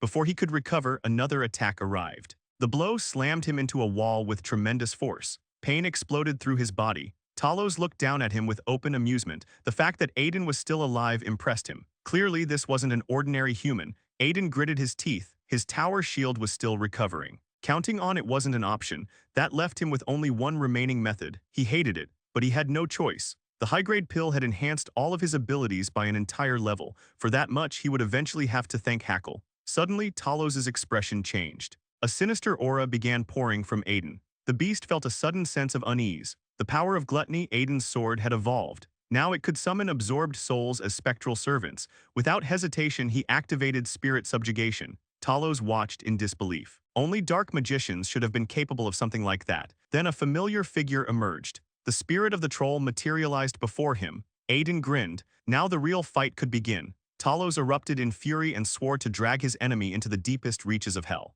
Elsewhere, far beyond the battlefield, Alice found herself standing in a place unlike anything she had ever seen. The surroundings were breathtaking, beautiful, peaceful. She looked around in confusion, unable to understand where she had arrived. Then someone appeared, the Lord of Holy Fire himself. The deity glanced at her and immediately admitted that it had been a very long time since he had met a human. In fact, he wanted to go back to sleep as quickly as possible. She should simply take the holy power and leave. Alice stared at him. Then she asked the obvious question. Was he really a god? The Lord blinked. Then he watched in disbelief as she pointed directly at him. Alice boldly informed him that she had suffered quite a lot because of him. As compensation, she expected repayment with interest included. The Lord couldn't hide his reaction. Demanding compensation from a god required a truly remarkable amount of audacity. He wondered what kind of person had influenced this child. Still, he was bored, and entertaining himself sounded appealing. Smiling, he promised to repay both this debt and another one connected to her previous life. Alice stared in confusion. She had no idea what he meant by a previous life.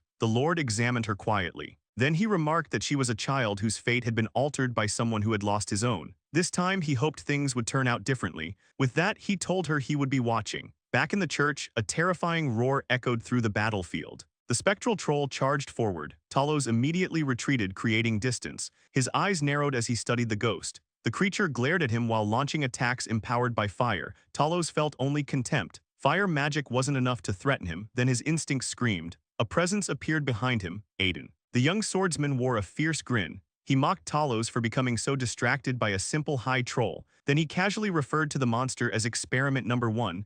Talos froze. He had completely forgotten about his real opponent. That mistake cost him dearly. A brutal strike slammed into him. Pain erupted through his body. Moments later, he crashed into the ground. Aiden landed lightly nearby. Looking down at the monster, he asked whether Talos truly thought he could ignore him while focusing on a troll. Talos roared in fury. One of his wings had been destroyed. An arm had been torn away. The humiliation was unbearable. He swore he would never forgive Aiden. The young swordsman only laughed. Maybe Talos should ask his master for replacement limbs. Perhaps he could even get a nice pair of angel wings. Then Aiden's grin widened. None of it mattered. The monster would soon be crushed anyway. Talos violently rejected the idea. The next instant, a massive explosion engulfed the battlefield. Aiden watched with satisfaction. At the same time, he apologized to the Demon Lord. It looked like he might need to find a new test subject. The Demon Lord snorted. Talos wasn't nearly fragile enough to die from something like that. Then Aiden saw it. The monster was regenerating. His expression stiffened. He knew Talos was powerful, but watching severed limbs regrow almost instantly was absurd.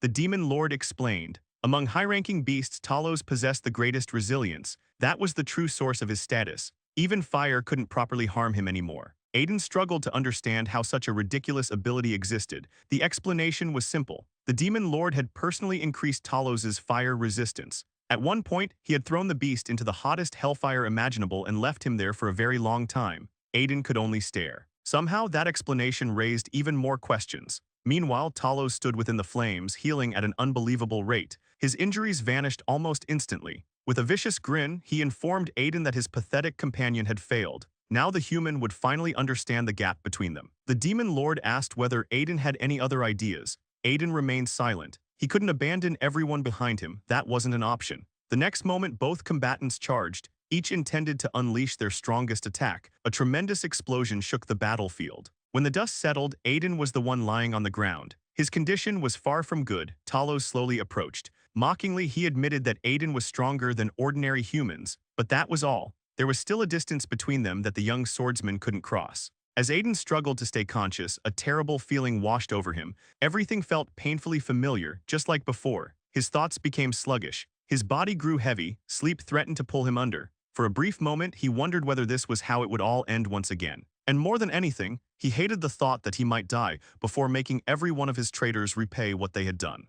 In that moment, more than anything, Aiden wanted to thank the people who had brought warmth back into his life. They were the reason he kept moving forward, the reason he refused to give up. This life was different from the last. He had people he cared about, people he genuinely wanted to protect. And because of them, he had already grown far stronger than the man he used to be. Talos stared down at him with a vicious grin and declared that dying at his hands should be considered an honor. Aiden let out a tired breath. For a brief moment, it truly felt like history was repeating itself. The end seemed unavoidable. Slowly, he closed his eyes. He thought that perhaps the last face he would ever see would be that of the Demon Lord. Then a voice cut through the darkness. The Demon Lord clicked his tongue and muttered that Aiden was arrogant, reckless, and painfully ignorant. Even so, there was still one thing he could do. He could borrow his power. The very next second, Talos froze. A violent tremor raced through the monster's body. Something had changed. Aiden was awakening the Demon Lord's authority. Fear instantly surfaced in Talos's eyes. The aura surrounding his opponent was unlike anything he had ever encountered. Aiden rose to his feet. Without even looking directly at the beast, he issued a simple command. Kneel. The effect was immediate. Talos gritted his teeth so hard it seemed they might shatter. His entire body trembled with rage. Yet despite all his resistance, he dropped to one knee. The monster could hardly process what was happening. A long-buried terror surged from the depths of his soul. Lowering his head even further, he admitted that he no longer knew who stood before him. To encounter such a being was an honor. The authority of a ruler was absolute. The one chosen to govern the lower world possessed power recognized by all creatures dwelling beneath it. Every being of that realm instinctively acknowledged its sovereign. Now, for the first time, Aiden was witnessing that authority with his own eyes. A grin spread across his face. The power was far greater than he had imagined. The Demon Lord awkwardly admitted that he suddenly understood how insignificant he truly was. After all, the entire world had once admired him. Still, he sighed. No matter how impressive this was, he wasn't at his peak anymore. Aiden chuckled. Nobody had asked the demon lord to save him, but since he had, a little praise was only fair. Calling him amazing immediately brightened the demon lord's mood.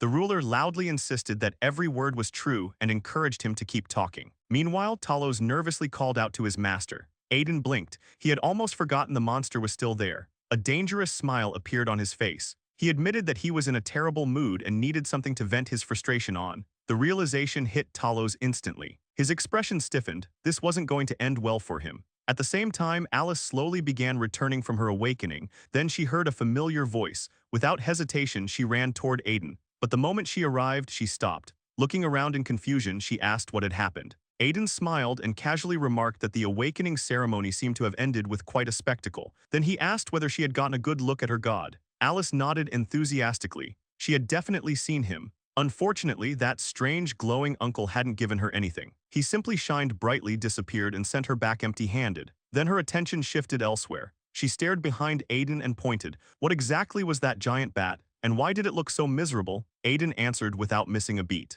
According to him, it was just a pet belonging to a friend. Everything was fine. The poor thing had simply lost a little game and was now resting. The demon lord immediately protested. Calling that ordeal a game felt incredibly disrespectful. Aiden decided it was best if Alice never learned the full story. The young girl carefully examined the battered creature. It looked like it had suffered quite a lot. Feeling sympathetic, she reached out and touched Talos. Then she instinctively released her holy power. The reaction was immediate. Talos screamed. His entire body felt as though it were burning alive. The mighty beast begged for mercy. He apologized repeatedly while writhing in agony. Aiden watched in stunned silence. There was no doubt anymore. Alice had truly awakened. The demon lord called out to him with an ominous tone. Aiden sighed. He already knew what needed to be done. Walking over to Alice, he gently asked her to close her eyes for a few moments. Once she did, he turned toward Talos. With a calm farewell, he gave his final command. His sword obeyed. Gluttony opened its jaws. Talos's eyes widened. He could hardly believe it. Even Beelzebub, the monarch of gluttony, existed in this world. Before he could react further, the sword consumed him completely. The monster vanished.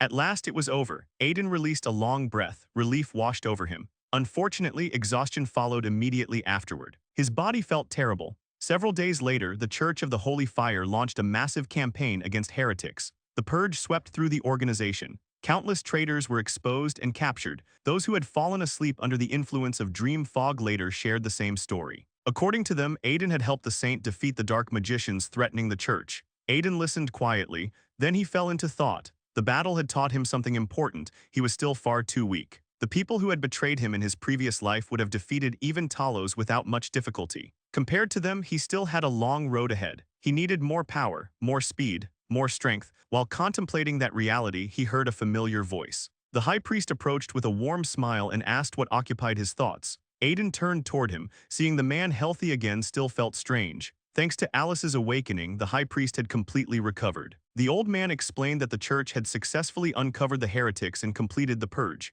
Aiden smiled. He was glad things had worked out. After all, he merely happened to be good at sensing dark mana. The high priest shook his head. That explanation wasn't enough. Then, before everyone present, he bowed. On behalf of the entire Church of the Holy Fire, he offered his gratitude. Without Aiden, he would have died. The missing saint would never have been found. The church itself might have collapsed. To them, Aiden was a savior. Aiden smiled awkwardly. He explained that he was simply repaying a debt owed to someone from the church. The high priest looked curious. Who exactly was this person? Aiden answered with a nostalgic smile. It was someone who had once helped him without asking for anything in return. Someone who believed that people didn't need a reason to help others. The high priest's expression brightened immediately. Knowing that one of his followers carried such values filled him with pride. Aiden quietly reflected on the past. The debt from his previous life had finally been repaid, with interest. Now they were even. After a pause, the high priest brought up another matter. He already understood why Aiden had come to the church in the first place. Alice was the future of the Church of the Holy Fire. Normally, she should remain there and receive the education she had missed. However, considering the tragedy years ago and everything that had recently happened,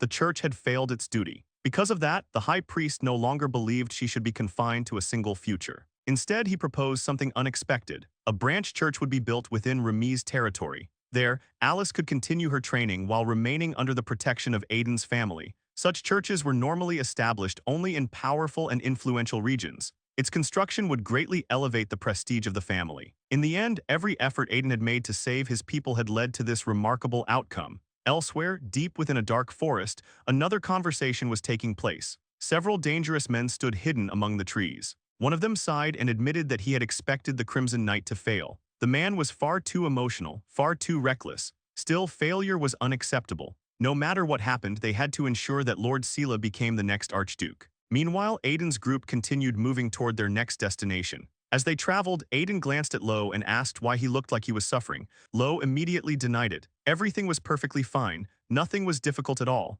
Aiden wasn't buying it. He reminded Lo that he had ordered him to lie low and track down Chaos members. Instead, the knight had ended up cursed with accelerated aging. Although they successfully captured everyone, they ultimately needed Alice's help to fix the problem. Aiden immediately declared that intense training awaited him once they returned home. Lo nearly choked on the announcement. Trying to change the subject, he asked what had happened to all the treasures the church had given Aiden before his departure. There had been quite a lot of them. Aiden casually produced a small, unimpressive pouch. Everything was inside. Lo stared at it. Then he froze for a moment. Was that really a spatial pocket? The artifact was incredibly rare. Items stored within it couldn't be damaged. The fact that his master had received something so valuable left him speechless. Aiden simply smiled. That wasn't even the only reward. The church had given him plenty of useful things. Then he reached into the pouch and pulled out a small egg. Curiously, he asked Lo if he knew what it was. The knight examined it carefully. At first glance, it resembled an ostrich egg, but the enormous amount of mana contained inside immediately ruled that out. Whatever was inside that shell, it was definitely not an ordinary bird. Aiden casually explained that he had found the egg inside a strange room alongside an equally strange book, so he simply took both of them. Lo immediately pointed out that the book was probably the key to understanding what the egg actually was. Aiden had already considered that possibility. The problem was that the entire thing was written in a language he couldn't recognize. Then the knight narrowed his eyes and asked a very specific question. Had Aiden truly found those items, or had he stolen them? Aiden immediately looked away. With the confidence of someone who knew exactly how suspicious he sounded, he insisted that it wasn't theft. He had merely discovered a room that looked abandoned. No one seemed to have entered it for years. On top of that, the place radiated a strange aura. Lo nearly lost his mind. He loudly reminded his lord that people weren't supposed to casually borrow mysterious artifacts from one of the continent's major churches. Some time later, the group finally reached their destination. The freezing air immediately greeted them. They had arrived in Hammert, the capital of the Cetus Margraviate. Lo glanced around before turning toward Aiden in confusion. If they were heading home, why had they come here? Aiden blinked. He never remembered saying they were returning home. The knight stared at him. Earlier, Aiden had specifically mentioned that intense training would begin once they got back. Aiden raised an eyebrow. From the way Lo kept bringing it up, it almost sounded like he was eager for hellish training. The knight hurriedly denied that accusation. Still, he couldn't understand why they were here. Did Aiden intend to meet the Margrave? Aiden confirmed that he did. However, that wasn't his main objective. His real destination was the Forest of Death. According to information he had gathered, a particular species of ant lived there. Those ants were an essential ingredient for creating a top-tier elixir. As they approached the gates, heavily armed guards stepped forward and blocked their path. One of them informed the visitors that they had entered Cetus territory. The Margrave was currently absent. Because of that, outsiders weren't being allowed inside. Without a prior appointment, they would have to leave. Lo immediately stepped forward. Unable to tolerate the disrespect, he loudly introduced Aiden as the eldest son of Duke Remes. They had come to meet the Margrave. The guards should open the gates immediately. The moment Aiden's name was mentioned, the atmosphere worsened. The knight's expressions darkened instantly. Aiden couldn't understand why they seemed even angrier than before. The demon lord, however, understood perfectly. To these people, Aiden wasn't a respected noble. He was the thief who had walked away with the Cetus family heirloom. The scoundrel who had beaten their young lord in front of the entire royal banquet. Aiden froze for a moment. He had honestly forgotten how that situation looked from their perspective. Still, he figured he could probably use that reputation to his advantage. The demon lord immediately became nervous. Whenever Aiden started smiling like that, trouble usually followed. Aiden casually asked whether they would allow him inside if he displayed a sword that technically belonged to someone from this estate. The moment the guards saw the weapon, irritation flashed across their faces. One of them stiffly repeated that the Margrave wasn't present. Aiden would have to come back another time. Aiden then asked whether Tyne was available. The guard restrained his frustration and answered that the young master was busy. Without an appointment, there would be no meeting. If they continued causing problems, force would be used. Lo looked ready to explode. He couldn't believe these men were speaking to his lord this way. Aiden calmly stopped him. Then he nodded. Apparently, there was nothing they could do. Turning around, he began walking away. The guards watched him leave with satisfied expressions. They believed the problem had finally resolved itself. A few minutes later, Aiden suddenly stopped. Lo immediately sensed disaster approaching. He asked what his lord was planning. Aiden flashed a grin. If an appointment was required, he would simply arrange one himself. The guards exchanged confused glances. They assumed he intended to make some kind of scene. Then Aiden took a deep breath. The next second, his voice thundered across the entire estate. He loudly asked Tyne how his head was feeling after Aiden had beaten all the nonsense out of it. Until that moment, the fortress had stood peacefully. Then everything changed. A roar erupted from somewhere inside. The entire estate seemed to shake. Everyone present clearly heard Tyne's furious response echoing through the grounds. Aiden smiled with complete satisfaction. Now he had an appointment. The guards slowly turned around. Sure enough, a familiar figure was already charging toward them at frightening speed.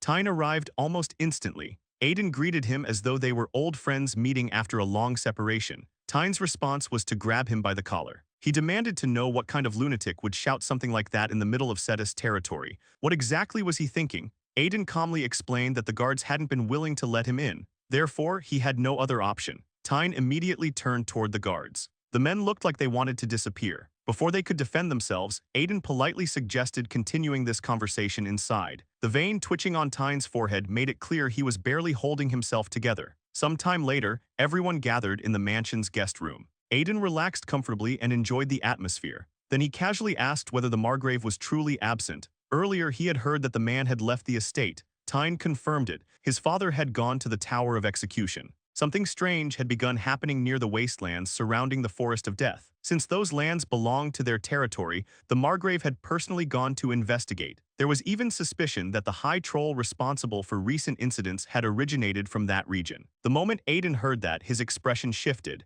He remembered this period from his previous life. This was around the time the first signs of a major disaster had begun appearing. Soon, catastrophe-class monsters would emerge. Among them would be the Berserker Dragon. Back then, he had been so busy fighting one disaster after another that he never learned the true cause behind their appearance. This time was different. Now he possessed knowledge he lacked before, and that meant he needed to become much stronger. If possible, he intended to discover the source and prevent those disasters before they spiraled out of control. Tyne eventually brought the conversation back on track and asked why Aiden had come. Aiden answered honestly. He needed access to the Forest of Death. Tyne stared at him. Did he even understand what kind of place that was? The forest was saturated with poison. Undead creatures wandered freely. Venomous plants covered the land. Monsters lurked everywhere. Aiden simply smiled. That was exactly why he wanted to go. A rare poisonous plant only grew there. He needed it. Tyne rubbed his forehead. He had already accepted that Aiden was crazy, yet somehow this managed to sound even worse. Unfortunately, there was another problem. Entering the forest wasn't possible right now. The Forest of Death truly lived up to its name. It was a land overflowing with danger. Even so, people still survived there. Criminals, refugees, and those unable to pay taxes often fled into the forest. Over time, entire communities formed. Villagers cleared sections of land, cultivated crops, and built small settlements among the dangers. Recently, however, a group of bandits had appeared. According to reports, they intended to attack one of those villages. Even worse, people had been disappearing ever since the gang arrived. The Margraviate strongly suspected a connection. As a result, knights were preparing to enter the forest and eliminate the threat. Those villagers belonged to Cetus territory. Abandoning them was never an option. Aiden quietly looked away. That situation was worse than he expected. Tyne knew Aiden could be infuriating, yet despite everything, he could clearly see genuine concern in the young man's eyes. For a brief moment, he wondered if there was more humanity inside Aiden than people realized. Meanwhile, Aiden was fighting an entirely different battle in his head. If those bandits discovered the ants before he did, everything would fall apart. The creatures would inevitably be captured and sold. The elixir he desperately needed would disappear. He couldn't allow that to happen. At the same time, innocent villagers needed help. Ignoring them wasn't an option either. The demon lord immediately noticed where Aiden's thoughts were headed. Aiden turned toward Tyne, then his expression brightened. With a cheerful smile, he announced that he would help. They could hunt the bandits together. Some time later, everyone gathered near the fortress gates. Aiden looked toward Lo and casually told him to stretch properly before departure. Several nearby knights immediately frowned. One of them stepped forward. He requested permission to speak. Then, with very little respect, he questioned whether Tyne was seriously planning to bring these outsiders along. Tyne's expression hardened. He calmly asked the knight to repeat what he had just said. The man didn't back down. According to him, the visitors looked weak, clumsy, and completely useless. They would only slow everyone down. More importantly, Aiden had humiliated both their lord and their young master. The knight couldn't understand how any loyal Cetus warrior could willingly travel alongside him. Tyne stared directly into the man's eyes. Then he asked a simple question. Was a knight's wounded pride truly more important than the suffering of their people?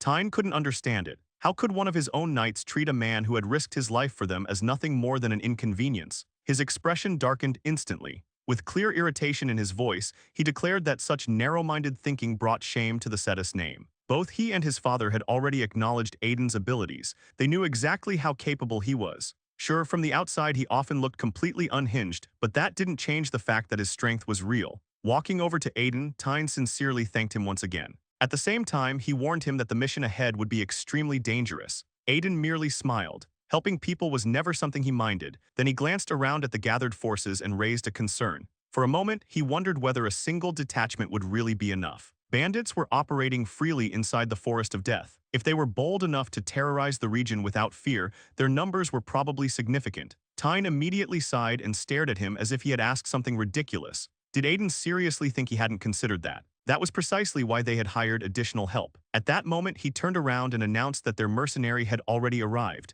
The instant Aiden saw the newcomer, he froze for a moment. This was his first time meeting her. Even so, he immediately understood where she came from. He asked the Demon Lord if he could sense her aura. The Demon Lord quickly realized who stood before them. The young woman introduced herself with a bright smile. She was a servant of the god of slaughter. Lo blinked several times before asking if Tyne had actually hired a priestess from the Divine Slaughter cult. Aiden chuckled. Out of all places, Tyne had somehow found a mercenary there. Tyne shrugged and said the rumors surrounding her weren't entirely wrong. People often described her as aggressive. Yet after getting to know her, she turned out to be surprisingly gentle. Aiden nodded thoughtfully. That had been his first impression too. Lo stared at his master in confusion. Aiden simply assured him that he would understand eventually. Luna stepped closer and greeted Aiden warmly. She had heard quite a lot about him. Aiden returned the greeting and introduced himself. Then he casually mentioned that it had been a long time since he had worked alongside someone from the Divine Slaughter cult. Curious, Luna asked if he knew any of her brothers or sisters. Aiden smiled. Beneath that smile, however, a trace of restrained irritation lingered. He admitted that he did. In fact, he had worked with one particular member for a very long time. Unlike Luna, that person had been extremely quiet and reserved. Luna laughed and explained that most priests of their faith worked as mercenaries during their pilgrimages. They had probably crossed paths more than once. Then, with her usual enthusiasm, she declared that it must be fate. Together, they would punish evil. Aiden knew exactly what kind of organization the Divine Slaughter cult was. It stood among the continent's three major holy religions. Their entire doctrine revolved around combat. If Luna truly belonged to that faith, ordinary bandits wouldn't pose much of a challenge. Seeing everyone assembled, Tyne finally gave the order. It was time to enter the forest. Some time later, the group stepped into the Forest of Death. A strange silence blanketed the entire region. The deeper they walked, the more unnatural it felt. Aiden carefully observed his surroundings. At first glance, the forest didn't appear much different than usual. Tyne explained that local villagers had cleared a safe route through the area. Without those paths, travel would be nearly impossible. Still, something felt wrong. Aiden frowned slightly. There was an unpleasant sensation hanging in the air. Turning toward the Demon Lord, he asked whether he felt it too. The Demon Lord snorted. He had noticed it long ago. According to him, an ominous energy was seeping upward from beneath the ground itself. It felt eerily similar to the underworld. He hadn't sensed anything like it in ages. For once, the Forest of Death truly deserved its name. Even he found it remarkable that ordinary people managed to survive in a place overflowing with poisonous and malevolent energy. The situation made him suspicious. Perhaps the rabbit had intentionally sent Aiden somewhere this dangerous. The thought irritated him enough that he promised himself revenge later. Aiden eventually shifted his attention toward Tyne. There was something else bothering him. Would everything really be okay? Tyne looked confused and asked what he meant. Aiden reminded him that the Margrave wasn't exactly fond of mercenaries. Luna might be a pilgrim of the Divine Slaughter cult, but she was still a hired sword. Wouldn't that cause problems? Tyne considered it briefly. If his father found out, there would definitely be consequences. Still, none of that mattered right now. People were suffering. This wasn't the time to be selective. Besides, when it came to hunting bandits, mercenaries often had more practical experience than knights. Viewed from that perspective, the decision made perfect sense. Aiden stared at him for a moment. To his surprise, the young lord was actually making intelligent points. Clearly, he wasn't nearly as stubborn as his father. The moment Aiden voiced that opinion, Tyne's face twitched. The compliment somehow turned into an argument almost immediately. The two began bickering as they continued walking. After traveling for some time, one of the scouts announced that they were approaching the first village. Then everyone saw it, and the atmosphere instantly changed. The sight ahead left the entire group frozen. Several people instinctively began praying. Aiden felt his expression stiffen. They were too late. The Forest of Death contained 5 villages in total. The first one was gone, nothing remained except ruins and ashes. Every building had been reduced to rubble. No survivors appeared anywhere. A grim silence settled over the group. Without wasting time, they moved toward the second village,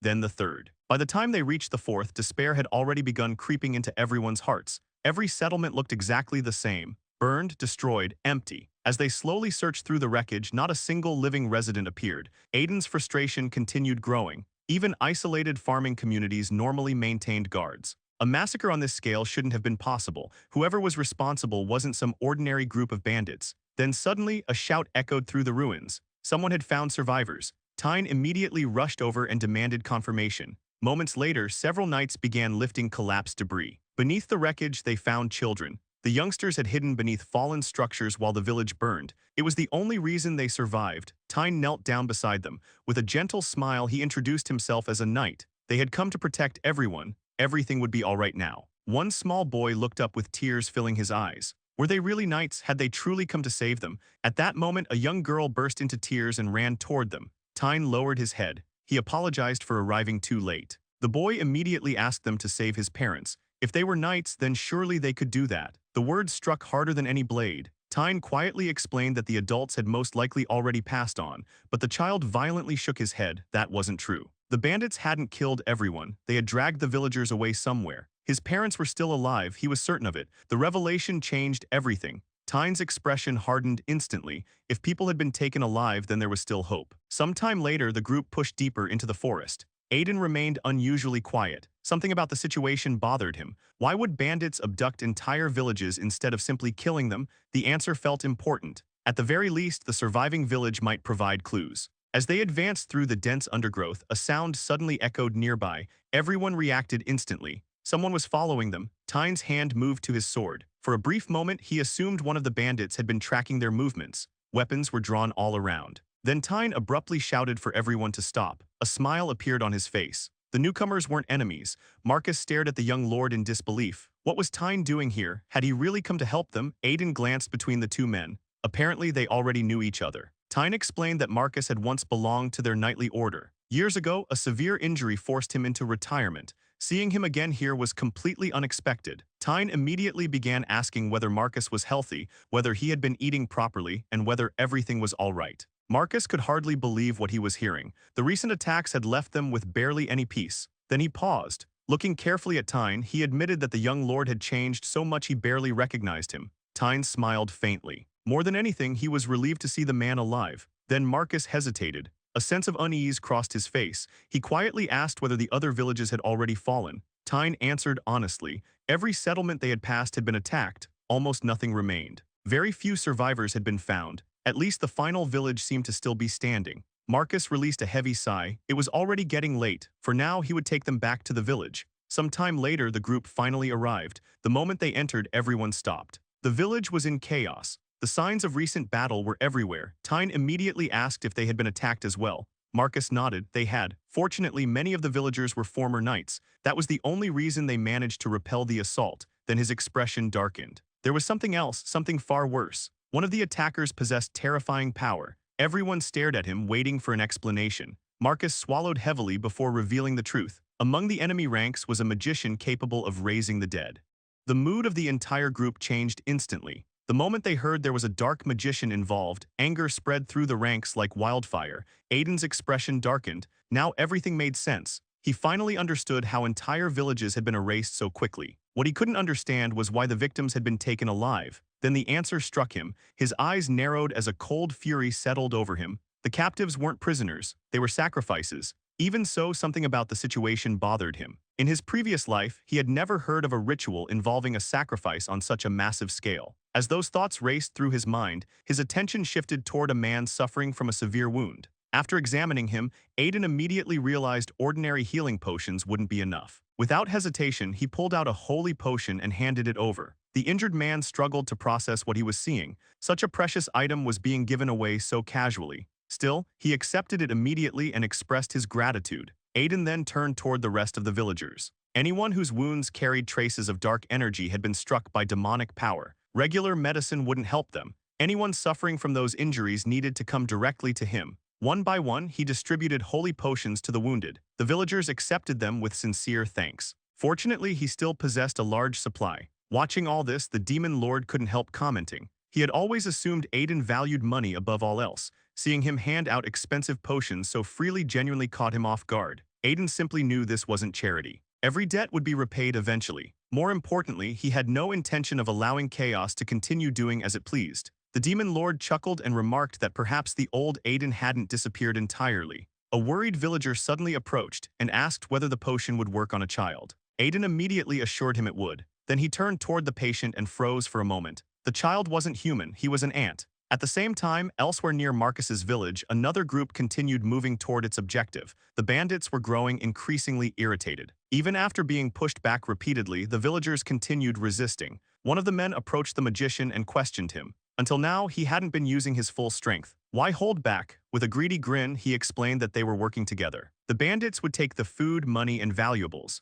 The people themselves could belong to the magician. The magician let out a long sigh. To him, they were fools. All they possessed was brute force and loud mouths. He ordered them to transport the captives to the location he had specified earlier. The bandit leader clenched his teeth. Things weren't unfolding according to his expectations. Still, he remained silent. Once everything was over, he intended to dispose of the bandits as well. After all, more bodies meant more material for his research. Some time later, the ant child slowly regained consciousness inside one of the village houses. His eyes opened cautiously. He had no idea where he was. Aiden sat nearby and calmly asked whether he was feeling all right. The child immediately recoiled. Tears filled his eyes as he begged not to be eaten. Trembling from head to toe, he insisted he wasn't tasty and pleaded for his life. Aiden sighed. He had absolutely no intention of eating him. The demon lord, however, found that difficult to believe. Considering Aiden's expression, the child probably had every reason to panic. Aiden insisted he wasn't going to eat him. Then, under his breath, he casually referred to the boy as his elixir. The child burst into tears again. He desperately explained that ants were poisonous and anyone who ate them would suffer for it. Ignoring the panic, Aiden opened a small pouch and offered him food. The boy stared in disbelief. Was he really allowed to eat it? Aiden smiled and assured him he could eat as much as he wanted. After all, he didn't need the bone powder. Moments later, the boy was happily eating. Aiden found it slightly surprising that the remains of a lick suited his taste so well. Still, if the child liked it, that was good enough. The demon lord reminded him that he had warned him earlier. That powder would eventually prove useful. Once the boy calmed down, Aiden began asking questions. How had he ended up wounded and unconscious in the forest? The child suddenly became anxious. He immediately asked about the others who had escaped with him. Aiden explained that the villagers found him alone in the forest. No one else had been seen. The boy couldn't hide his confusion. That shouldn't have been possible. Aiden gently pressed further. If the boy knew what happened in the forest, he needed to tell them. Only then could they help. The child hesitated. His parents had always warned him not to trust strangers. Before he could answer, Aiden heard noise outside. His expression hardened immediately. The bandits had returned. Turning toward the boy, he explained that staying silent wouldn't help anyone.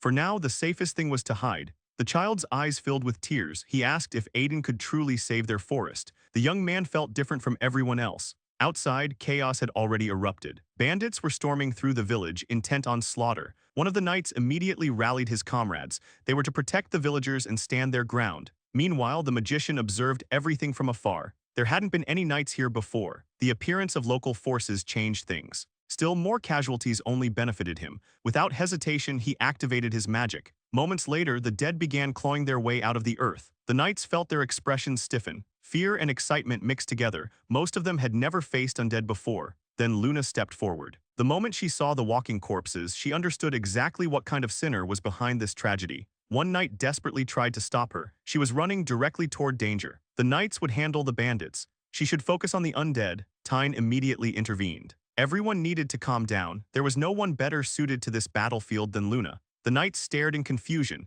The enemy numbers were overwhelming. Tyne simply shook his head. They didn't understand. Luna might look like a gentle angel, but she was a warrior devoted to slaughter. The priests of her faith existed to deliver death in their god's name, and that was exactly what she intended to do. A fierce grin spread across Luna's face. She charged forward without hesitation. The next moment, a deafening roar echoed across the battlefield. An explosion followed. Watching from afar, the magician's expression twisted with rage. Where had this woman come from? Luna raised her weapon and offered a prayer to the god of slaughter. She called upon his authority and released her power. Then she attacked. Her strike tore through the battlefield and scattered the undead in every direction. The magician could hardly believe it. A single seemingly fragile girl had just obliterated his entire undead force. Furious, he gathered his dark mana and unleashed a concentrated attack directly at her. The spell raced forward. Luna saw it instantly, then she vanished. The magician froze. His target had disappeared completely. But Luna had no intention of retreating. She reappeared behind him.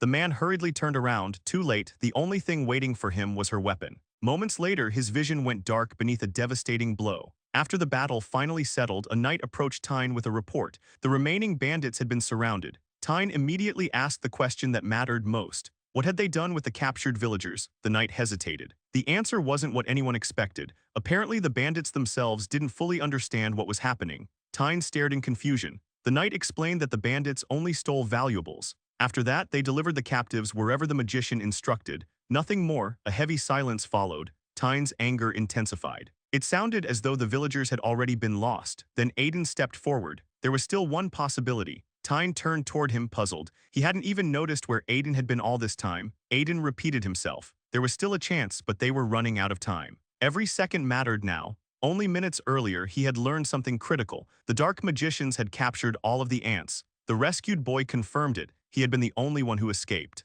Not only were members of his tribe imprisoned, but human captives were being held there as well. Aiden fell silent as he considered the implications. Why gather humans and ants together? Either they were preparing a large-scale summoning ritual, or they intended to turn everyone into undead. Neither possibility was acceptable. Rage burned inside him. He couldn't allow it to happen. More importantly, he absolutely refused to let anyone touch his precious elixir. Tyne was equally furious. He couldn't understand what the dark magicians were planning. Aiden explained that the boy didn't know the details. Then Tyne asked the obvious question. If they knew the captives were alive, how would they find them? Aiden answered immediately. One of the escapees had revealed the location of the hideout, and he intended to go there himself. First, he would confirm everything with his own eyes.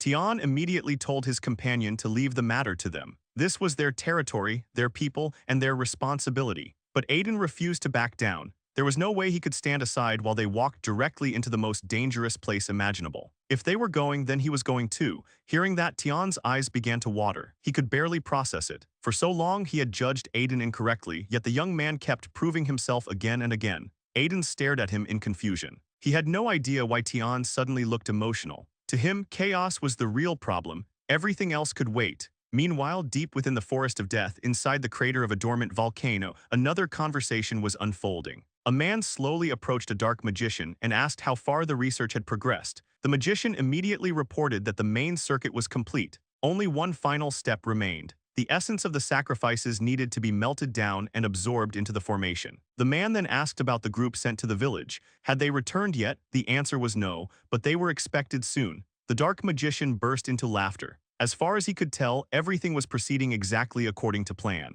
Once the others returned, he would gain even more material for his creation. And when the ritual was finally completed, his lord would move one step closer to achieving his goal. The man nodded. Of course, that was the reason for all of this. He intended to pave the road for his master to become the next Grand Duke, no matter the cost. Sometime later, Aiden learned something important. The ant village hidden within the extinct volcano had indeed been captured. The demon lord couldn't hide his confusion. Even he hadn't expected the Night King's influence to stretch this far. Earlier, the rescued boy had finally revealed the name of the person responsible. The moment Aiden heard it, his expression darkened. According to the boy, that man and his dark magicians had attacked the village, cut down the guardian tree, and imprisoned everyone. Aiden's anger immediately flared. Just like the Crimson Knight, Dars was one of Seela's loyal hunting dogs. Now he needed confirmation. He had to see everything with his own eyes. Originally, he intended to bring only the boy on a quiet reconnaissance mission. Instead, everyone insisted on coming. That already irritated him,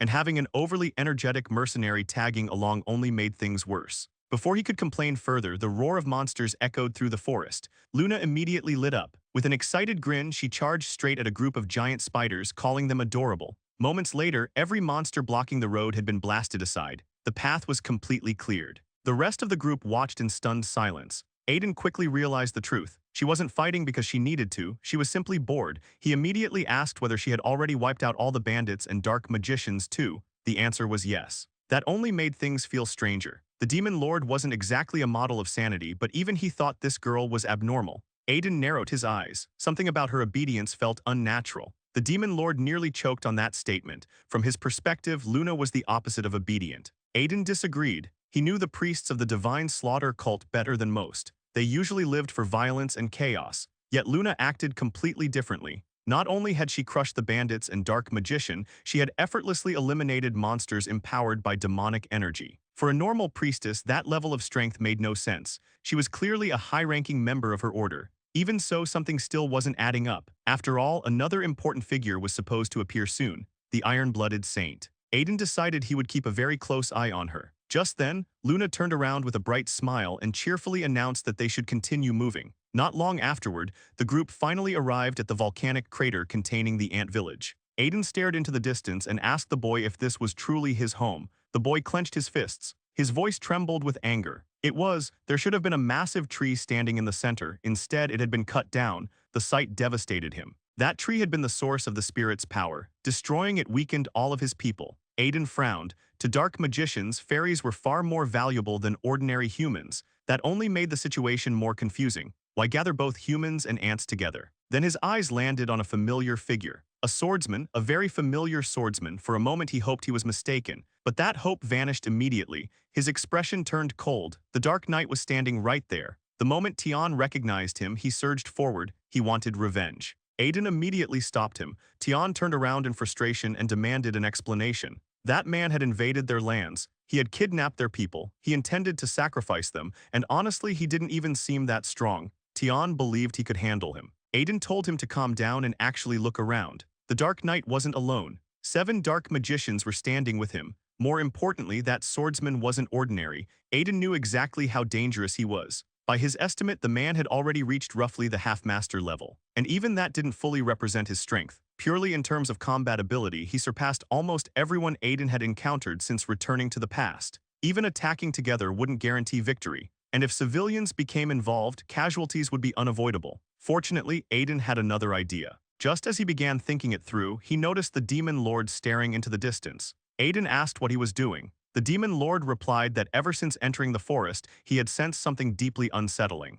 Aiden sighed and told him the only unsettling thing at the moment was his face. The demon lord immediately exploded with irritation. Still, he insisted that ordinary people would never notice what he had found, but he recognized it instantly. Aiden finally asked what he had discovered. A wicked grin spread across the demon lord's face. Then he revealed everything. The moment Aiden heard it, his expression changed. A wave of understanding washed over him. All the strange pieces finally clicked together. The inconsistencies, the unusual movements, the hidden motives, everything connected. And more importantly, he suddenly realized he could use it to his advantage. Turning toward the others, he announced that he had a plan. Tian immediately asked whether he truly knew how to solve this situation. Aiden ignored the question and looked toward the ant boy. Did he really know every corner of the forest? The boy immediately answered yes. Aiden then asked something else. Did he truly want to save his people? The answer came without hesitation. Of course he did. He was willing to risk his life for them. Aiden's grin widened. He asked if he was absolutely certain, because once those words were spoken, there would be no taking them back.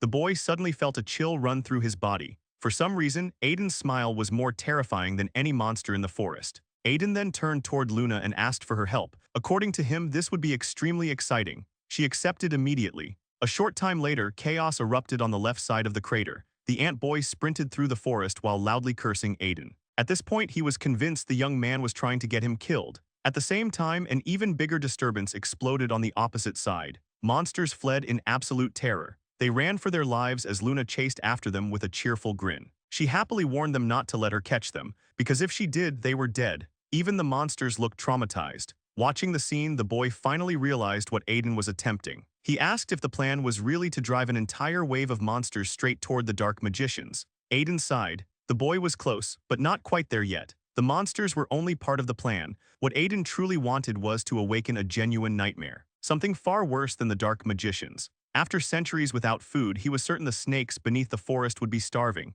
As the realization settled in, the boy began trembling. Aiden asked whether he was afraid. Without raising his head, the boy quietly insisted that fear wasn't the problem. What he felt was anger and shame. If his people had been stronger, none of this would have happened. Aiden told him not to carry that burden. The people responsible would pay for everything, every last thing. Then Aiden suddenly smiled. He realized he still didn't know the boy's name. The child blinked in surprise before introducing himself. His name was Isses. Aiden released a portion of his power and asked if Isses remembered their earlier conversation in the village. Back then, Aiden had asked what reward he would receive if he risked himself to save the ants. After thinking about it for a long time, Isis had finally answered. If Aiden truly saved them, then he could have as many tears as he wanted. After all, among humans, ant tears were said to be incredibly valuable.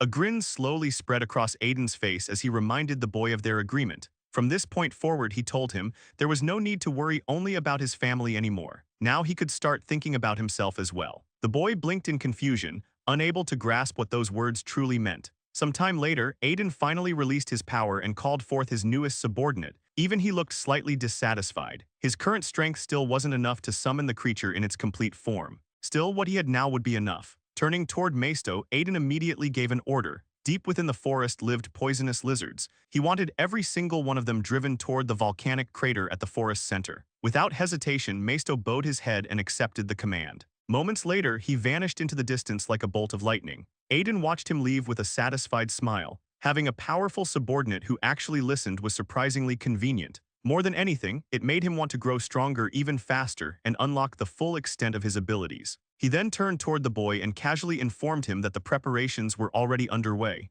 The boy stared in confusion and asked where they were heading next. Aiden smiled. It was time to fulfill the promise he had made, which meant they were going to save his family. Meanwhile, silence hung heavily over the crater inside the extinct volcano. Dars couldn't shake an uneasy feeling. There was still no word from the group sent to the village. For a moment he wondered whether they had been wiped out. Then he dismissed the thought that should have been impossible. Yet moments later his expression stiffened. The surface of a perfectly still body of water suddenly rippled. Something was approaching, and he did not like it. Instinctively he reached for his sword. Then he turned and noticed a figure in the distance. At first he assumed it was one of the thieves, but as the figure came closer his confidence disappeared. The full scene finally revealed itself, and for the first time genuine alarm crossed his face. Monsters, an entire wave of them. Immediately he shouted for everyone to protect the laboratory. At the same time, Tian charged forward with tears burning in his eyes. His voice echoed with pure rage as he swore that the moment he reached Dars, he would kill him. Dars could hardly believe what he was seeing.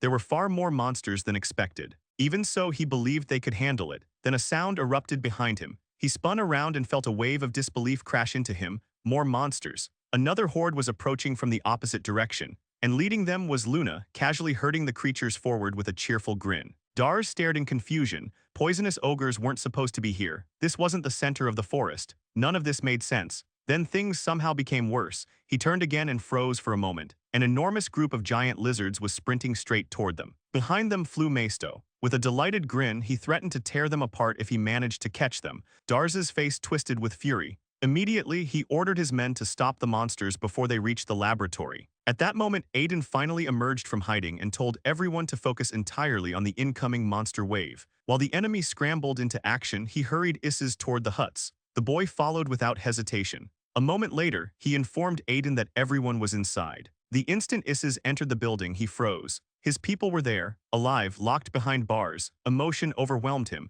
He immediately shouted that he had come back for them. The prisoners rushed toward him in disbelief. They could hardly believe he had truly returned. With a small smile, Isis reminded them that he had promised he would. Then confusion replaced his relief. Why were only they still here? Where had everyone else gone? The answer hit him like a hammer. The bandits had claimed the others would be used as sacrifices. Then they dragged them away. The boy lowered his head. His shoulders slumped. He believed he had arrived too late. Aiden immediately cut that thought apart. This wasn't his fault. If anything, it was proof of how unforgivable their enemies truly were. He instructed everyone to step back against the wall. Then, with a single strike, he sliced through the bars. The prisoners looked at their rescuer with a mixture of fear and gratitude. Aiden wasted no time. He understood this wasn't the moment for long conversations, but he needed answers. He asked if anyone knew where the captives had been taken. If he found that location, he would finally understand what the dark magicians were planning. Outside, the battle continued to intensify. Steel clashed. Monsters roared. Above ground, chaos consumed everything.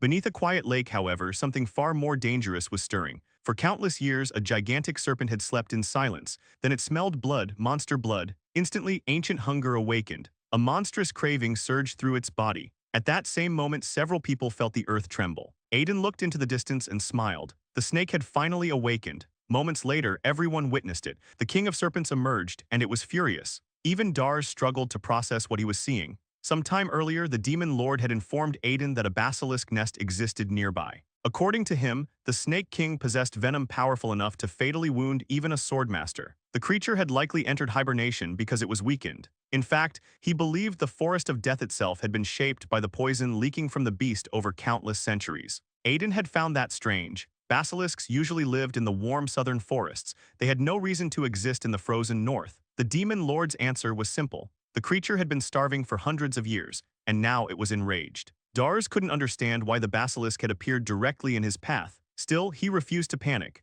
No matter what happened, he believed no one could stop his master's plans. With that conviction, he rushed toward the monster. Elsewhere, the dark magician remained focused on his masterpiece. To him, the monster wave was a blessing. Every corpse created during the battle would become additional material. Monsters, humans, it didn't matter. All of them would help complete the ruby even faster, and once it was finished, he believed his master would finally acknowledge him. Then Aiden arrived. His eyes immediately locked onto the stone. Something about it felt wrong. It wasn't an ordinary gemstone. The magician noticed him and felt a sudden sense of unease. But before he could react, a powerful strike smashed into his head. Earlier, the prisoners had explained that countless victims were being sacrificed to create a single stone. Now Aiden was finally looking at it. The ruby, the very object he had heard about before. He still had no idea why such a thing existed. Curiosity got the better of him. So he reached out and touched it. The moment he did, brilliant light erupted. Aiden stared in confusion. Then a notification appeared before him. The conditions for a hidden item had been fulfilled. An unfinished ruby had been absorbed by the user. Aiden blinked. He had no idea what that meant. Nothing felt different. Nothing seemed to have changed. The system only informed him that the ruby remained incomplete. That explanation somehow created even more questions. He didn't know what the item was. He didn't know why it had entered his body. And he certainly didn't know how to remove it. With a long sigh, he concluded that it was simply another piece of baggage to carry around. The demon lord immediately exploded in outrage. Apparently being compared to baggage was deeply offensive. Aiden instantly denied saying anything like that and attempted to change the topic. They still had work to finish. The demon lord wasn't fooled for a second. Meanwhile, above ground, the battle had become a struggle for survival. The basilisk rampaged through everything in its path. Dars gritted his teeth in frustration. The poisonous fog restricted his movements. He knew his master could have ended this creature with a single strike. Unfortunately, he wasn't his master. He was alone, and his opponent was terrifyingly powerful. Still, a thought entered his mind. If he could overcome this battle, perhaps he would finally move one step closer to reaching his master's level. Gathering every ounce of strength he possessed, he launched himself forward. The attack connected. A devastating blow. The basilisk collapsed. Breathing heavily, Dars dropped to one knee. For a brief moment, satisfaction filled him. Maybe he really was getting closer. Then a familiar voice reached his ears. Aiden calmly congratulated him. He had finally become a sword master. But at the same time, Aiden informed him that this was goodbye. Dars's expression tightened. He spun around, having never sensed anyone approaching, but it was already too late. A blade struck him. The impact was overwhelming. Agony surged through his entire body. He couldn't even understand what had happened or who was standing before him. Aiden met his gaze coldly. Then he revealed his identity. He was the man whom Dars's master had once called a comrade.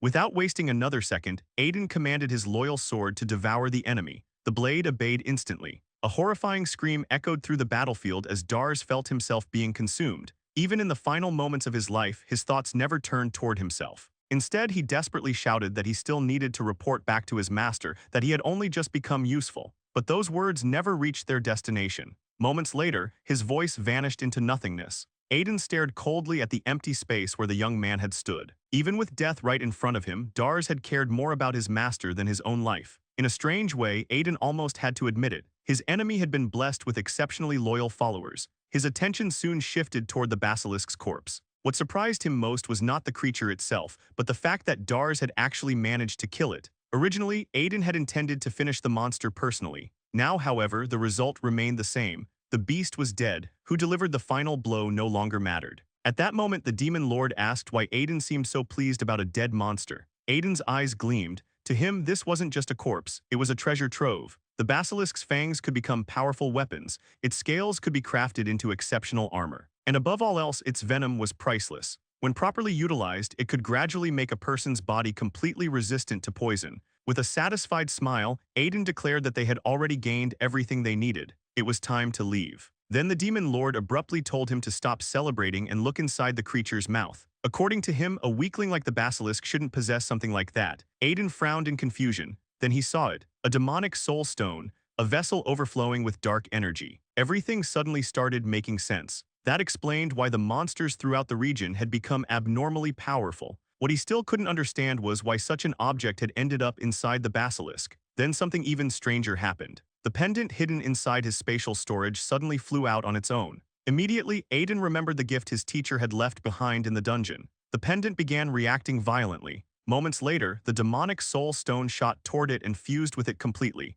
Aiden stared at the pendant. Could the stone have originally belonged to it? A notification appeared before him. The pendant's properties had changed. It now increased both magical power and dark element affinity. More importantly, it had become soul-bound. As long as its owner remained alive, it could never be removed. Aiden's expression stiffened. He had somehow ended up with a dark magician's artifact permanently attached to him. Instantly, he demanded that the thing be removed. No one had asked for his opinion before sticking it to his soul. Unfortunately, the pendant disagreed. Moments later, it appeared directly on his chest. Aiden could hardly believe it. The artifact seemed to have a will of its own. For quite a while, he fought a losing battle against a piece of jewelry, desperately trying to tear it off while completely ignoring his surroundings. Then a familiar figure suddenly appeared. Rabbit arrived with his usual cheerful smile and enthusiastically congratulated him for clearing the dungeon. The moment Aiden looked up, however, the merchant felt a sudden sense of unease. The young man before him looked ready to commit murder. Aiden immediately focused on one specific phrase: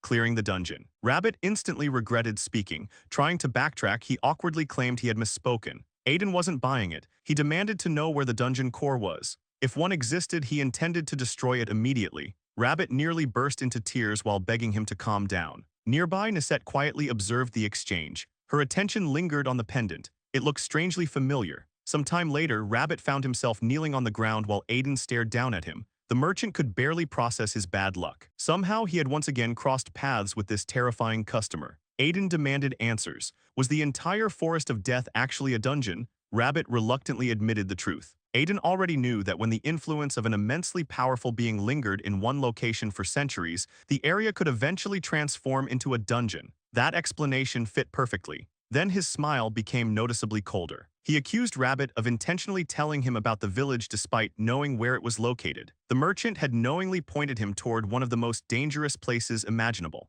Aiden wanted to know how he dared to treat one of his most valuable customers that way. Rabbit stared in confusion. He couldn't understand how Aiden had figured it out. Quickly, he tried claiming it was all a misunderstanding. Aiden casually replied that if it truly was a misunderstanding, then everything was fine. However, he also mentioned that perhaps the chief trader should hear about a certain rabbit's behavior. Rabbit immediately froze. How did this human know about the chief trader? Aiden's grin widened. Then he calmly asked whether Rabbit wanted to gamble his career on the outcome. Would he still keep his position afterward? The merchant broke instantly. Lowering his head, he begged for forgiveness and promised to do anything necessary to make up for his mistake. Aiden listened patiently, then he declared his condition. He would forgive everything, but only if Rabbit signed an exclusive contract with him. The merchant was left speechless. That was not a simple request. Merchants could only sign one exclusive contract during their entire lives. Afterward, every item obtained from dungeons had to be sold through that merchant. In exchange, the merchant was required to guarantee absolute confidentiality and fulfill virtually any request from the client.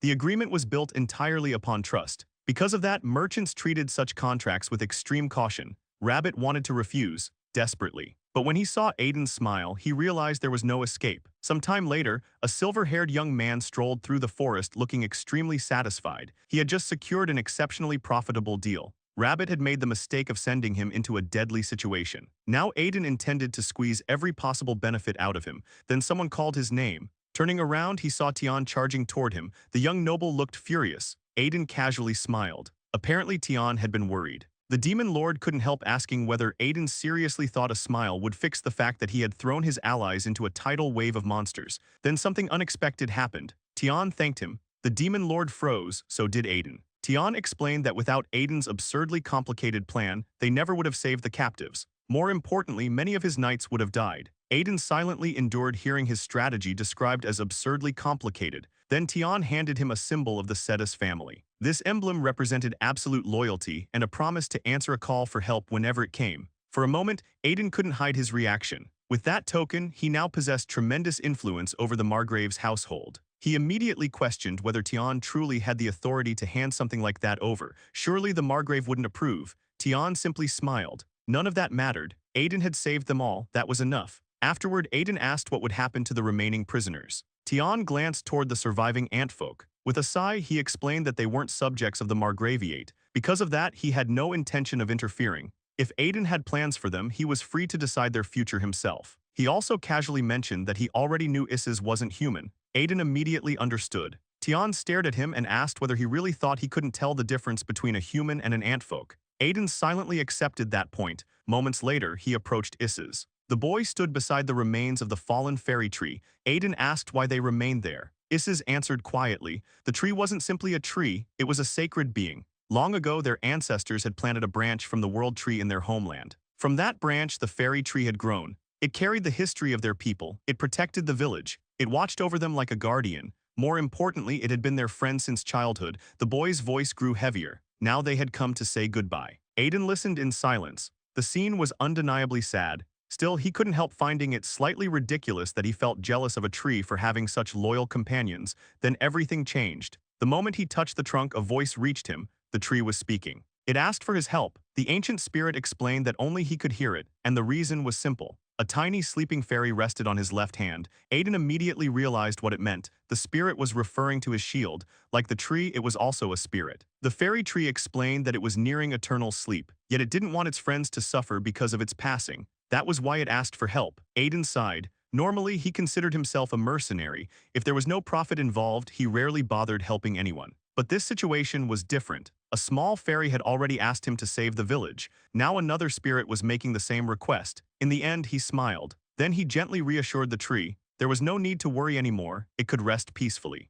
At that moment, the ancient spirit expressed its gratitude and bestowed a blessing upon Aiden. The instant it happened, something strange unfolded. A mysterious aura wrapped around him, unlike anything he had ever encountered before. Everyone nearby watched in stunned silence. The fairy tree had personally blessed him. Then another surprise followed. Aiden suddenly found himself holding an unfamiliar object in his arms. The boy smiled brightly and explained what it was. The tree had left behind a seed. With it, they could one day restore everything that had been lost and grow the fairy tree once more. Aiden could hardly believe it. That outcome had never crossed his mind. But before he could process it, he noticed everyone staring at him with unusually intense expressions. The attention made him visibly unsettled. He couldn't understand why they were looking at him that way. Then someone revealed the reason. Anyone chosen by the fairy tree's blessing became the leader of the tribe. For a second, Aiden completely froze. That was absolutely not part of the plan. The next moment, every Antfolk member bowed and welcomed their new chief, loudly declaring that they would follow him from now on. Aiden's mood instantly crashed.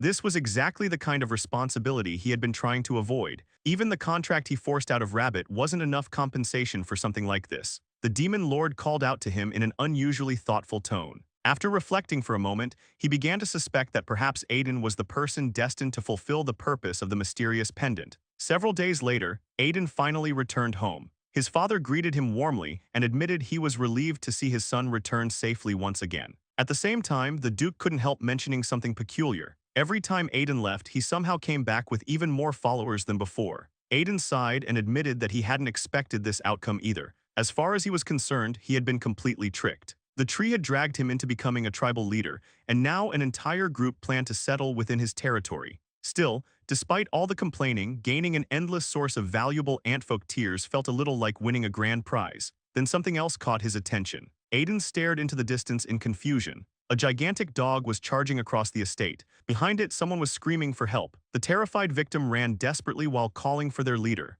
Meanwhile, the young saint chased after the enormous beast with obvious excitement. The Duke let out a tired sigh. Apparently, the tracking dog had become even larger. Aiden stared at the creature. There was no way this thing should have reached that size. The sight made absolutely no sense. The demon lord quickly informed him that the cause of this problem was actually Aiden himself. Naturally, Aiden demanded an explanation. The demon lord reminded him of an earlier expedition to the goblin village when he had given one of his special potions to a dog. Now the consequences had arrived. Apparently, the animal later found various mana-enhancing plants, and combined with the potion's effects, it continued evolving far beyond normal limits. Aiden remembered everything immediately. Unfortunately, that only made the situation even more terrifying. Some time later, Aiden finally relaxed inside his own room. After being away for so long, he was reminded once again that nothing compared to sleeping in his own bed. Unfortunately, peace never lasted around him. There was still far too much work left to do. The demon lord asked what exactly he planned to accomplish now. Without answering immediately, Aiden produced the basilisk's venom. His intention was simple. He planned to drink it. The demon lord stared at him in disbelief and wondered if the young man secretly had a death wish. Aiden simply smiled. He had consumed countless poisonous herbs throughout his life. A little venom wasn't going to stop him, then he drank it. Unfortunately, that was also the exact moment someone entered the room. Carl immediately noticed the sinister-looking liquid. He had never seen anything like it. Curious and concerned, he asked what his brother had just consumed. Aiden answered casually. It was basilisk poison. Silence filled the room. The brothers simply stared at each other. Then Carl exploded. He immediately lunged at Aiden and demanded that he spit it out. His brother's life was far too valuable for insane experiments like this. Aiden fought back while insisting he wasn't going to die. Then poisonous energy surged through his body. Carl became increasingly frantic. Aiden's skin had turned completely green. The sight alone was enough to make anyone panic. Carl begged him to stop immediately. Then a notification appeared. Aiden had gained complete immunity to poison. Even after hearing that, Carl still looked ready to force the venom out of him manually. At that exact moment, a young woman entered the room. After witnessing the scene, she calmly remarked that the brothers seemed to share a wonderfully close relationship. Later, they moved elsewhere to speak properly. Aiden immediately asked the unexpected visitor what had brought her all the way here. Nisette explained that she wanted to greet him formally. That answer alone seemed strange. But the situation became even stranger when she suddenly addressed him as master. Aiden nearly questioned his own hearing. In his previous life, they had practically been enemies whenever they crossed paths. For a moment, he wondered if she had traveled all this way simply to mock him before his death. Instead, she abruptly apologized. Then she stood and formally introduced herself. She revealed that she was the leader of the Dark Fire Mage Forces, the head of the White Moon Information Guild, and the final surviving member of the Florence bloodline. After countless years spent in darkness and solitude, she declared that she had finally found the Lord of the Underworld. Aiden blinked, then blinked again. He had absolutely no idea who she was talking about. Surely she couldn't mean the Demon Lord. Nisette calmly explained that she had already seen enough. There was no point hiding the truth. When Aiden asked what truth she meant, she reminded him of the events at the Church of the Holy Fire. She had witnessed Talos bow before him. She had heard Talos address him as the ruler of the underworld. Only then did Aiden realize exactly what misunderstanding had taken root. Nisette then pointed toward the pendant resting on his chest. Aiden looked down in confusion. To him, it was still just an annoying accessory. Nisette quickly corrected him. That pendant was no ordinary item. It was Barak, the lost treasure of her family. More importantly, it was a sacred relic that responded only to members of their bloodline. If someone lacked that lineage, wearing it should have been impossible. Aiden immediately pieced together the truth. Her family originated from the underworld. The pendant likely reacted because of the demon lord residing inside him. Aiden instantly became annoyed. The demon lord had neglected to mention such an important detail. The demon lord simply smirked. According to him, Aiden had never bothered asking. Meanwhile, Nisette struggled to process her own mistake. She couldn't believe she had failed to recognize someone so important. Even worse, she had acted casually in his presence. After apologizing again, she admitted that she couldn't understand why such a great being would choose to walk the middle world disguised as an ordinary human. Still, she assumed he had his reasons. She bowed deeply and offered absolute loyalty. Whatever order he gave, she would obey. To her, he was the great master and the lord of the underworld. Aiden looked at her carefully. There was definitely something wrong with her reasoning. Still, buried beneath all the misunderstandings was one undeniable fact. The White Moon Information Guild now stood within his reach, and opportunities like that couldn't be ignored. Immediately, his expression shifted. A predatory grin spread across his face. He praised her for finally recognizing him and declared that she had been very observant. Then, with all the dignity he could fake, he introduced himself as the ruler of the underworld. Somewhere inside his mind, the demon lord erupted in outrage. He demanded to know how Aiden dared create such a ridiculous imitation. According to him, a true ruler should radiate overwhelming authority and grandeur. Aiden ignored the complaints. Instead, he found the situation strangely amusing. In his previous life, he had been the hero who defeated the demon lord. Now he was pretending to be him. The irony was almost too good. Still, the Information Guild would allow him to track the movements of future traitors. That alone made the act worthwhile. The following day, Aiden wandered through his territory near the forest alongside his newest allies. The tribal chief greeted him warmly and happily informed him that everyone loved the land he had given them. Aiden smiled politely. Internally, however, he was still slightly confused. As far as he was concerned, he had simply handed over a random section of his territory. Still, if they were happy with it, then there wasn't much reason to complain. At that moment, Aiden's attention shifted toward the newly planted fairy tree, and he found himself staring at it in disbelief. He had expected an ordinary sapling, nothing more. Instead, a tree that should have taken years to mature had grown at an absurd pace in only a matter of days. The boy smiled proudly and explained the reason. According to him, it was all thanks to the saint's power. Just the day before, Alice had poured divine energy into the young sprout, and from that moment onward, its growth had accelerated dramatically. Aiden couldn't hide his reaction. The effect of her holy power was far greater than he had imagined. Once again, he was reminded that Alice's potential exceeded every expectation. A moment later, the boy informed him that the tribe's deputies had completed every task he had assigned. That news caught Aiden completely off guard. He hadn't expected them to finish everything so quickly. Some time later, he visited the residence of the tribe's deputy chief. There, Aiden asked Echoed whether he was truly certain that the mysterious egg belonged to a spirit beast. Echoed confidently confirmed it. The spiritual energy radiating from the egg was unmistakable. Originally,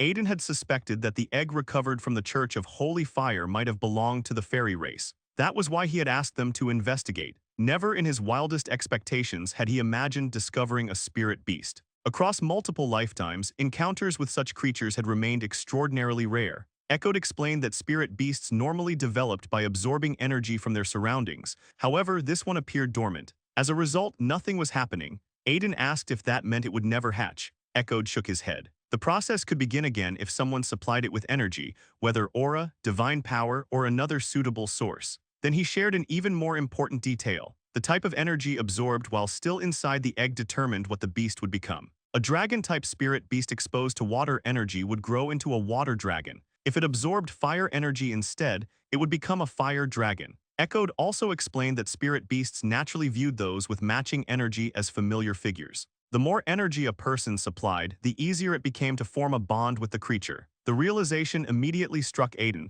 He could effectively shape the beast's future himself. Shortly afterward, Echoed mentioned that he had finished translating the strange book as well. Aiden thanked him and asked whether he was familiar with the language. Echoed explained that it was an ancient fairy language and that the text described a mana cultivation method intended for human users. Aiden let out a disappointed sigh. He had secretly hoped the book contained something far rarer. Returning the volume, Echoed admitted that such topics weren't his specialty, so he couldn't provide any additional help. As Aiden prepared to leave, he thanked him once again and jokingly promised to bring more bone powder next time. Echoed smiled and gratefully accepted the offer. Later, Aiden sat alone in his room, carefully reading through the translated text. The more he read, the more confused he became. At first, the writing seemed almost impossible to understand. He eventually concluded that the author likely came from another continent. Since the Church of Holy Fire itself originated overseas, the explanation made perfect sense. The demon lord watched him and asked why he was bothering with the book at all. After all, Aiden already possessed a mana cultivation technique.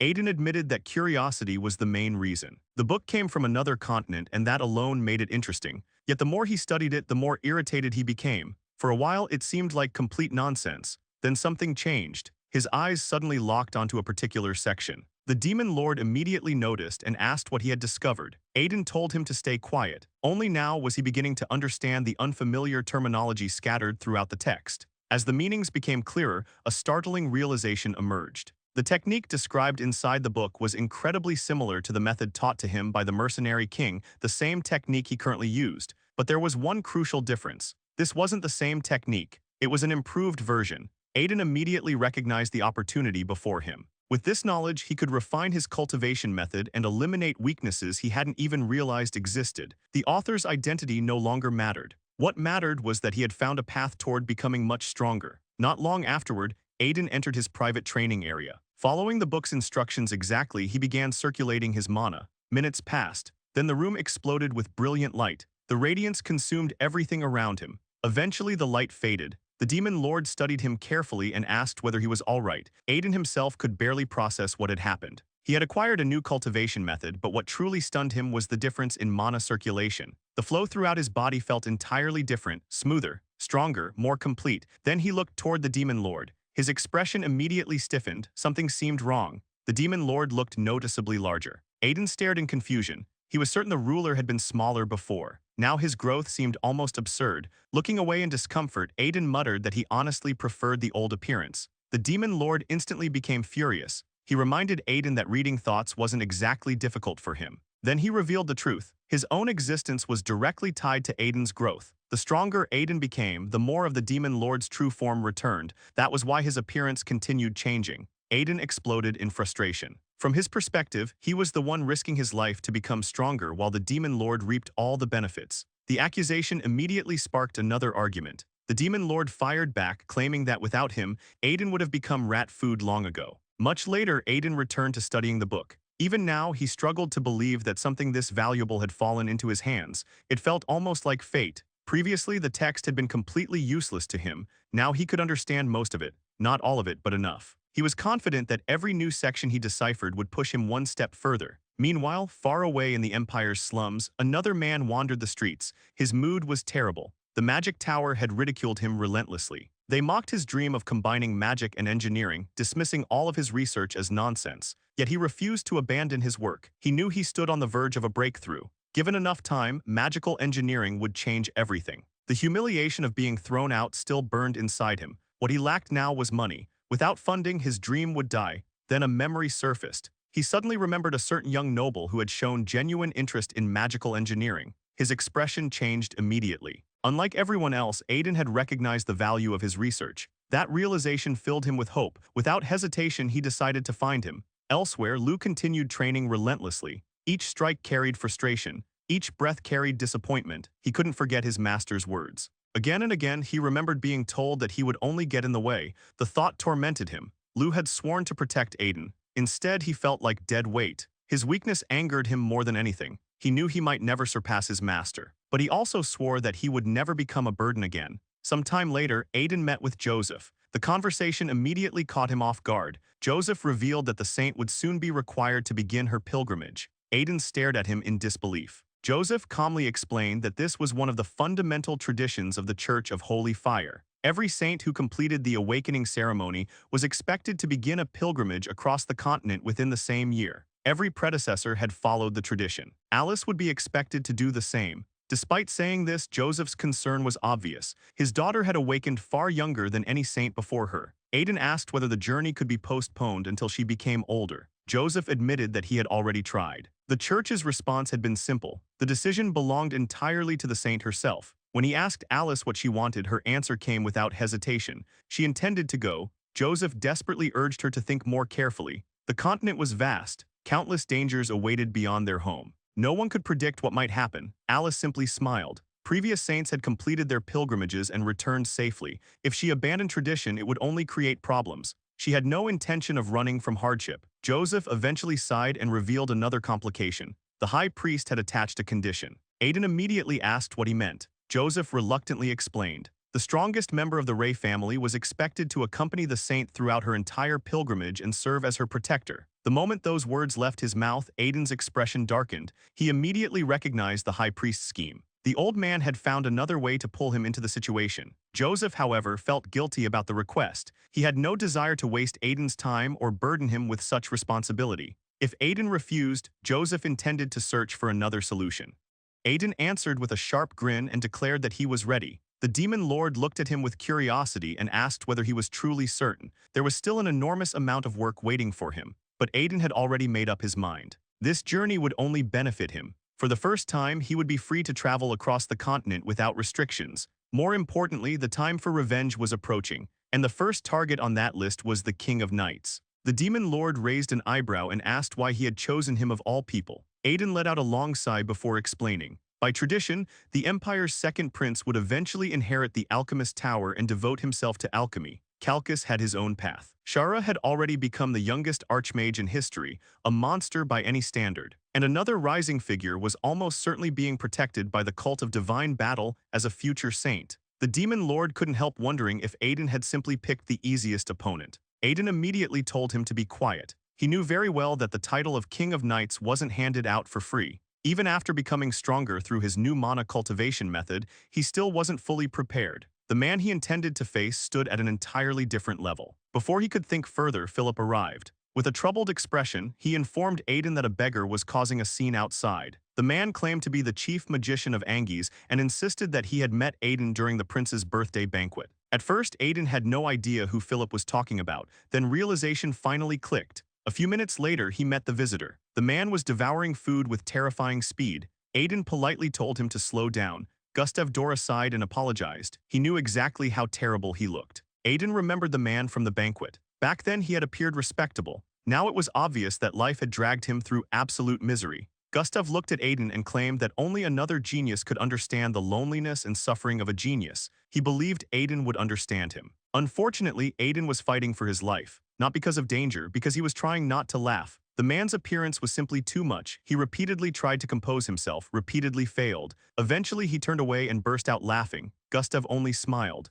To him, that reaction meant understanding. He felt he had finally found the right person. After gathering himself, Gustav explained that his research was nearly complete. All he needed was a little support. Then he asked for 1,000 gold coins. Aiden considered it quietly. The moment Gustav saw his expression, he immediately began lowering the amount. Perhaps it was too much. After all, nobody wanted to invest in a madman expelled from the magic tower. Then Aiden casually offered 50,000 gold. The room fell silent. Gustav could hardly process what he had just heard. Aiden even added that he could provide more if necessary. The inventor stared at him in disbelief and asked whether he truly supported the research. Aiden confirmed that he did, but there was one condition. Gustav immediately grew nervous. He prayed this wasn't some scheme to turn him into a servant of the ducal family. Aiden shook his head. He openly admitted that he despised the arrogance of both mages and knights. More than anything, he wanted to see the faces of the people who had thrown Gustav away. He hoped the research would become so extraordinary that the magic tower would regret losing him. He wanted them to suffer from their own short-sightedness.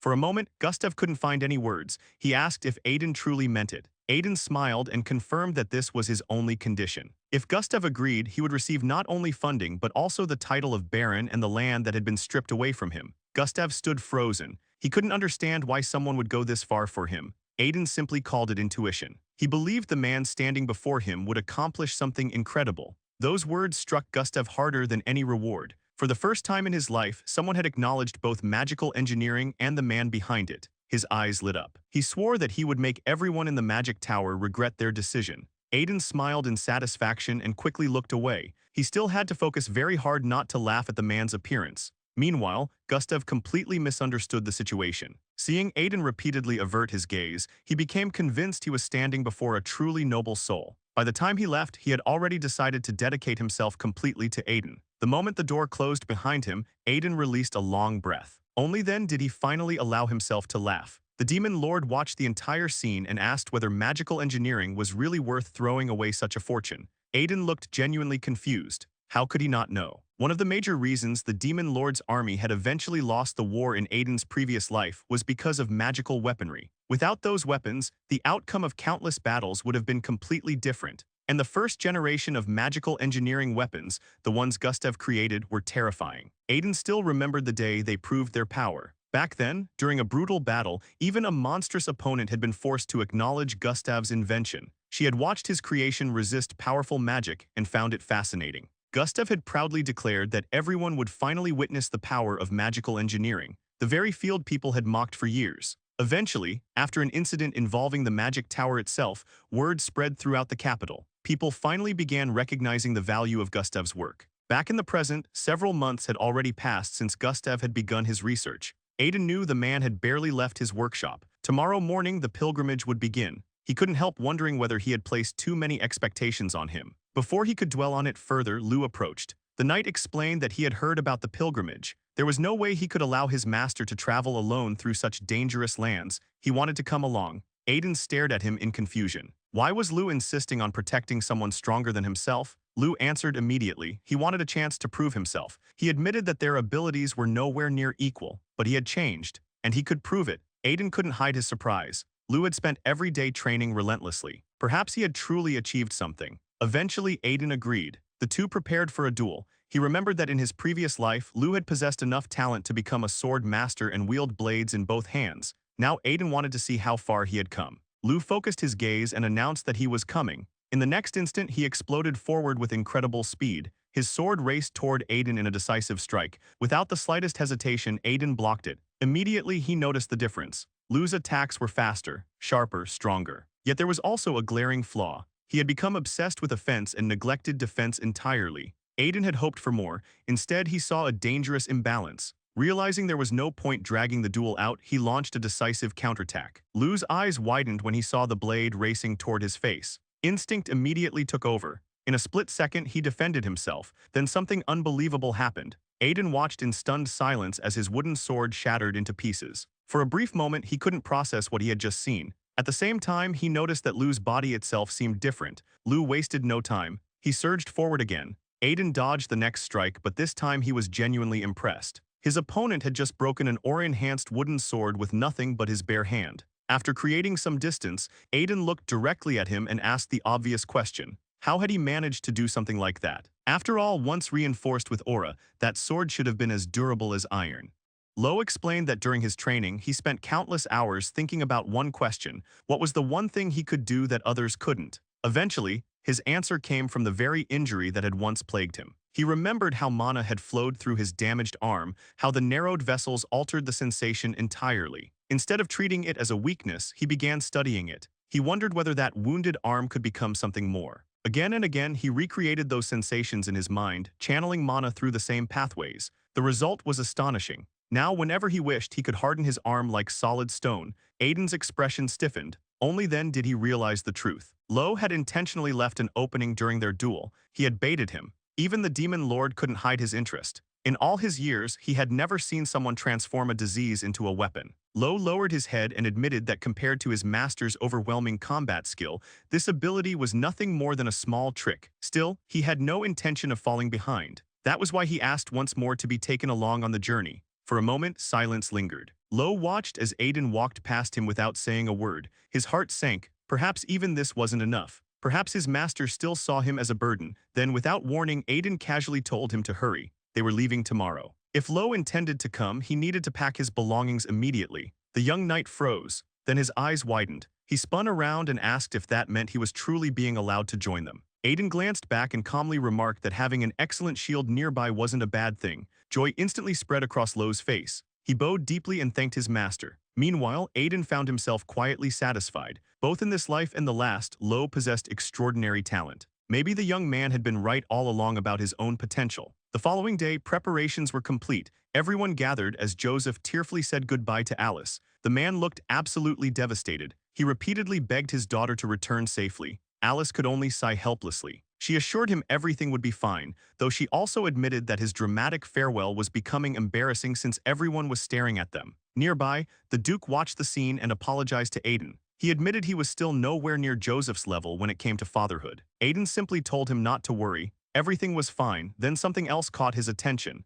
His gaze landed on an incredibly strange carriage. Immediately, he turned toward his father and asked whether he had prepared it. The Duke looked just as confused. This was the first time he had seen it as well. Then, right on cue, Gustav appeared. With a proud grin stretching across his face, he announced that he had almost been disappointed nobody had asked about the carriage. Aiden instantly sensed trouble. Gustav proudly revealed his newest masterpiece. Determined to keep his promise before the group departed, he launched into a lengthy explanation of his creation. Aiden listened with visible confusion but still thanked him for his efforts. Even the demon lord couldn't resist commenting that Maniac suited Gustav better than ever. Before leaving, Gustav also handed over special instructions. However, he repeatedly warned that they should only follow them in absolute emergencies. Otherwise, they might create problems far worse than the original danger. That warning alone made Aiden nervous. He genuinely didn't want to know what Gustav had hidden inside the carriage. Soon after, Aiden turned toward the young woman accompanying them and asked if she was truly certain about joining the journey.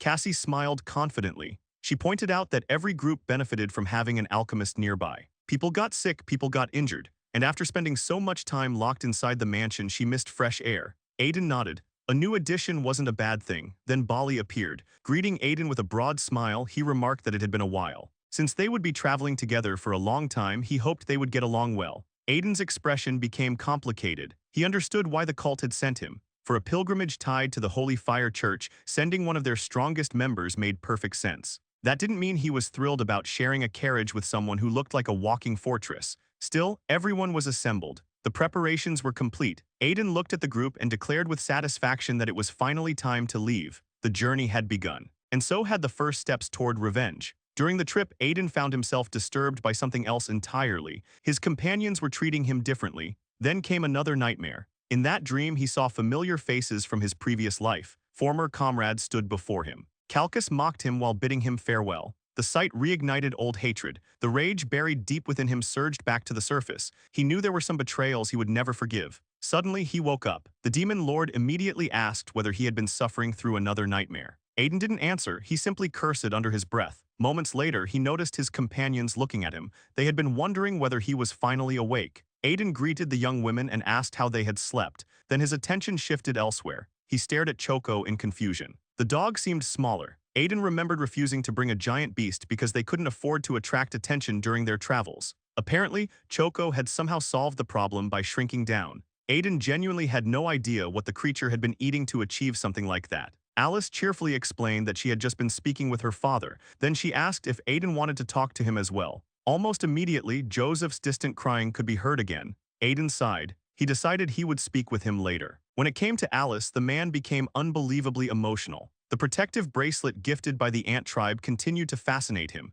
He knew it had been crafted from the bark of the fairy tree and blessed by the spirit of wind. Beyond that, very little was known. Yet the bracelet allowed communication across vast distances. That alone made it invaluable. Still, after his nightmare, unease lingered. For a moment, he questioned whether he could truly trust the people around him. Then Bali announced that they were nearing Carton. Aiden pushed those thoughts aside. Dwelling on the past only reopened old wounds. In the end, he chose to trust his new companions. Some time later, they arrived at a bustling town. Alice was immediately captivated by the atmosphere. At the same time, she noticed something unusual. Armed adventurers seemed to be everywhere. Aiden explained with a smile that the settlement was known as a mercenary town. More than 100 dungeons surrounded the region. Adventurers and mercenaries from every corner of the continent gathered there to challenge them. Unlike ordinary cities, this one was governed entirely by the Mercenary Guild. Alice excitedly mentioned that she had read about a place like this before. For a brief moment, Aiden nearly revealed that he already knew it firsthand. Thankfully, he caught himself in time.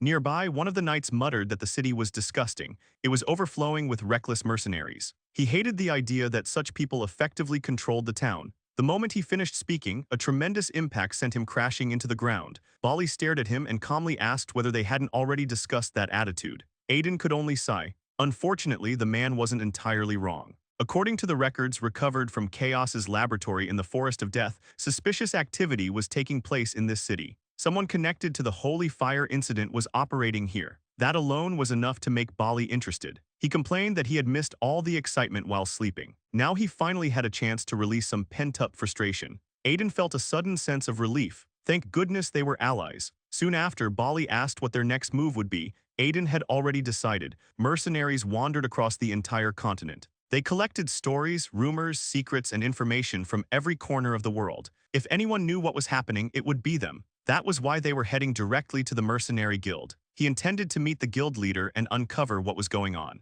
The Demon Lord casually asked whether there were any other guilds in the city. The more sources of information, the better. Aiden immediately thought of the Amber Guild. Unfortunately, their reputation was questionable. Reliable information wasn't something he expected from them. The Demon Lord suggested using the White Moon Intelligence Network instead. Aiden agreed that he would contact them eventually. Still, local knowledge was often the most valuable. Not long afterward, the group entered the Mercenary Guild. Aiden glanced around with a faint smile. The atmosphere stirred old memories. For a brief moment, he even experienced a strange sense of déjà vu. Eventually, he approached the receptionist. The young woman greeted them warmly and asked how she could help. Aiden explained that they wanted to register as a mercenary party. After completing the paperwork, the receptionist informed them that the registration was successful. As first-time members, they would begin with E-rank bronze badges. She carefully handed them over and advised them not to lose them. Aiden stared quietly at the badge resting in his hand. For a moment, memories of his first days as a mercenary came rushing back. The Demon Lord looked puzzled. He couldn't understand why Aiden bothered registering instead of directly seeking out the Guildmaster. But Aiden knew exactly who the Guildmaster was. Marcus Mel, the famed Lightning Blade. A veteran mercenary of immense reputation. More importantly, he was unbelievably cautious. Meeting someone like him was never as simple as walking through the front door. Aiden knew exactly how people like Marcus operated. Someone as cautious as the guild master would never ignore a newcomer who climbed the ranks at an absurd speed. Eventually, curiosity alone would force him to investigate. Meanwhile, the receptionist happily congratulated the group on officially joining the guild and wished them luck on their future adventures. Not long afterward, the party entered the Rabbit Burrow dungeon. Bali glanced around with an excited grin and admitted that despite everything, this was actually his first time entering a dungeon. Aiden reminded him that they had intentionally chosen a low-rank dungeon, so there was nothing worth worrying about. Still, a dungeon was a dungeon. No matter how weak it appeared, danger could always appear unexpectedly. That was why he had left Cassie and Choco behind at the inn as a precaution. The demon lord questioned whether this was really the only option. Aiden already knew the answer. Alice needed real combat experience. If she wanted to survive future dangers, she had to learn how to fight. Low-rank monsters were the perfect training partners. At least, he was doing a better job than his own mentor had. Unlike that man who had abandoned him inside a hidden dungeon and disappeared without a trace. Before he could dwell on the memory any longer, Alice suddenly called out with excitement. She had spotted what she believed was an adorable rabbit. A second later, her expression changed. These weren't ordinary rabbits, they were monster rabbits. The creatures immediately bared their fangs and screeched aggressively. Aiden sighed and instructed Bali to leave one alive while restraining the others. The priest accepted the task with a savage grin. Moments later, he strode forward. One rabbit foolishly charged him. The result was immediate. Bali crushed it effortlessly. The remaining monsters visibly recoiled. Even they couldn't process what they had just witnessed. Looking around with a dangerous smile, Bali casually asked whether any of them wanted to be next. Aiden wasn't surprised. Even monsters understood power. When faced with an overwhelmingly stronger opponent, survival instinct took over. He knew that better than anyone. After all, he'd nearly died to a single mace strike before. Soon, Bali focused on one surviving rabbit and calmly informed it that he would be back shortly. The creature trembled. Under the combined pressure of everyone's stares, fear overwhelmed it. Instinct told it to retreat, then its gaze shifted. It noticed Alice standing nearby. Unlike the others, she looked harmless. Immediately, the rabbit's eyes changed. Malice filled its expression as it stared directly at her. That decision turned out to be a terrible mistake. Alice exploded with fury. She punched the rabbit without hesitation and screamed that she wasn't a carrot and that it should stop looking at her like one. Bali stood there in complete confusion. The girl continued pouring power into her fists, unleashing strike after strike. He had never seen anything quite like it. Unable to understand what he was witnessing, he asked Aiden whether he had taught her this. Aiden admitted that he had. He had only encouraged her to experiment with using mana during combat. He definitely hadn't expected results like these. Normally, priests used holy power to strengthen weapons or reinforce their bodies. Holy techniques were generally support-based enhancements. Alice, however, was doing something entirely different. She was directly channeling energy through her body and fighting with it. Ordinarily, holy power and mana couldn't coexist properly.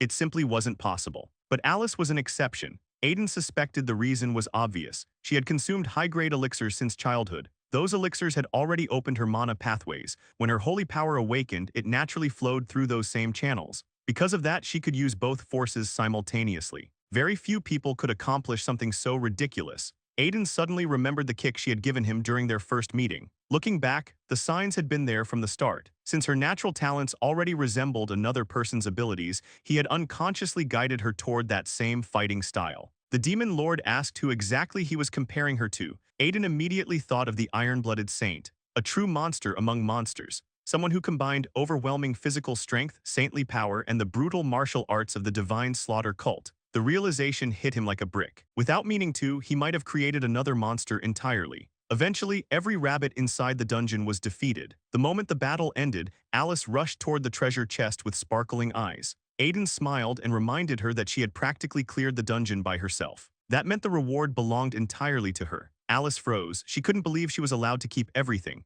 The moment she opened the chest, her eyes widened. Jewelry, armor, treasures, all sorts of valuable items filled the container. Then she noticed something strange, a hat floating in midair. Before anyone could react, the familiar rabbit spirit appeared and cheerfully introduced himself as their friendly merchant spirit. His greeting lasted approximately 1 second. Then Alice punched him. The rabbit spiraled through the air. She angrily accused him of being an evil rabbit. The merchant immediately protested. He couldn't understand how she dared attack such a good rabbit. Alice wasn't interested in listening. She repeatedly ordered him to come down while continuing to call him evil. The rabbit desperately insisted that he was innocent. Alice remained unconvinced. Several days later, rumors spread throughout the guild. A mysterious group had cleared every northern dungeon they entered. Mercenaries couldn't stop talking about them. One man claimed he had personally seen their leader. Another described the enormous warrior carrying an ominous mace. The entire guild was baffled. Nobody understood why a group with members that strong was wasting time farming beginner dungeons. At that moment, the group entered the guild hall once again.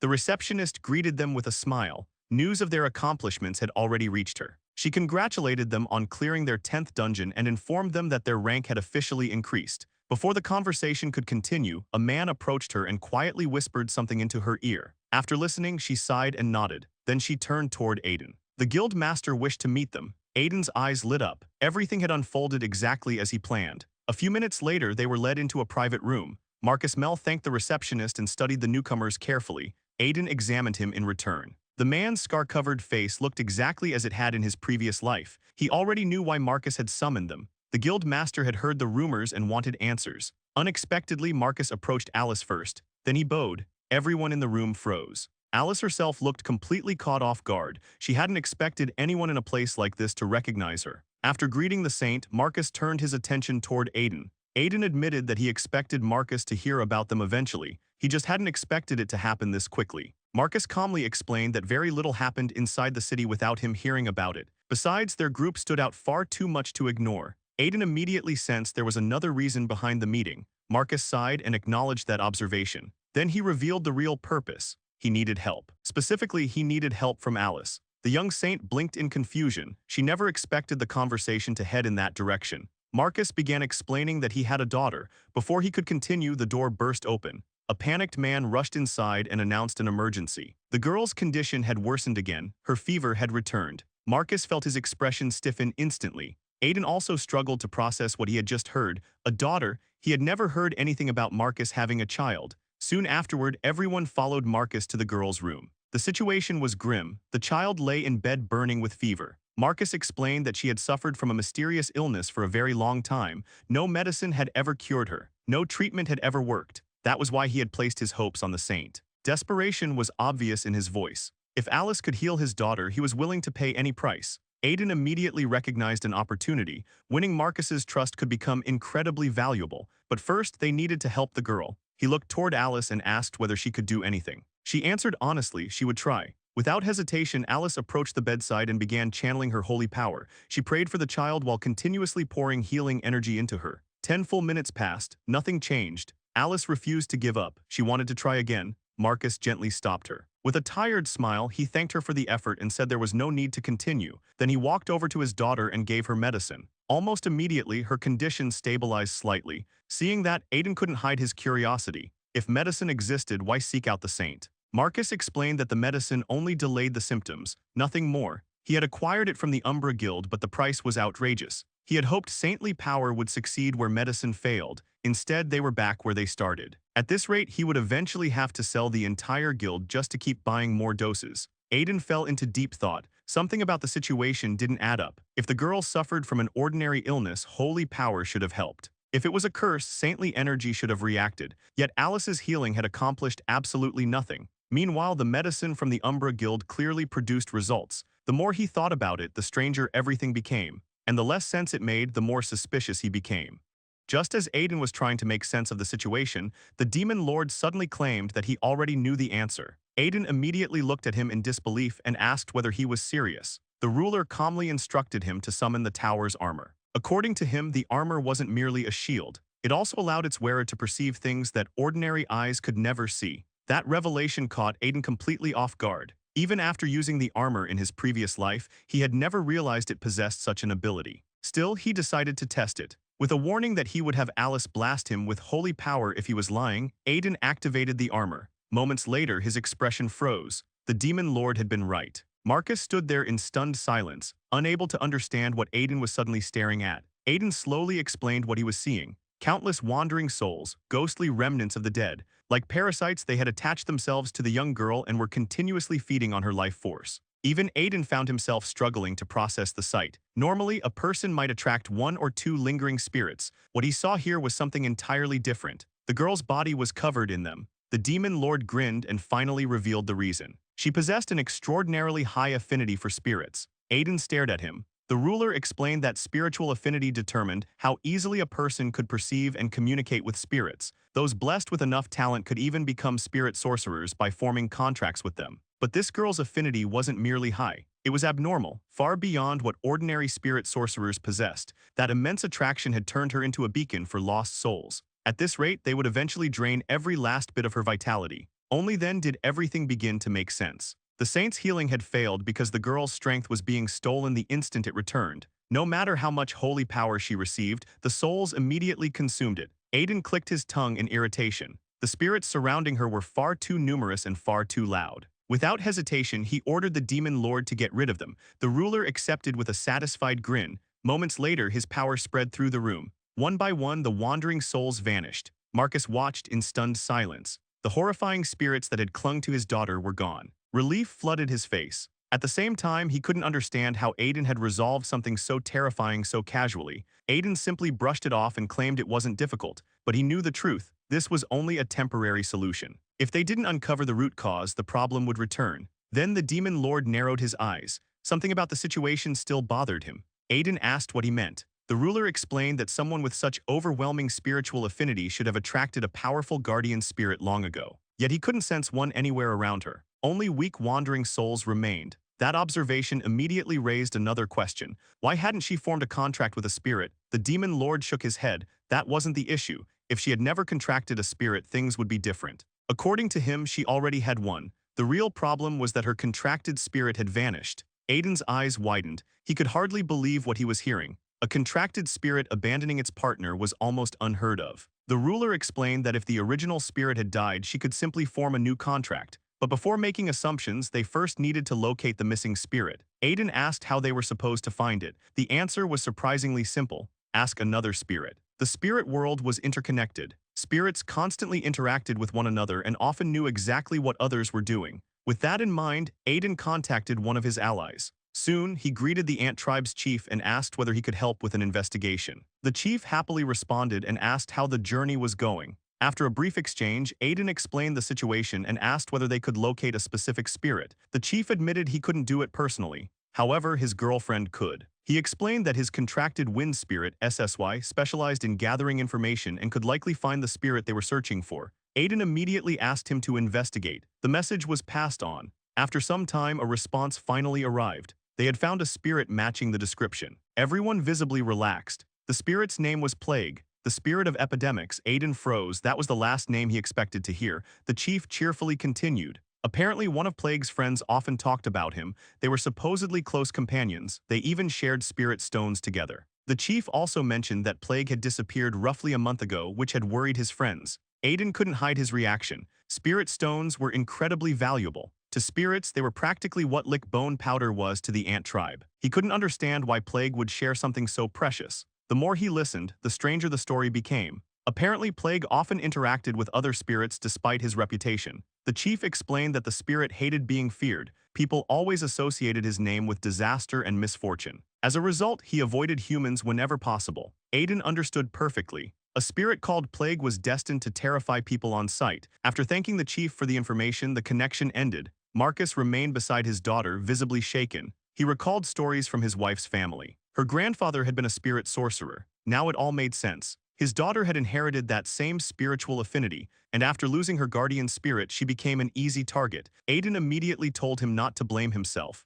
The priority now was finding out where the spirit had gone. Only then could they solve the problem permanently. Lo, meanwhile, couldn't shake the feeling that something was off. He pointed out that the girl was clearly suffering because the wandering souls were draining her life force. If that was true, why did the medicine help? Marcus admitted he never trusted the Umbra Guild completely. Even so, the pills seemed effective. Unfortunately, he had no idea what they were made from. Before anyone else could respond, Cassie suddenly spoke. The pills were poison. The room went silent. Marcus stared at her. For a moment, he couldn't even process what he had heard. Then he angrily rejected the claim. His daughter always improved after taking the medicine. How could it possibly be poison? Cassie calmly explained that the medicine only created the illusion of improvement. The poison forcibly disrupted the flow of mana while weakening the body's vitality. As the life force diminished, the wandering souls mistook the girl for someone already close to death and temporarily lost interest. That brief pause made it seem as though her condition was improving. In reality, the medicine was slowly killing her. If she continued taking it, death was inevitable.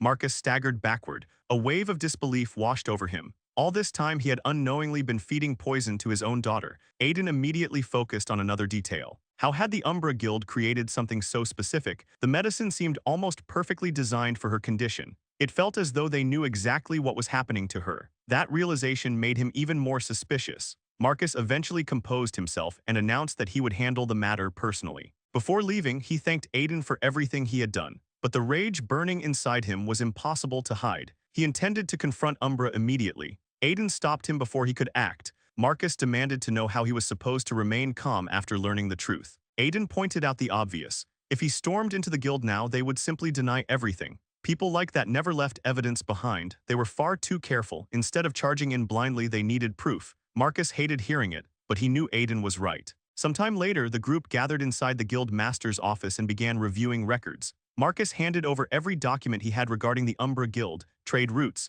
warehouses, vault locations, financial information, everything. Aiden carefully studied the files. There was a mountain of information. Unfortunately, most of it was superficial. Nothing directly connected them to the girl's condition. Then the demon lord suddenly asked whether Aiden was looking for a specific person. Aiden admitted that he was, someone useful, someone worth finding. The ruler casually pointed out a particular name. At first, Aiden didn't recognize it. He stared at the file, then memories surfaced. A slow grin spread across his face. The demon lord was right. He remembered exactly who this man was. Elsewhere, inside a noisy tavern, tensions were rising. Several patrons glared at a group of guild members. One of the guild men approached a visitor and aggressively asked whether he had a problem. The man immediately backed down and insisted that he didn't. Before things escalated, another voice interrupted. Armand casually told his companion to leave the customer alone and come join them instead. The drinks were excellent after all. Unlike everyone else, Armand was in an unusually good mood. Life had certainly taken him on a wild ride. Once, he had stood at the top as the leader of the Cerberus Guild. Back then, failure wasn't even part of his vocabulary. Fear had never existed in his world, then everything collapsed. A single madman destroyed everything he had built. His guild fell apart, his followers abandoned him. And to make matters worse, Joseph's daughter became the saint of the Holy Fire Church. The moment anyone discovered he was still alive, the church would hunt him down without hesitation. That reality forced him to abandon everything. A new name, a new face, a new life. He convinced himself that no cult would ever think to search for him here. Then the tavern doors opened, every conversation stopped. A newcomer had arrived, and before anyone could react, that person casually called Armand by his real name. The color drained from his face instantly. Armand's face twisted with rage as he demanded to know who dared interrupt his miserable new life. Then he saw the visitor. The color drained from his face, his body locked in place. For a moment, he couldn't even breathe. Standing before him was the very man who had destroyed everything he once had. The man who had reduced his life to ruins. Armand couldn't comprehend how he had been found. Aiden simply wore a dangerous grin and calmly informed him that they needed to step outside and have a little conversation. Not long afterward, one of Armand's companions received exactly the punishment he had earned. Only minutes later, Armand stood trembling uncontrollably as he witnessed the aftermath. Aiden looked him over and remarked that he had changed so much he hadn't even recognized him at first. Shaking with fear, Armand forced out a nervous smile and claimed it was an honor to be remembered. At the same time, he couldn't understand how Aiden had tracked him down. His mind immediately jumped to the worst possibility. Had the Holy Fire Church finally come to drag him back? The thought alone nearly broke him. He could already see the end approaching. Desperate to survive, Armand suddenly collapsed to his knees. Tears streamed down his face as he begged for mercy. He promised complete cooperation. Anything, everything. He would reveal every secret he knew if only his life was spared. Aiden narrowed his eyes. Originally, he had planned to enjoy tormenting the man before hauling him to Marcus. Instead, Armand had skipped straight to the useful part. Honestly, that worked even better. Meanwhile, a heavy silence filled Marcus's guild hall. Everyone listened as Armand's confession unfolded. Marcus stared at him with barely restrained fury and demanded to know whether the guild had truly been conducting human experiments. Armand immediately admitted it. With an awkward smile, he explained that Carton was the perfect location. As the continent's dungeon hub, people vanished all the time. No one paid attention. No one asked questions. It was the ideal environment for illegal experiments. Aiden felt his expression stiffen. Even he hadn't expected something this twisted. The more he listened, the uglier the truth became. He immediately asked where those experiments were being carried out. Armand hesitated before admitting he didn't know the precise location. However, he had heard rumors. The experiments were supposedly taking place inside a dungeon near the city. That answer immediately caught Aiden off guard. A dungeon? The demon lord couldn't understand why that detail mattered so much. Aiden quickly explained. Dungeons weren't ordinary locations. They were official territories controlled by spirit merchants. Once adventurers cleared a dungeon, the merchants collected the cores, distributed rewards, and the dungeon itself vanished. Operating secret facilities inside one should have been impossible. Human experimentation was even worse. That was equivalent to setting up shop on someone else's property. Spirit merchants might follow strict rules regarding humans, but even they wouldn't tolerate blatant encroachment. In situations like that, it could easily be interpreted as an attack. And inside a dungeon, merchants possessed overwhelming authority. Even a novice merchant could erase a half-master in seconds. The demon lord asked the obvious question. If that was true, why hadn't the merchants stopped them? Aiden already knew the answer. There was only one possibility. Someone had offered the merchants a deal so profitable that they willingly ignored the rules. If the benefits were large enough, the merchants would delay reporting the dungeon core and quietly allow the operation to continue. Marcus clenched his fists. That level of influence was far beyond what a single guild should possess. He wanted names. He wanted to know who was protecting them. Aiden stepped forward and flashed a cold grin. Then he calmly informed Armand that if he refused to answer, he would personally hand him over to the Holy Fire Church. Armand immediately broke. Tears returned to his eyes as panic overtook him. He blurted everything out. The Grand Duchy of Sayas had been supporting them. The room exploded with outrage. Everyone felt a surge of anger at the revelation. Aiden's expression darkened instantly. Once again, the name of his sworn enemy had surfaced. Marcus struggled to process it. He couldn't understand why one of the North's most powerful duchies would cooperate with criminals like this. Armand quickly added that the duchy wasn't acting alone. Several organizations were involved. The conspiracy was much larger than anyone had imagined. Marcus felt a chill run through him. This was no longer something he could solve recklessly. Aiden, however, was already burning with fury. The moment he connected the pieces, he became convinced that one of his former comrades was tangled up in this mess.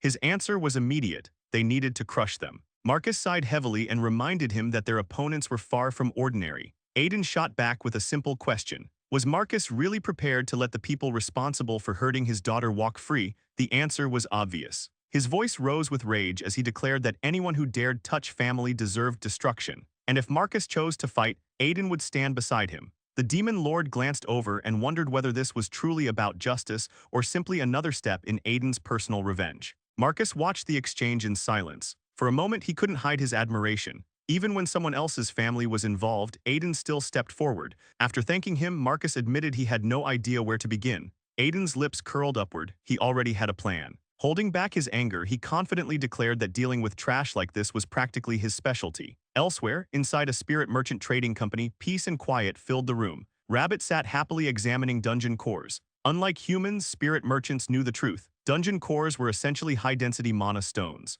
That was why spirits valued them so highly. They were one of their primary sources of wealth. Unfortunately, Rabbit wasn't feeling very wealthy these days. Ever since crossing paths with Aiden, most of his earnings seemed to vanish. Instead of building his own fortune, he felt like he was working to fill someone else's pockets. His complaints ended abruptly when a middle-ranked spirit merchant named Pest approached. Rabbit immediately straightened. Pest demanded to know why his performance had become so pathetic. His income reports were terrible. Rabbit quickly apologized and blamed his own incompetence. Pest snorted. According to him, Rabbit was too foolish to ever advance beyond novice status. Rabbit's eye twitched. The insult stung. But challenging a superior merchant was impossible. So he swallowed his frustration and politely thanked him for the criticism. Pest smirked and reminded him that he expected far better results next time. Rabbit quietly muttered something under his breath. The reaction was immediate. Pest glared at him and demanded to know whether he was actually arguing with a superior. Rabbit instantly backed down and insisted that he wasn't. He could only watch as Pest confiscated everything he had earned. After absorbing the goods, Pest looked annoyed by how little there was. Still, before leaving, he reminded Rabbit that next week's earnings had better be significantly larger. Rabbit obediently promised to try. The moment Pest disappeared, however, he began cursing him internally. One day he swore that filthy rat would pay for everything. That same evening, guards stood watch outside the rear entrance of the Umbra Guild. Their attention snapped toward an approaching figure. Immediately, they demanded that the stranger stop and identify himself. The response was a cold order to move aside. The guards frowned. One of them angrily asked whether the stranger had lost his mind. He stepped forward to drive the visitor away. Then the mysterious man barked a furious question. Did they seriously not recognize who they were speaking to? He pointed at the armor, the sword, the symbols. The guards stared in confusion. Then one of them suddenly grabbed his companion's shoulder. His expression stiffened. Before them stood a massive knight clad in black armor carrying an enormous blade. The stranger introduced himself as Dariz Kliman, the Dark Knight of Lord Sela. His voice thundered through the entrance as he ordered them to summon the guild master immediately. Earlier that day, the demon lord had asked Aiden whether he truly intended to handle everything alone again. Knowing him, that usually meant charging straight into enemy territory. Aiden admitted the observation wasn't entirely wrong. However, this time they wouldn't be smashing the door down. The demon lord sarcastically asked whether he planned to knock politely instead. Aiden grinned. Exactly. The ruler immediately suspected he was being mocked. Aiden simply laughed and reminded him of an important detail. The Duchy of Sayas was protecting the guild. That meant they only needed to appear as representatives of the duchy. The doors would open on their own. The demon lord stared at him. Was he seriously planning to ask his mortal enemy for assistance? Aiden's smile became sharper. Apparently, his companion had forgotten about the Dark Knight who had already fallen into Beelzebub's trap. Using him was the entire point. Eventually, the plan worked. The group was escorted directly into the guild master's office. The guild leader greeted them respectfully and declared it an honor to meet the famous Dark Knight. Aiden quietly observed him. As far as the world knew, the real Dark Knight was still alive. Only a fool would publicly announce the loss of such a valuable military asset. Talon apologized for the inconvenience and expressed regret that the guards had failed to recognize him immediately. He also remarked that no one had informed the guild of his arrival beforehand.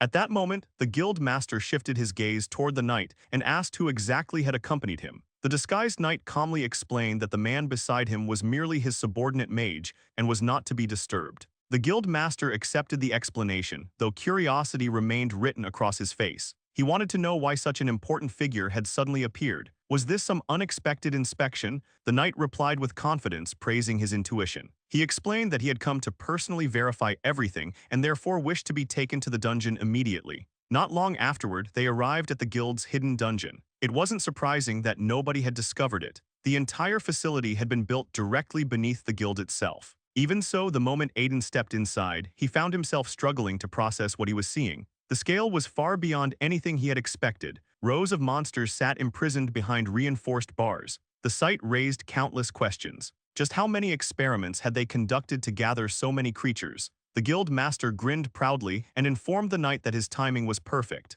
Their research had finally achieved a breakthrough. With obvious excitement, he gestured toward a group of armored warriors and declared them to be the culmination of their work. The moment he gave an order, the knights rose obediently. At first glance, they appeared completely human. That was exactly the point. Talon proudly explained that they had successfully granted them the abilities of monsters while preserving their outward appearance. They possessed the regeneration of trolls and the overwhelming strength of ogres. And that wasn't even the most impressive part. He eagerly announced that he would demonstrate further. Aiden's expression stiffened as the warriors released aura from their swords. Then his eyes narrowed. The aura's color wasn't normal. Talon smiled wider. Their swordsmanship had advanced to the level of high-ranking aura sword users. Combined with monstrous strength, regenerative abilities, and absolute mental domination, they were the perfect soldiers. They would never rebel, never hesitate, never disobey. His voice rose with excitement as he declared that mass production would begin soon. Once that happened, the young lord would possess an army unlike any other, an immortal army. With pride overflowing from every word, he introduced them as the Blood Knights.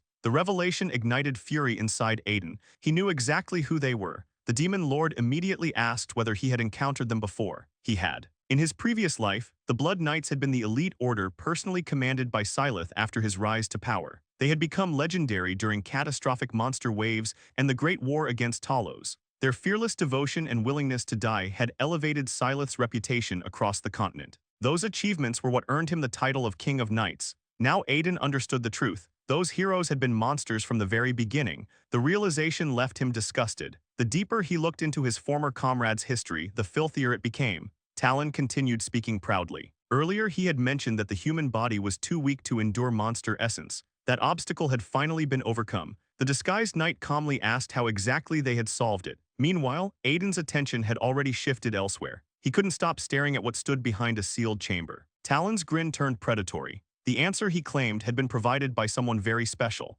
In that instant, everything clicked. Aiden finally understood where the missing spirit had been hidden. There, imprisoned inside the damp dungeon, was the spirit of epidemics. Talon proudly revealed their greatest secret. They had captured and sealed the spirit. Then they extracted one of its abilities, the lycanthrope curse. A curse similar to that of a werewolf. That power had been injected directly into the test subjects. Talon explained that after learning about the curse, he searched everywhere for the spirit. Eventually, a merchant informed him of its whereabouts. By sheer coincidence, the spirit had formed a contract with Marcus's daughter. To Talon, it felt as though fate itself had handed him victory. He laughed and declared that Marcus would never realize what happened until it was too late. His guild would collapse, everything would belong to him. Aiden had heard enough. His voice cut through the room. Talon immediately turned with irritation blazing in his eyes. How dare someone interrupt him? Who did this fool think he was? Aiden met his gaze without flinching. Then he calmly ordered his loyal servant to kill him. For a second, Talon stared in confusion. The words made no sense, then reality caught up. His own knight obeyed, immediately, without hesitation, without mercy.